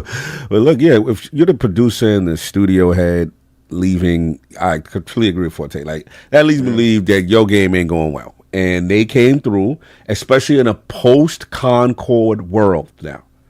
You are going through all of them studios with the fine-tooth comb. What are y'all doing? Especially anybody who was down with the Jim Ryan live service 10, 16 game initiative. We're going to check and see what's going on. Hiroki ain't playing. I remember when Hiroki was making them comments about Bungie earlier, since he got in charge, and the Herman host shifting, and then he got... It's friendly extortion. He said debt analysis. Yes. Sony, he said Bungie needs to learn debt analysis, bro. I was like, yo. He not playing. It's a lot of friendly extortion going on, and people get moved around whether they like it or not. Energy. That's the vibe I'm getting. And yeah, that's what I'm going to have to assume here until she comes out and speaks and says otherwise, because she didn't give a statement. And then, you're the founder, right? So if they come there and they literally reports to people who are snitching saying they don't want to identify it, or like, yo, this was after a recent external test of the game. You can't make me believe that external test went well. And then this result. Not with this result. Yeah, not with this result. So, yeah, Hiroki's he's outside. He's not playing. Then, yo, Kingdom. So do I have me die? They took the $sign from the Oh, yeah. Why they no longer MA$E? Why they no longer? What's that about? That's petty. Why the $sign gotta now go? Now it's just fair games. Like, it was fair games. That's what I'm saying. We ain't shiny suit fair games no more. No more $E. Is it fair games? That's different. Fair. It should be question mark. Fair games. They said that bank they tried to run was empty. That's what I'm saying. I don't know why there had to be a story though. Why there had to be mentioned that for the moving on. Yo, he there's said, no more $E. Nah, we gotta take the $sign out of this because obviously no tie dollar flow is son. No tie dollar sign. No tie $sign. No oh man, I'm not a crook. I'm not a crook, son. Yeah. I thought that was the funniest thing for some reason. That's Bungie upstairs. Like, yo, so what we gonna do? Cancel field games. I'm not a crook. I'm not a crook. That's wild. That's nasty work. But yeah, man, this is the era. The era of the trend chasing is over. That's what Hiroki said. The ghost of Jim Ryan, all that stuff, the 10 live service, all that stuff that's been set in PlayStation back, and this is going to affect them. Because even if it's what Forte said, and let's just say worst case scenario, this game gets canceled. This is yet another studio whose game will be canceled, who we won't hear from them from another 5 to 6 to 7 years, which will be in the life cycle of a potential another system or not, according to King. You know what I'm saying? But because he came from, what's it? That, Blue Point, Bang Studios, the Concord joint. It's a disaster over there. Like, there's no sugarcoat. This is an absolute disaster. So it's like, to me, this leads me to believe this is more part of that cleanup process. This is more part of, we have to reevaluate, clean up house, and what you got going on is not working. And I hate to be disrespectful to her because she's an OG, but we got to be real. You haven't released a game in years. Yeah. Remember when she was over there? She was head of Stadia's first party offerings. Yeah. We know what happened with that. They didn't release a game. Alex Hutchinson can tell you. Hey, they didn't release a game. I thought Phil Harris had it bad. She got it worse. This is the fake Phil. The Phil that Todd was repping. Yeah, I was doing that above you. Yeah, you was on that. I was doing that above you. Yo, I knew it was up as soon as I saw the red shoes. I said, oh. Yeah, his energy off, son. Listen, from the OG Assassin's Creed, I'll never take that away from her. But, we have to be real track about record is good, though. The early, but it's It's a what have you done? You haven't. She's birthed franchises. She birthed Assassin's Creed and she birthed Watch Dogs. Okay, she's that's respect. birthed a successful franchise. Respect. I'm not saying That's that, like a decade though. Like right. it's But been a minute. That's all I'm saying. For this just is what let's get a game out. That's what I just want a game out. That's what I want. Yo, yeah. They gave it a situation. They gave it a runway. We don't know what this game looked like. To be honest with you, right? It could be in better shape than Marathon. And we ain't know, and Stadia ain't know what their game looked like because they've been waiting, right? So it's just like, again, all I'm saying is at the end of the day, it come down to results. I'm not trying to be disrespectful. She's an OG. I'm never going to take away Assassin's Creed. You know I love Watch Dogs. You know what I'm saying? But it's just like, we got to be real, like show and prove, and the way Hiroki's moving, this to me is a assassin. Yeah, he's not. This is a results business, so I agree. And then we got to see, to Forte's point, with these new leads, if this thing actually comes out, or is this Windows dressing to again for the eventual? You know how they like we try. Like I noticed PlayStation's press, they give you the soft landing. They don't tell you they firing you. Yeah, they step down, but then no comment. This one stepped down, but no comment. They can't talk. For a while. Then they can't talk for a while. Then later, oh, this is canceled. Shohei is the only dude that I've seen that was gone that was able to talk right after. Yes, and I think that had everything to do with his cachet that was in the building. No, it is what it is. That's all I got. I'm gonna beat this thing. I know Forte got a boogie, do his thing, let him go. But that movie dope. Yeah, do your thing, Forte. We'll hold down the last two if you got to go down. It's cool. And if I didn't get a chance to see the accountant, I definitely would love to do an R&R with you about the accountant if you got the time. No doubt. I'll make time for it, brother. No doubt. Let's get these super chats. All right, Forte, enjoy, brother. All right, I'll see you guys. Bungie testing GTA 6 Heist IRL. GTA 6 Heist. Mercy. Salute. That was Crazy Horse. We got a couple more. We got like 3 or 4. Okay. What are you, boy? Senor Bean. Haven Studios and now Bungie. PlayStation stays getting finessed. State of play? More like state of emergency. It don't look good. I will give you that, Senor Bean. It does not look good over there. I will admit. First party offerings look very bad right now. And that's 2 times. Firewalk. Bungie and Haven burning PlayStation down. Yeah. Well, they got Sucker Punch this year, so at least they got Ghost of Yotai. We got Robert Kellett coming up. What are you buying? Fairgames Dollar is the last live service game left to Skull and Crossbones. Fairgames without the dollar sign. Yep, that's the last one. As far as we know. Yeah, all the other ones. I think that was the last one. Right? I can't remember the other ones that got announced. Yeah. What are you buying? Concord 2. Marathon and Concord 3. Haven's Call. Hey, yo. King is out of control. He loose with the super chat. I see what you're doing on King. No doubt. So let's get this last one. Actually, one more, but we get this popping. Shout out to Addict. This is his topic.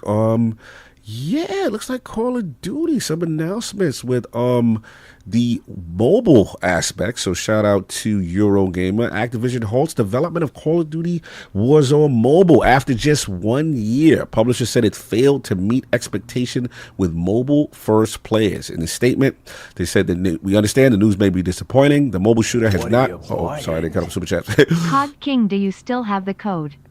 What code he talking about? I don't know what code. Oh, you talking about for Forza? I don't know. You tell me. Just go watch the video. Want to say some code for Forza, some inside baseball stuff? Okay. No, remember the car that they dropped, the Lamborghini that for. No, he's talking about the game. The Game Pass thing he gave us from the DMs. Okay. Oh, you talking about AKW? That was AKW. Yeah. Did we put it out? I haven't done anything with it yet. But what do you want me to do? Yeah, let us know what you want us to do with it. Yeah. We got it. All right, no doubt. So just finishing up this statement. Yeah, developer said, while it understood the news may be disappointing, the mobile shooter had not met its expectation with mobile first players like it had with PC and console audiences. We deeply appreciate your dedication and passion for Call of Duty Warzone Mobile. Going forward, we'll be streamlining the scope of the game. This decision was made after careful consideration of various factors, and while we're proud of this accomplishment and bringing Call of Duty Warzone to mobile in an authentic way, it unfortunately has not met our expectations. As a result, okay, blah, blah, blah, we said that again. And then players who install the game before next Monday, the 19th, will still be able to play, complete with cross progression and shared inventories. They'll also be able to use unspent COD points After Monday, however, the game will no longer be downloadable from mobile stores, nor will players be able to spend any further real currency. And effective immediately. That the currency situation, the platform is going to be retired. Sunday, the May 18th, will be the last day from social media. So, Attic, this is your topic: Call of Duty Warzone Mobile, done after 1 year. Yeah, it's kind of interesting. The reason I put this in here is because I'm putting it in the chat. Okay. Putting what in the chat? The code For so we can put it AKW. out. Well, just so wait. It's No, I'm Mike putting here, it so for in. the- You put in our I'm putting chat. it in our chat, and then okay. y'all can disseminate. Yeah, I'll it. figure out after I speak. My thing is like I wanted to bring like more attention to this, where it is interesting, because to me, like one of the biggest reasons that they went into this was obviously like a mobile market. Obviously, they still got King. King is the king of the mobile stuff. They're definitely one of the top competitors. But I'm very interested, like in terms of like competition, in terms of IP brand recognition, like you can't get higher than Call of Duty.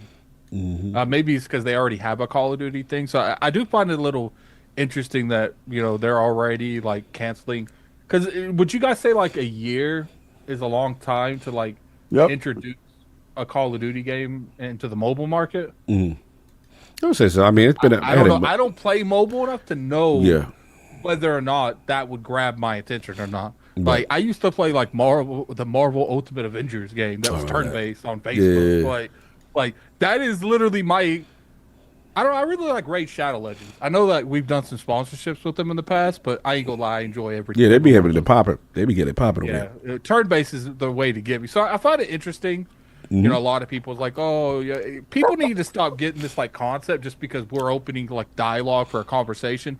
Doesn't mean that I care. Right. Like, I just find it interesting that like something such as like a Call of Duty Warzone, that it was up on the market for a year, and I don't know if that's enough time to like really grab an audience, especially if you have another one, because they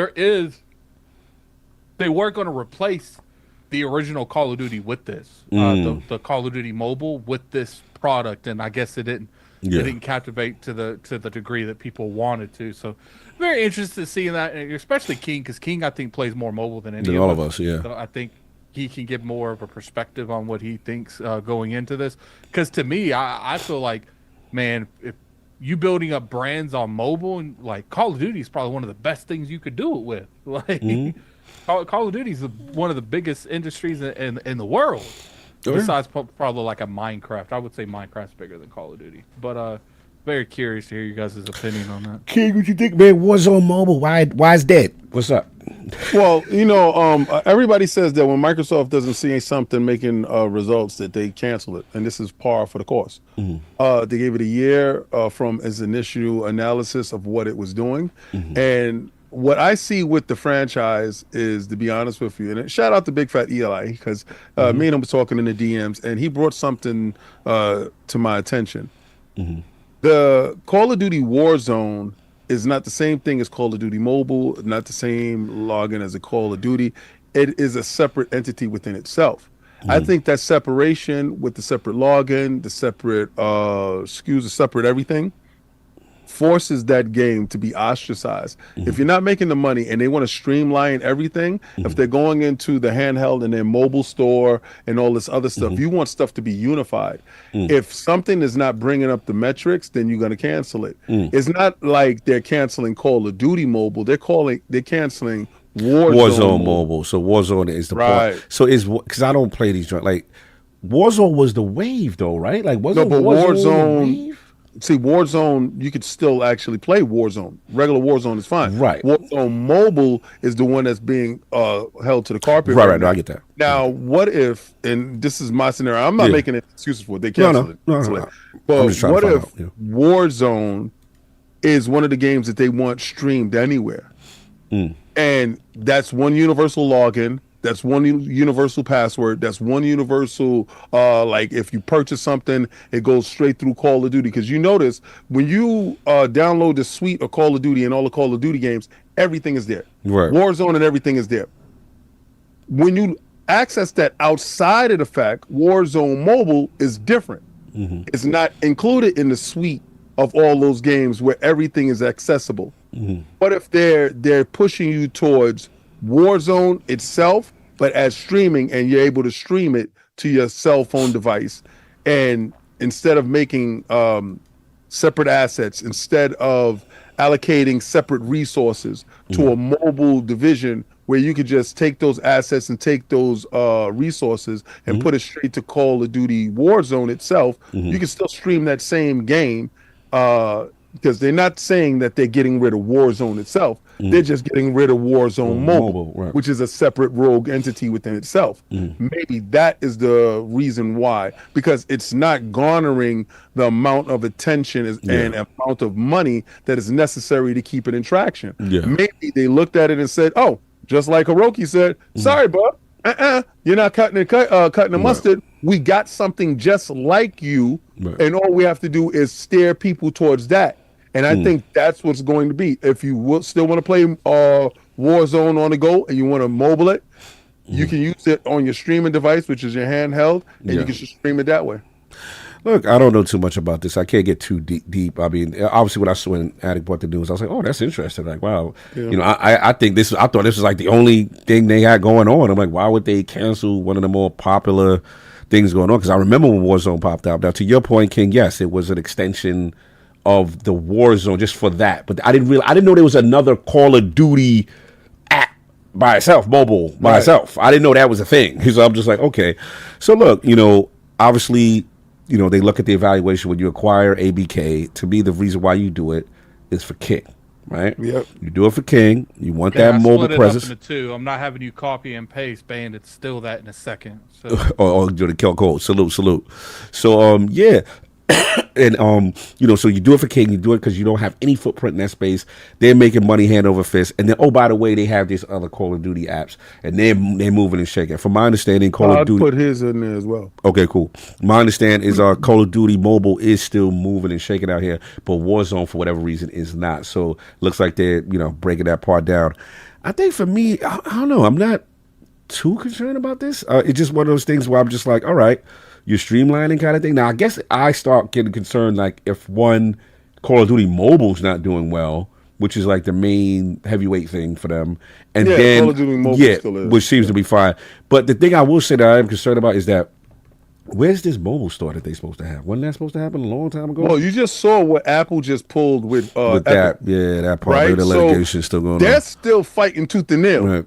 Right, so I Yeah. think that has a lot to do with their aspects. Oh, you going have forward. a response live on Alex Hutchinson has responded and said, "Thank you, sir. He'd like to be on Iron Lord's podcast anytime. We will follow you back." Creative director at Raccoon Logic, A Journey to Savage Planet, Far Cry 4, Assassin's Creed 3, Army of Two, has said that he will like to come on ILP. So we are going to retweet that. This is live podcasting, y'all. Salute to Alex Hutchinson. We will reach out and get things popping to the Because I legend. think that his games are fantastic. I think I love his direction, and I would love his insight. Yes. Because he has a particular insight when it comes to games of service, being the fact that the Stadia stuff, and he had to start a whole new studio, and the fact that right now he's inside Game Pass. He has Return to the Savage Planet, inside Game Pass. So I definitely want to understand from his perspective what it looks like. That's pretty awesome that he did that. Yeah, salute to him, man. That was fast. King out here moving. Man. That's what's up. Salute to the legend, Alex, for responding in respect. And we love that. We like to have these discussions. We like to learn, thought process on things. So why not get from the source, right? And get King had that talk that he need to have and we want to have with him. So salute to him, and then salute to the 1 million explorers, obviously, Savage Planet. That's right. Yeah, but that's all I got on this thing. I think I'm in monitor mode. I'm not getting too crazy just yet. Only because I guess my last question is this: is Call of Duty Warzone outside of mobile, is that declining? That's my next question. Fortnite just got them out of here, and now maybe that as a genre is like dead out here. Let me tell you this. Yeah. I think honestly, yeah, their move, because I heard that the next season or something is supposed to cut off the PlayStation 4 and Xbox One, right? And somebody could correct me if I'm wrong, but this is what I heard that was supposed to be happening, and they're supposed to be concentrating on current gen and the future. Maybe that being that they're anticipating a loss in player count, maybe that made them omit the mobile aspect of it to not continue to fund resources to a situation where that wasn't even bringing up as much money as possible, and they can keep the money in Warzone. Chad's agreement. They're saying that people are saying the Warzone, the game is still huge. They're saying that it's correct. Maybe they're focusing on bringing people forward. Maybe it was, okay, all right, we'll see.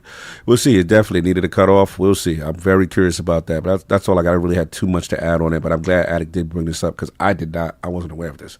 So yeah, I talked about it on Saturday, but and on Friday. I did the work.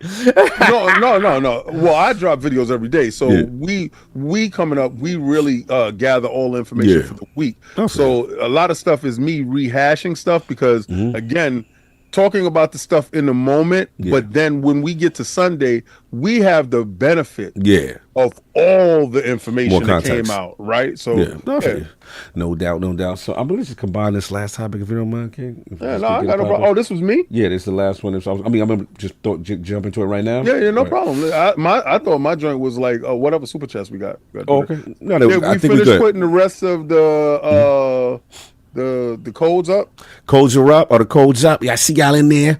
My man AKW helping out the realm. Salute. Make sure y'all grab them. Blessings. You know what I'm saying? Salute. That's what's up. So yeah, this be the final one, and this is King, man. This is found some news. Shout out to, I don't know who this source is, but shout out to it. This is Pirate Nation. That's right. That's a KNN affiliate. That's right. Nintendo Switch 2 SoC has been leaked using 2021 parts considerably weaker than the Steam Deck. So the motherboard of Nintendo Switch 2 console has been leaked, which in turn provided new insight of how the console performs. Including in this insight is word of a major weakness of the console. More specifically, the CPU of the Switch 2 is notably lacking, which means the console may have a hard time running a few different games and genres, including open world games, real-time strategy games, simulation games, MMOs, and generally any game with significant physics and AI demands. It appears the SoC was tapped out in 2021, which presumably means this console could have been released much earlier if it was not for the pandemic and the disruption it caused. And so while the GPU was already been found to be quite weak, the CPU in particular leaves plenty of room for improvement, with testing finding it pretty weak and considerably weaker than 2022's Steam Deck. With running many games, this probably won't be much of a problem, but just like the Nintendo Switch, it is going to keep a lot of games from certain genres off the Switch 2, especially high-end real-time strategy and grand strategy games. So that comes from, again, Pirate Nation, I guess, quoting some article from some guy named Tyler Fisher, which I don't know who this news outlet is, but he's getting that source from there. So, King, this is your topic. What are your thoughts on these Switch 2 leaks on the SoC? Well, we also knew that the Switch wasn't going to be trying to tackle the for the power narrative. Like, my thing is more or less, I think they could have cut the price. The fact that we got basically the price of the console to manufacturers like $210 for them to manufacture the console. The $500 mark is pretty egregious when we look at it, especially when we look at Japan being at the $330 mark.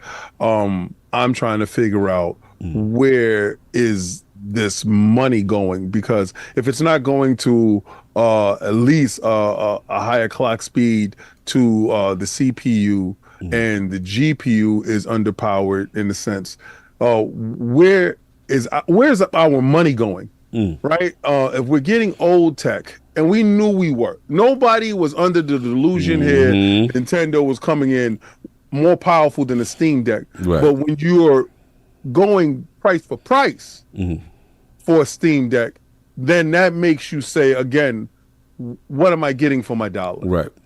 So my thing is, do you feel that the Nintendo handheld is overpriced? And we already have confirmed that Doug Bowser already said that tariffs did not have a factor in their pricing strategy. What's going on with this when we have comparable hardware that's inside that's already released in the industry that is of more powerful in nature, that is a better value in nature, how come the Nintendo price isn't lower to match the SoC? That's what you said. Attic, what you think, man? Stats coming out saying this joint, a little underpowered, underbaked 2021 tech. Where we at with this? I don't care. I only make the games I want to play. Like I would like for them to function better. Unfortunately, games perform better is good, but Nintendo gonna do what Nintendo does best, and you either stand on your ground or you don't play Nintendo games. It's like your only two options, and I don't got the self control. I want to play Nintendo games. So I'm not delusional. I know I'm part of the problem. But with a particular situation like this, it's like, look, like I want to play Mario Worlds, Mario Kart Worlds. I want to play, whatever they do with Fire Emblem, whatever they do with the next Zelda. And it's like, even let's theoretically say I hold strong at launch and I don't get a Switch 2. Yeah. They announced like a Ocarina of Time remake. It's a wrap. Like it's they got it's you. like, look, I'm not stupid. I'm not. Like I was born at night, but not last night. Like it's not gonna happen. As much as I want to sit here, because I've been very vocal from the start, I don't support boycotts unless it's dramatic. Right. Because I don't feel like most of the time there's not enough collective voices coming together to make anything happen, to make anything realistic.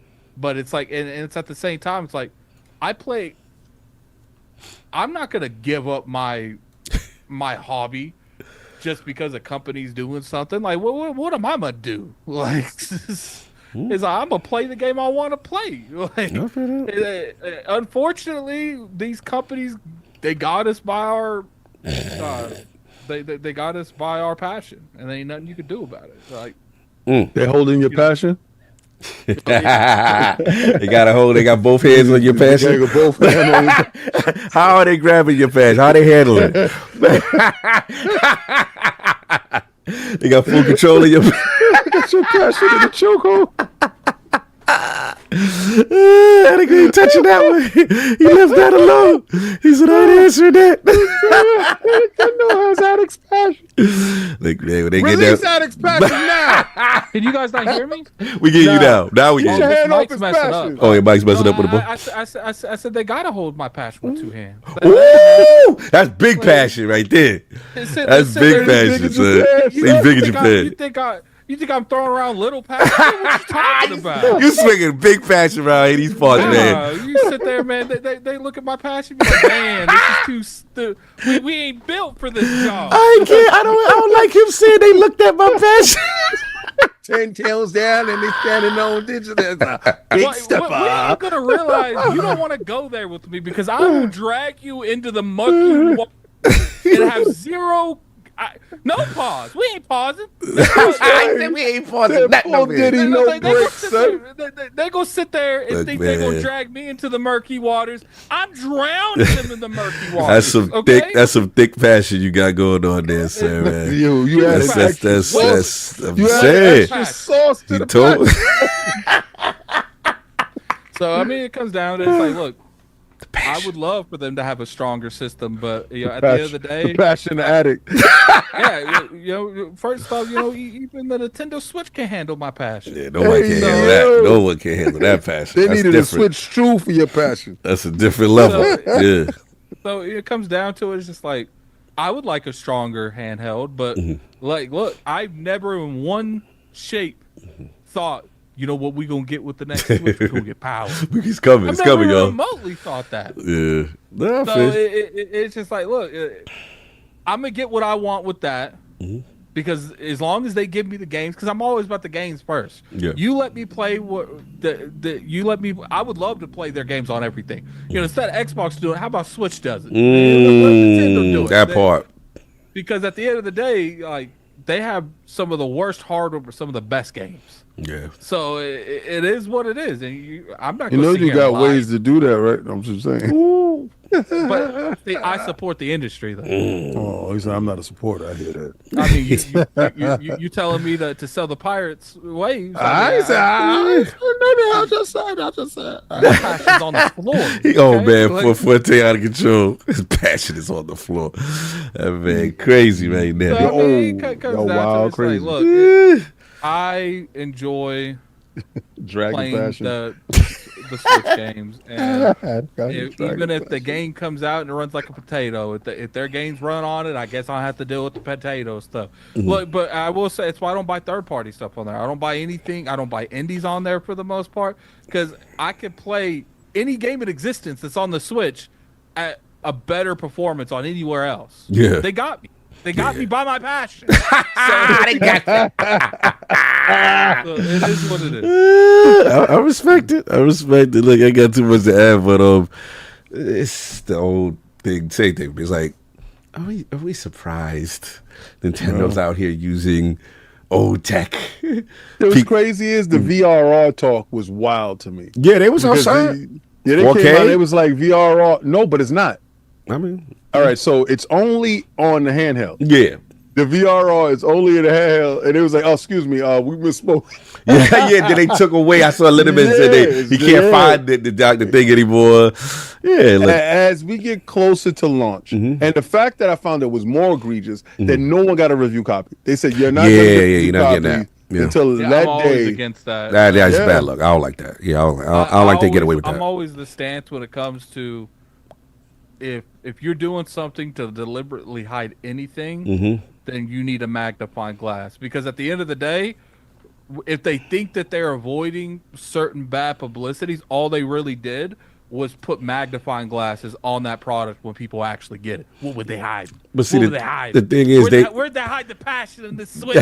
they looking at when they looking at like we'll deal with a few bit of a negative things from a few outlets in the beginning, but we're gonna bank that our base is gonna buy this hand over fist, and they ain't gonna care what you talk about after they got the game. And I think they just know it. Like they just. Look, I don't agree with a lot of the things they do, and they do get away with murder that other companies would not be able to get away just because they have that cachet, and it's very strategic. I mean, it is what it is. I mean, I'm not justifying it. It's very strategic. It all comes down to what. The more casuals you have, the more you can get away with because they're not on Twitter. They're not on YouTube. That's it. They're not on nothing. Yep. If you got the majority of the people on your product is casual based, you can do anything you want because guess what? That casual don't even know what's going on. Exactly. But the more you get into the hardcore audience, we loud. Yeah. We'll go on Twitter. We'll go on podcasts. But the problem is, I would say a bulk of Nintendo gamers are casual. They don't. And it's not even like a negative notation or anything. They play the Animal Crossings, the Mario parties, Zelda. Mario That's Kart. all you got to show. That's it. And then once that, like I said, they bank on that, and then they got that younger demographic that nobody else don't really got. Yeah, Like- the ones that don't got cell phones. Yeah, they like, Daddy, please buy me this. I just want that. You know what I'm saying? So it's hard to be, man. Again, I'm not justifying. Just like I don't know how this song and dance goes when the game come out, and then all this stuff go away, and then we talk about the new MPD. They sold a zillion. I know how it go. They get ultimate passes on things that most companies would never get a pass because of the cachet of the games. That's just what it is. So I always tell people, good games are the ultimate deodorant. Get you pass. You can do whatever you want, man. If you make good games, I'm sorry. I don't blame the consumer. I always feel like even if it is the consumer's fault, it's not like it's not our fault because we're passionate people. Because I remember I've seen some crazy stuff. People say, I don't care what my favorite studio says. I don't care what they believe in. I don't care what their politics are. They make a good game. I'm overlooking all of that. So, and that's how it is. It's like, look, at the end of the day, look, we are the problem. But at the same time, who's the problem? The people that are passionate, the people that support the industry they love, the people that come out here, make these videos, these podcasts, these streams every day, show you the love they have, or the people are taking advantage of the passion of the gamers that are playing. And in my opinion, the latter. So Yeah, now shout out to Mr. Genesis. He's saying, nah, you wrong, Cog. Not like that anymore. Nintendo has an older demographic. They probably do. I'm just saying I would be very surprised if we put out the demographics of, let's say, I don't know, their older 13. demographic. Yeah. That's the hardcore audience in their Right. demographic. That's what I'm saying. But I'm curious, like, if we had the demographics between PlayStation and Xbox, let's say I don't know, Probably 9, 30%. yeah, whatever that younger age, you want to say 9 to whatever, right?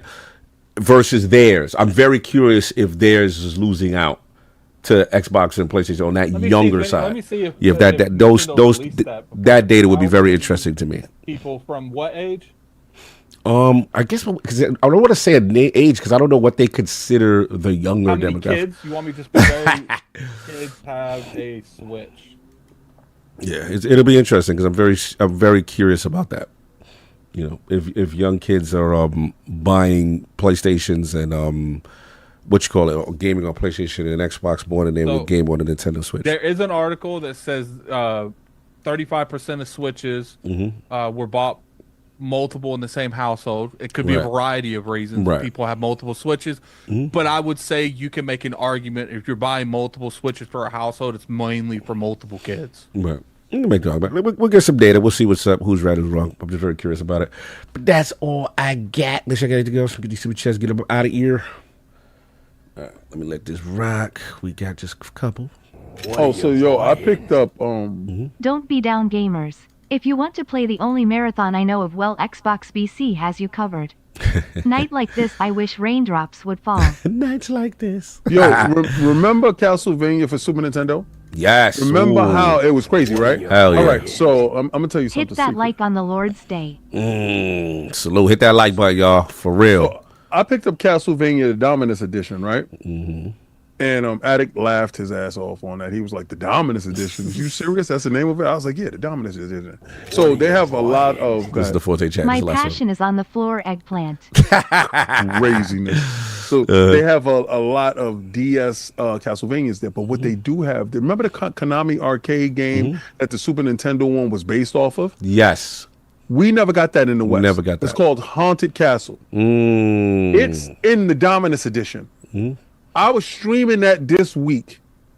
So they have a PC Engine version that's there that also was released for the Nintendo. So they have Haunted Castle Revisited in the Dominus. I forgot to talk about this. I'm playing it. Now imagine playing that Castlevania without Mode 7. Oh, that would be crazy. You can't, right? Yeah. Well, it's there. Oh.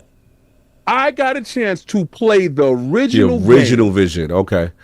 And I did not know how much the Nintendo Super Nintendo elevated Castlevania and made that game incredible with holding down the button and the whip was able to do that. You can't do that in that. That's crazy. Remember the board with the rotating barrel that was sick. It's not there. I remember leaving your house so jelly. I was like, I don't even want to play Genesis after I see this. I was like, yo, it was that. I remember the music. I remember the whip. You guys were having scenarios like this. At the my camera's muted. You guys were having scenarios like that. I remember playing Pokemon Crystal, Silver and Gold, and I remember we was outside playing basketball or something, and my cousin Storm went inside, stole my silver, took his gold, and tried to trade my legendaries to his account. Hey yo! And then I'm sitting here looking for my Game Boy. I'm like, where is it? And Storm's in the bathroom with the door shut. And then I'm sitting here, and I heard the sound. I'm like, what you doing in there? What you doing with my joint? Yo, that's wild crazy. Yeah, man. It was the time. I'm gonna send me that joint. I remember that cast. I like that joint. He said with the flaccid whip. Yeah, remember you can manipulate the whip and hold it and do all type of stuff with it. The whip was the best joint. That was crazy. I'm not gonna hold you. It was dope. That joint was crazy. The beat. I knew Nintendo was the boss. Super with a couple Castlevania of the 4 sound- facts. Oh my God. All time favorite. Shout out to Crispy Rambo. You know what time? Listen, man, I'll be the first. That was the first time I like as a Sega kid coming up. I'm like, all right, Nintendo's the big bad. All right, cool. They got us. Genesis came. We rocked them in the mouth. Yeah. What? Then Super Nintendo came. I was like, oh. Yo, you remember when they did Castlevania Bloodlines? Yes. And we said, all right, now it's our turn. We gonna have our whip. Yeah. All right, so I was given this. Mhm. Donna Did not do Taku. this. I don't know if this is fan made. I'm gonna take your word for it. All right, Dawn is in the building. What Dawn do? But he shared this with me. What Dawn do? What's the Dawn do? Current state current to status. switch. Okay, what's this? The kids? Oh, he got the demographics. Yeah, look at all the young. All right, so it is a lot of Looks like older a people. Bunch of 20-year-olds. Little 20-year-olds, bunch of 20-year-olds. 20-year-olds over there. Damn, that's crazy. So 20 is the Yeah, That's top. the it ones that does look play like the bulk Smash of it Brothers. are in from 20 to 40. I mean, They're 20. I think 40 that. I out think there. that. I think this is cap. Why it gotta be capped? Yo, Don't do that to my man. It's the dog. You know why? Because Don is in the 30. Don range, says it's and official. then- He said it's Nah, official. it's not. This is not official. This is yours. Anything that you come up This with. does look. I will say, Don. Come on, don't this do that to does my look man. Like if I would assume something's photoshopped, it was this. It's You you. put little people. You on did here, this. like- But you know how Nintendo Nah. do what they charge. Nah. This is. I Don. believe it, Don. That I is got Don. I believe that's Part Lawrence of gave me it down was there. like- I got He's him. playing with Mike. Like- He's playing with each other. Joystick. You can't trust Nah, don't do that anything to he the dog. says, son. Don't do that to the dog, You man. gonna Look, talk about a man that's living a double life? I don't believe anything that he says. all I'm gonna say is I'm very curious from that 0 to 20 range. If you look at these stats, what are PlayStation and Xbox's stats in that range comparatively? I That's missed what I most of want the to know. topic, but just know y'all are wrong, and the Switch 2 is the GOAT. Yo, I'm gonna tell you right now, Don. You're lying with this stat right here. I know. It's more skewed the other way. Like it's all towards the children. But they don't own the demographic as picked up. But you funny. Nah, son. Ain't nobody. I have never heard a dude on Nah, it the be grown, playground. it be grown, So, man. yeah, no. Okay, so this is what I think, right? Mm-hmm. And I'm gonna say this. I think there's some grown men, right? Don Otaku, right? That didn't get out of their grown man face. But you want to talk about this gen. No, they not calling for you, son. It's nobody. Messy. You ain't got no 20 to 25-year-olds. You got none of those. That should have been a big dip.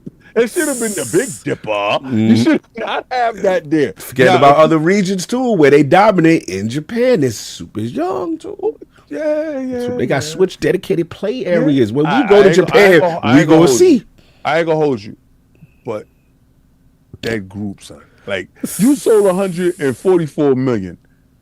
You making that demographic look like it's stronger than it is, son. I think you got the playground down low. I think you locked the Down playground. the playground there. I ain't gonna hold man. you.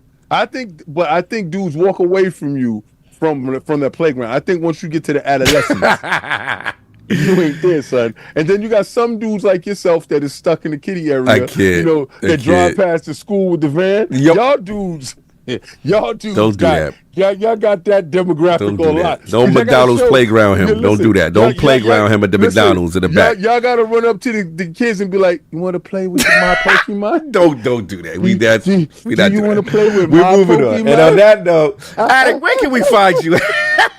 Where can people find you? What's going on with you in You gaming? will not find me on the McDonald's playground. Not at the McDonald's playground. Now with the With extra, your passion? you got an extra You- toy to share with you- your Happy Meal. You won't have your passion on the playground. You ain't bringing your passion to the playground? My passion will be nowhere near the McDonald's playground. Okay? With your Happy Meal, your extra toy. Because in that case, I'm more in the Vans genre that Cog be talking about. And we stay away from white van Cog. White van car. You don't want that? Van energy. You don't want that? Van Got you in the energy, van Cog. now? I got you in the van now. Yeah. Energy. He's that He-Man toy. You know, Cog is Matt Diesel. So he that He-Man toy that says Van Energy Cog. Energy. Hey, we need another meme. No, we with Cog don't. and the white thug. No, we don't. We don't need He's that. standing in front of the van like that. He-Man, Van Energy Cog. Attic wasn't stealing. Attic wasn't We already stealing have the legendary Glizzy van for Pokemon. that.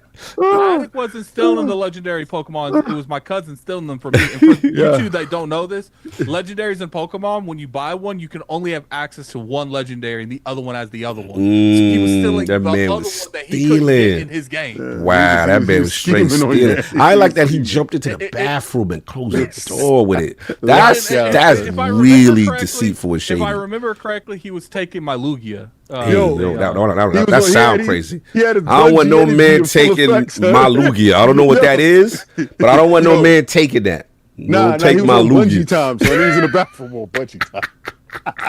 He said, "Oh, he got his Lugia. His Lugia is out. I'm taking it. Like anybody, tell you right I want now. a man looking at my Lugia and don't try to take it. Yo, he said if I could display that Lugia, No, hold on. I'll That's take over different. the playground, son. That's different, man. That's Lugia. different. Oh, you showing Lugias there? Oh, You go, man, I don't know if I with want the to see full it. Lugia Your on Lugia's display? out? This Why is you put your Lugia. Lugia out like that? Oh man, That's too much passion that's running out right now. It's too much Attic loose outside passion. running with his Lugia. Why the neck is long like that? Oh, nah. Yo, Attic, why your Lugia ain't got no teeth? What's funny is this one's called Ho-Ho. Oh no! What we doing? We got ho-hos and Lugias? Yo, he had a Lugia in the bathroom with the door locked. Man. Ho-Ho, son. That man pulled out his Lugia. That's crazy. He's trying to take both of them from me too. One of y'all pulled out the tried to ho-ho, steal the other one both pulled of out the your- Who put the Lugia in the ho-ho? Oh, man. Yo, and his I don't Lugia think ain't it got no might not- teeth. I That's don't why I'm think it was crazy. them. I don't think it was them because you could get those in his game. It would have been the legendary dog. Mm-mm. Every I'm time I done with talk you, about son. it, I'm done with him right I'm done with you, son. done See, this is why I don't believe Donald Taku. I'm telling you, the energy is with the kids. So thinking about it, it would have been these. He was trying to take these three from me. Let's see. One of them. Damn, that's crazy. Yo, look, they got a COD version with bracelets.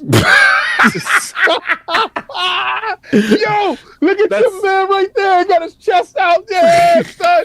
He don't miss chest day, son. That's intake cog. That's what we're gonna call him. Hey, His name's yo. Intake. Intake. This is Sweet Intake. This is Oh, no. Intake. This is right. I can't remember. It's Ride or something die with a car. cog. Raikou or something like that. That's what their name is. I'm Messy. done, son. And on that note, where can the fine people find you, sir? You can Not find me on after the podcast. I'm gonna be streaming Proud on All right. on a. You're very Kingdom proud Hearts lately. I don't 1. know how I feel about that. I'm very proud. Yeah, well, you know, that's West not my Virginia fault that proud. you I did don't that. know. I don't like this energy you coming with. You're They the can one with never the energy. storm Virginia. But you couldn't contain my passion, so you had to contain my proud. I know. It took a lot of Wow. passion. I know you doing a lot today, man. You doing We a lot. outside. Hey, yo, Astro Parrot King just got us already with the meme. That's hilarious. Wow, I like that. That was good. He quick. He-Man. He quick. He quick with it. Van Energy Card. So you doing that, John? Okay. Cool. Lord King. It's rough. Also, when I send you guys over there, hit that sub button, man. I'm Yes. close to being able to monetize that channel. Facts. Salute. Get over Okay, there. don't say that. Attic rocking that proud energy. We ain't Yeah, going you that got- far. Okay? A lot of proud You know, energy. we All do all that I heard was nonsense, West Virginia, then I right? hear proud. I'm talking. Who am I talking to these days? Somewhere else, man. Look. Trying to paint me as a racist is where I draw the line. I ain't saying that. I just said that you very proud. As soon as we brought up West Virginia, you got real proud. He said, y'all That never is storm West one Virginia. outfit you won't get me to wear on stream. Then he said we impregnable. What he said you couldn't penetrate the defenses if we wanted you to. couldn't penetrate Yeah, like from he the north. he had it all mapped out. Like there's no way you could stop us. Like it was a very militant energy from him. unstoppable. Yeah, he took it real personal. Like the way we set up in West Virginia, there's no way to take us over. Nah, yeah, you can't come from the rear over here. Pause. I love you, Attic. Yeah, I'm gonna take you guys over there. I'm gonna stream that. Is your Lugia safe? No, I haven't had Lugia in a long time. You know, Oh, Astro you need to Parrot get is your Lugia stupid. back. He said, "Take me home, country roads." Yo, you stupid. I can't. Anyway, Sweet home Alabama. don't do that to my boy. Don't be playing. We having fun. We having fun. Anyway, Mr. Jennison, he gonna join the stream. Salute, Lord King. Where can find you? What you got going on, sir? Oh, you can find me continue politicking this with Alex over there, Ooh. Return to Savage Planet. We definitely need that on Monday. I will be streaming that game. If you have not got a chance to see it, I want you guys to get abreast of it, because when we do have him on the show, I want y'all to all support Alex Hutchinson. Listen, let's show him that he didn't make a bad choice by putting his game inside Game Pass. Let's show him that his choice for having his game inside Game Pass, going up against these big juggernauts, was the right choice for him. Let's show him that Xbox has his back and Microsoft is the home of the Savage Planet. But yeah, so all you guys that are here, we had a wonderful show today. Now, I'm going to be doing some stuff this week, and I will have some stuff ready for you this weekend to show, because I am on an active fight to cancel out Glizzy's this upcoming weekend for Memorial Day. We know that this is the holiday that Addict goes the hardest when it comes to Glizzy's, and we are stopping. I ate a Glizzy last night watching Final Destination. Told you. Fat Joe said, you a serial Glizzy eater? I had them bring me the Glizzy during the movie.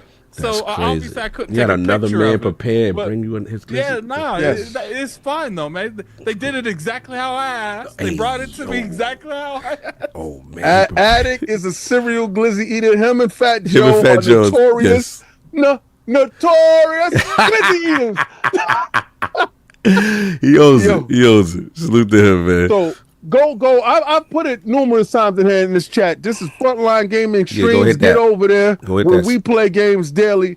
Xbox Frontline News will bring the best of news. I have some news tomorrow that is dropping about this PlayStation, and y'all are going to see where I'm going when I tell you hashtag no PlayStation 6. We're going to run it up on these bums. I'm going to keep the boot on Kongs next this whole generation. Y'all going to understand exactly what I'm talking about when I talk about this.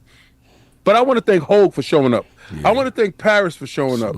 I always love Forte's insight, and I'm glad that he's going to go see the accountant. This is going to be wonderful stuff.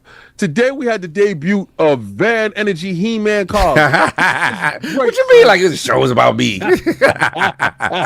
If y'all don't know, then y'all should know. He is a walking embodiment of the He-Man character. We need a movie ASAP, son. He is Man at Arms. If y'all gonna cast him for anything, y'all cast him for Man at Arms, because your man never miss Arm Day. Yo, we got a couple of weeks going. We still haven't stopped the road to Tokyo. Yes. I'm doing some wonderful stuff. Y'all going to see our merch in full effect. And I'm doing some stuff starting on Monday to have that shown to you. The next 2 weeks, we're going to be in LA soon for the Summer Games Fest. I want people to continue to support the Patreon.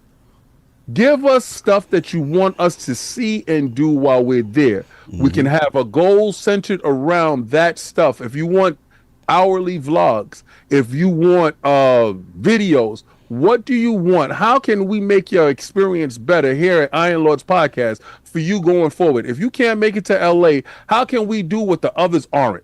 Help us out here so we can bring that to you. I love hanging out with my guys. I look forward to Sundays every weekend, and it's always a romp. We had a wonderful time, and I love you guys. Thank you. No doubt. Salute.